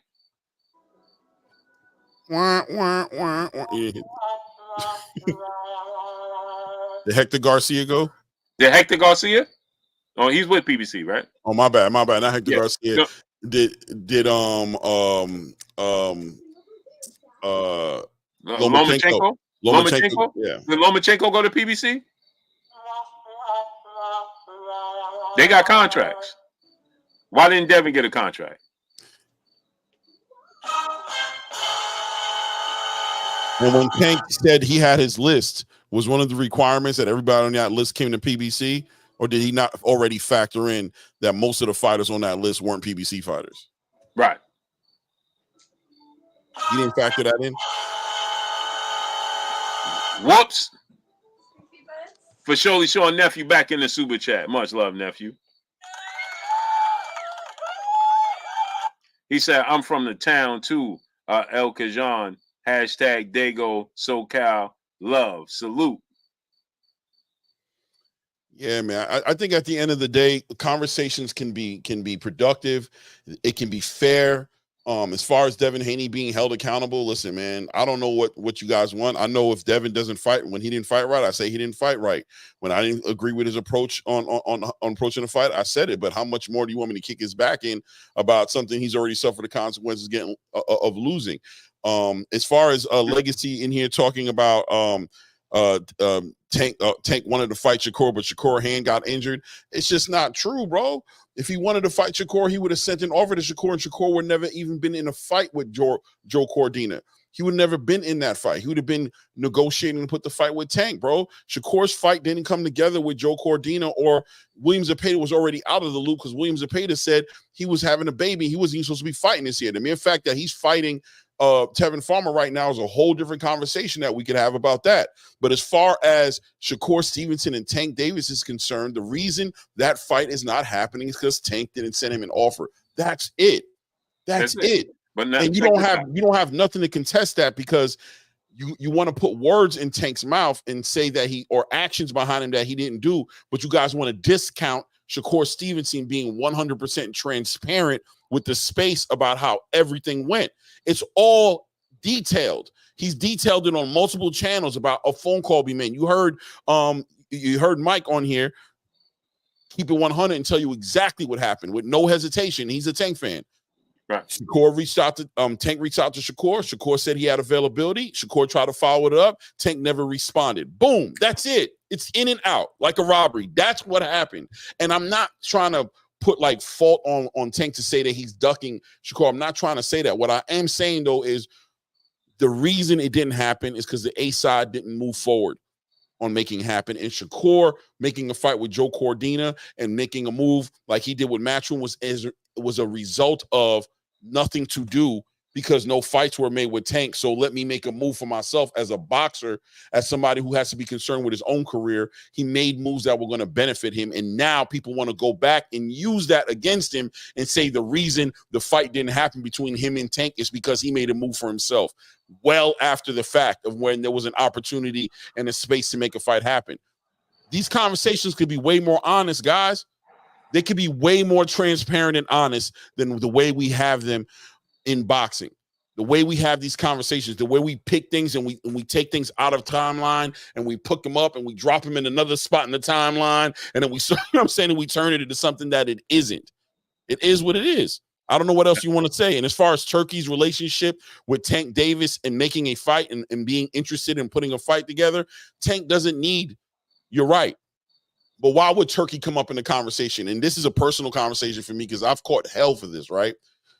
Why is Turkey being brought up? Well, it's being brought up because people want to know what vested interest could Tank have in fighting Devin Haney, right?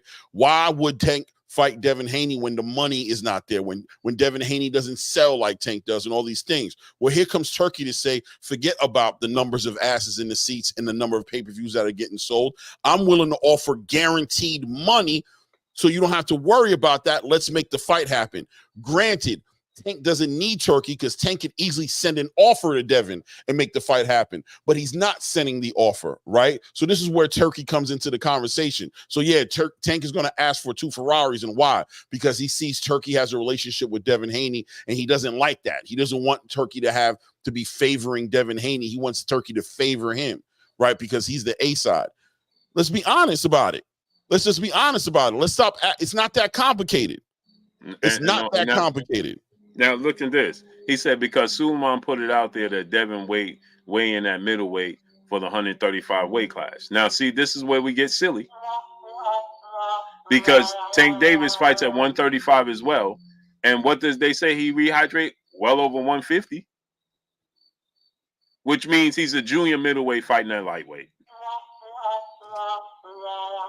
So he rehydrates to at least, he had a 10-pound rehydration clause when he fought at 140, meaning he couldn't go over 150. So you knew he was 150 and better.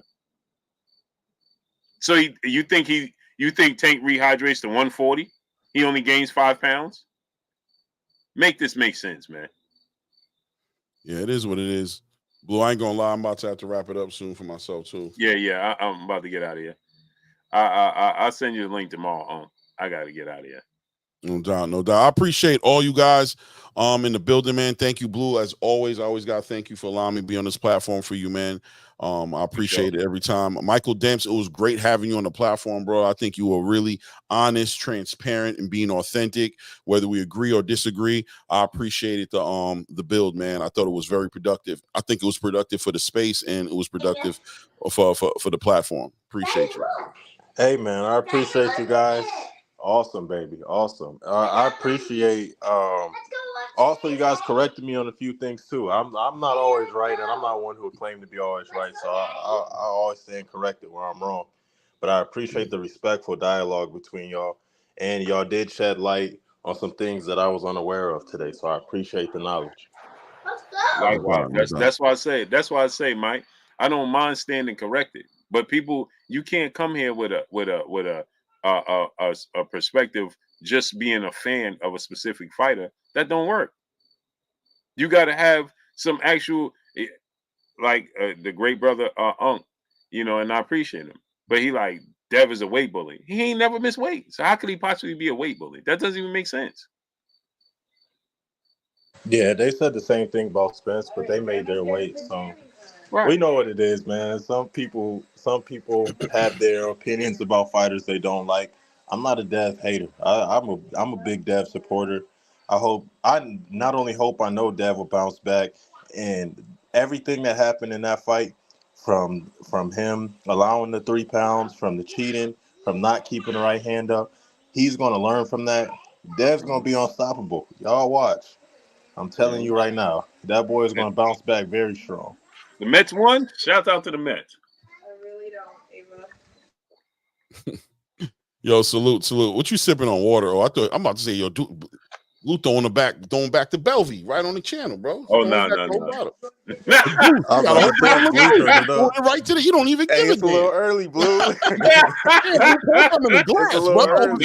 That's water. It ain't going nowhere. Right, put it on some ice, man. It ain't going nowhere. Blue throwing the Bellevue back. It's Blue going up on a Tuesday. Oh, on a Tuesday? On a Tuesday, brother. Jesus. Don't let them stress you out like that, bro. It ain't worth it. Damn these motherfuckers in the chat, bro. Damn them. Damn them all. That's my smart water right there. No doubt. For sure, that life water. Hell yeah. That's that whole body hydration. That alkaline or that regular? Yeah, alkaline. Let's get it. Man. But yeah, I appreciate you, Mike, coming through, man. Of course, bro. Salute to y'all. I'm a head out, man. It was good conversation. I will say this, man. Your chat do not play, man. They got for sure on both sides, man. Look, because yeah, you can't help but to see the truth. You understand what I'm saying? Like, people can complain all they want, but they can't stop coming back because they know it's true. You might not like it, but you know it's true. Yeah. You know what I'm saying? I mean, the supporters and the haters. The supporters, they go democracy. hard. They go hard. They go hard too. I'm like, man, yo, it's a democracy. It's serious. Hey, they go super hard, but it's all love, though. No, it is definitely all love. It's still all love, and that's the thing. Like, they know, even if I sit them at the kiddie table for a second, you know what I'm saying? That's all. It's about 5 minutes. Still love. It's still all love. You know what I mean? Hey. They know I don't mean no harm. Hey, man, to the chat, I love and support y'all. Hey, it's all cool if you agree with me. If you don't, hey, man, it's just YouTube. It's just your cell phone. It's just your computer. It's just your tablet. Calm down. Go relax. See your family. It's all good, man. Yeah. Yo, talk to him. You know what it is that this, like I said to people, we are mainstream media for boxing. There is no ESPN. There is no quote unquote mainstream. That's us. That's us. There's nobody delivers. Nobody talks about boxing. And again, that's because why? It's they did a poll in the States. Real quick, they did a poll in the States of the 10 most popular sports, and boxing wasn't even top 10. It didn't even make top 10. That tells you everything you need to know. And that's why I have an super important what you just brought up right there. I said Devin. Blue, that's super important what you just brought up right there, because people think we winning. You know what I mean? They think like this is getting bigger, and it's not. It's shrinking. There's other sports that are more consistent with the competition level, with the ranking system, with the structure that's more consistent. This sport is very inconsistent with the structure, and it's all based off of they can make the money without the structure. And it's up to us to let them know that we acknowledge the structure, we want the structure, and we notice when you guys are playing with us. Right, exactly. That's my whole thing. we understand. We can identify when you trying to you selling me a fish sandwich, right, and telling me it's a Whopper. No, I know it's a fish sandwich. You know what I'm saying? 100%. It's just that simple, and that's where the water get muddy because I don't dislike Tank Davis. I love Tank Davis. I know his talent. It actually, like Clay said, it speaks the opposite because I know his talent is above what he's doing. Mm-hmm. That's the thing, bro. I want to see you in there with people that, you know what I'm saying. Let's get these fights that pushes the sport forward. You fight Shakur Stevenson, that pushes the sports forward. You know what I'm saying? Yeah. Not keeping it stagnant. Canelo fighting Jaime Munguia, okay.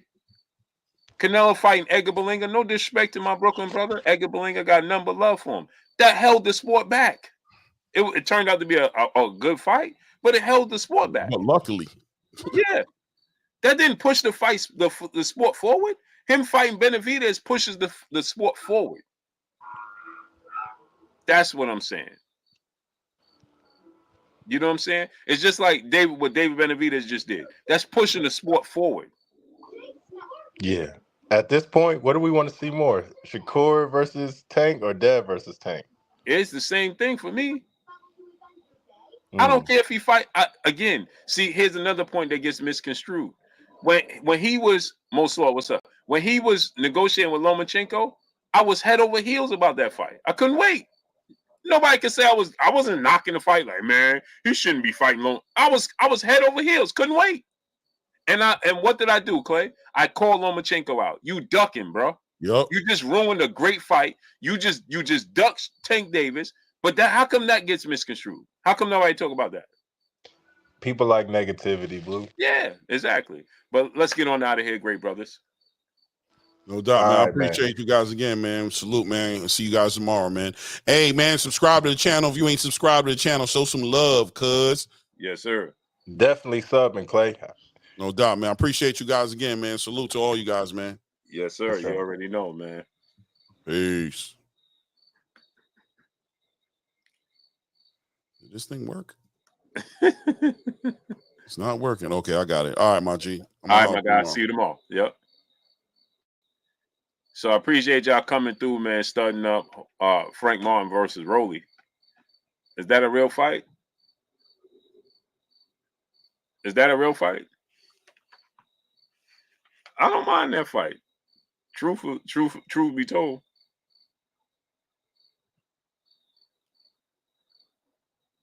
I would like that fight, actually.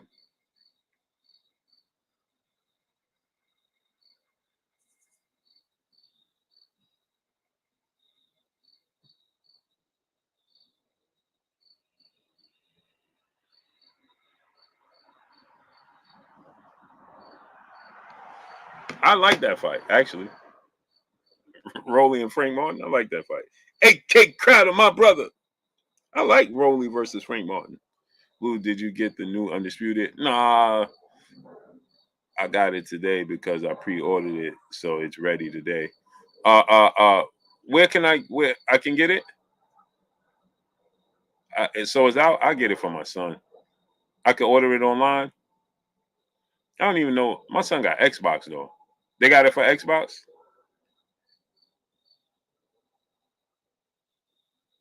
Yeah, Clay. They said it's out. I saw people playing it online, but I didn't know. Casanova, salute. Appreciate you. Terry Nelson, you got Xbox? It's on Xbox. Rude Exposure. What's up, Finley? Get the more expensive version. But is it on Xbox? I can order it right now. I'll play with my son tonight. No Diddy. I think Frank Martin beat Rolly for sure. Really?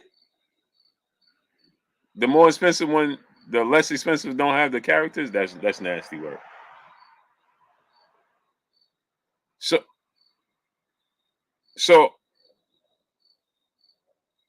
is it out for Xbox? Oh, I'm gonna check right now. Then I'll check. See me and my son play, but he's studying, so he probably ain't gonna play the Friday anyway. And Friday is what? The 11th, right? Yeah, I think it's out this weekend. I'm gonna jump on the on that game. They look like Ryan out of their game. I heard. Yeah, they took Ryan out. Frank Martin versus Rolly the Barkley. I like that fight. I'll be there. But now Hopkins want to make the Shakur versus Ryan fight. Yeah, man. Sometimes these dudes disappoint you. But I appreciate y'all coming through, starting up, holding your boy Blue down, and showing me love. My brother Claymore Rain said he going on 9:30 tonight. I need y'all also to go subscribe to the new channel. Let me put the link to the new channel in the chat. I always forget. I don't know why, man. That's a terrible habit that I have. But I need y'all to subscribe to the new channel, man. I need y'all to get the new channel all the way up. Like Fat Joe say, I'm all the way up. Let's get that up. I'm about to give you the link right now. Yeah, buddy. Yeah, buddy. Yeah, buddy. Lightweight, baby. Yeah, buddy.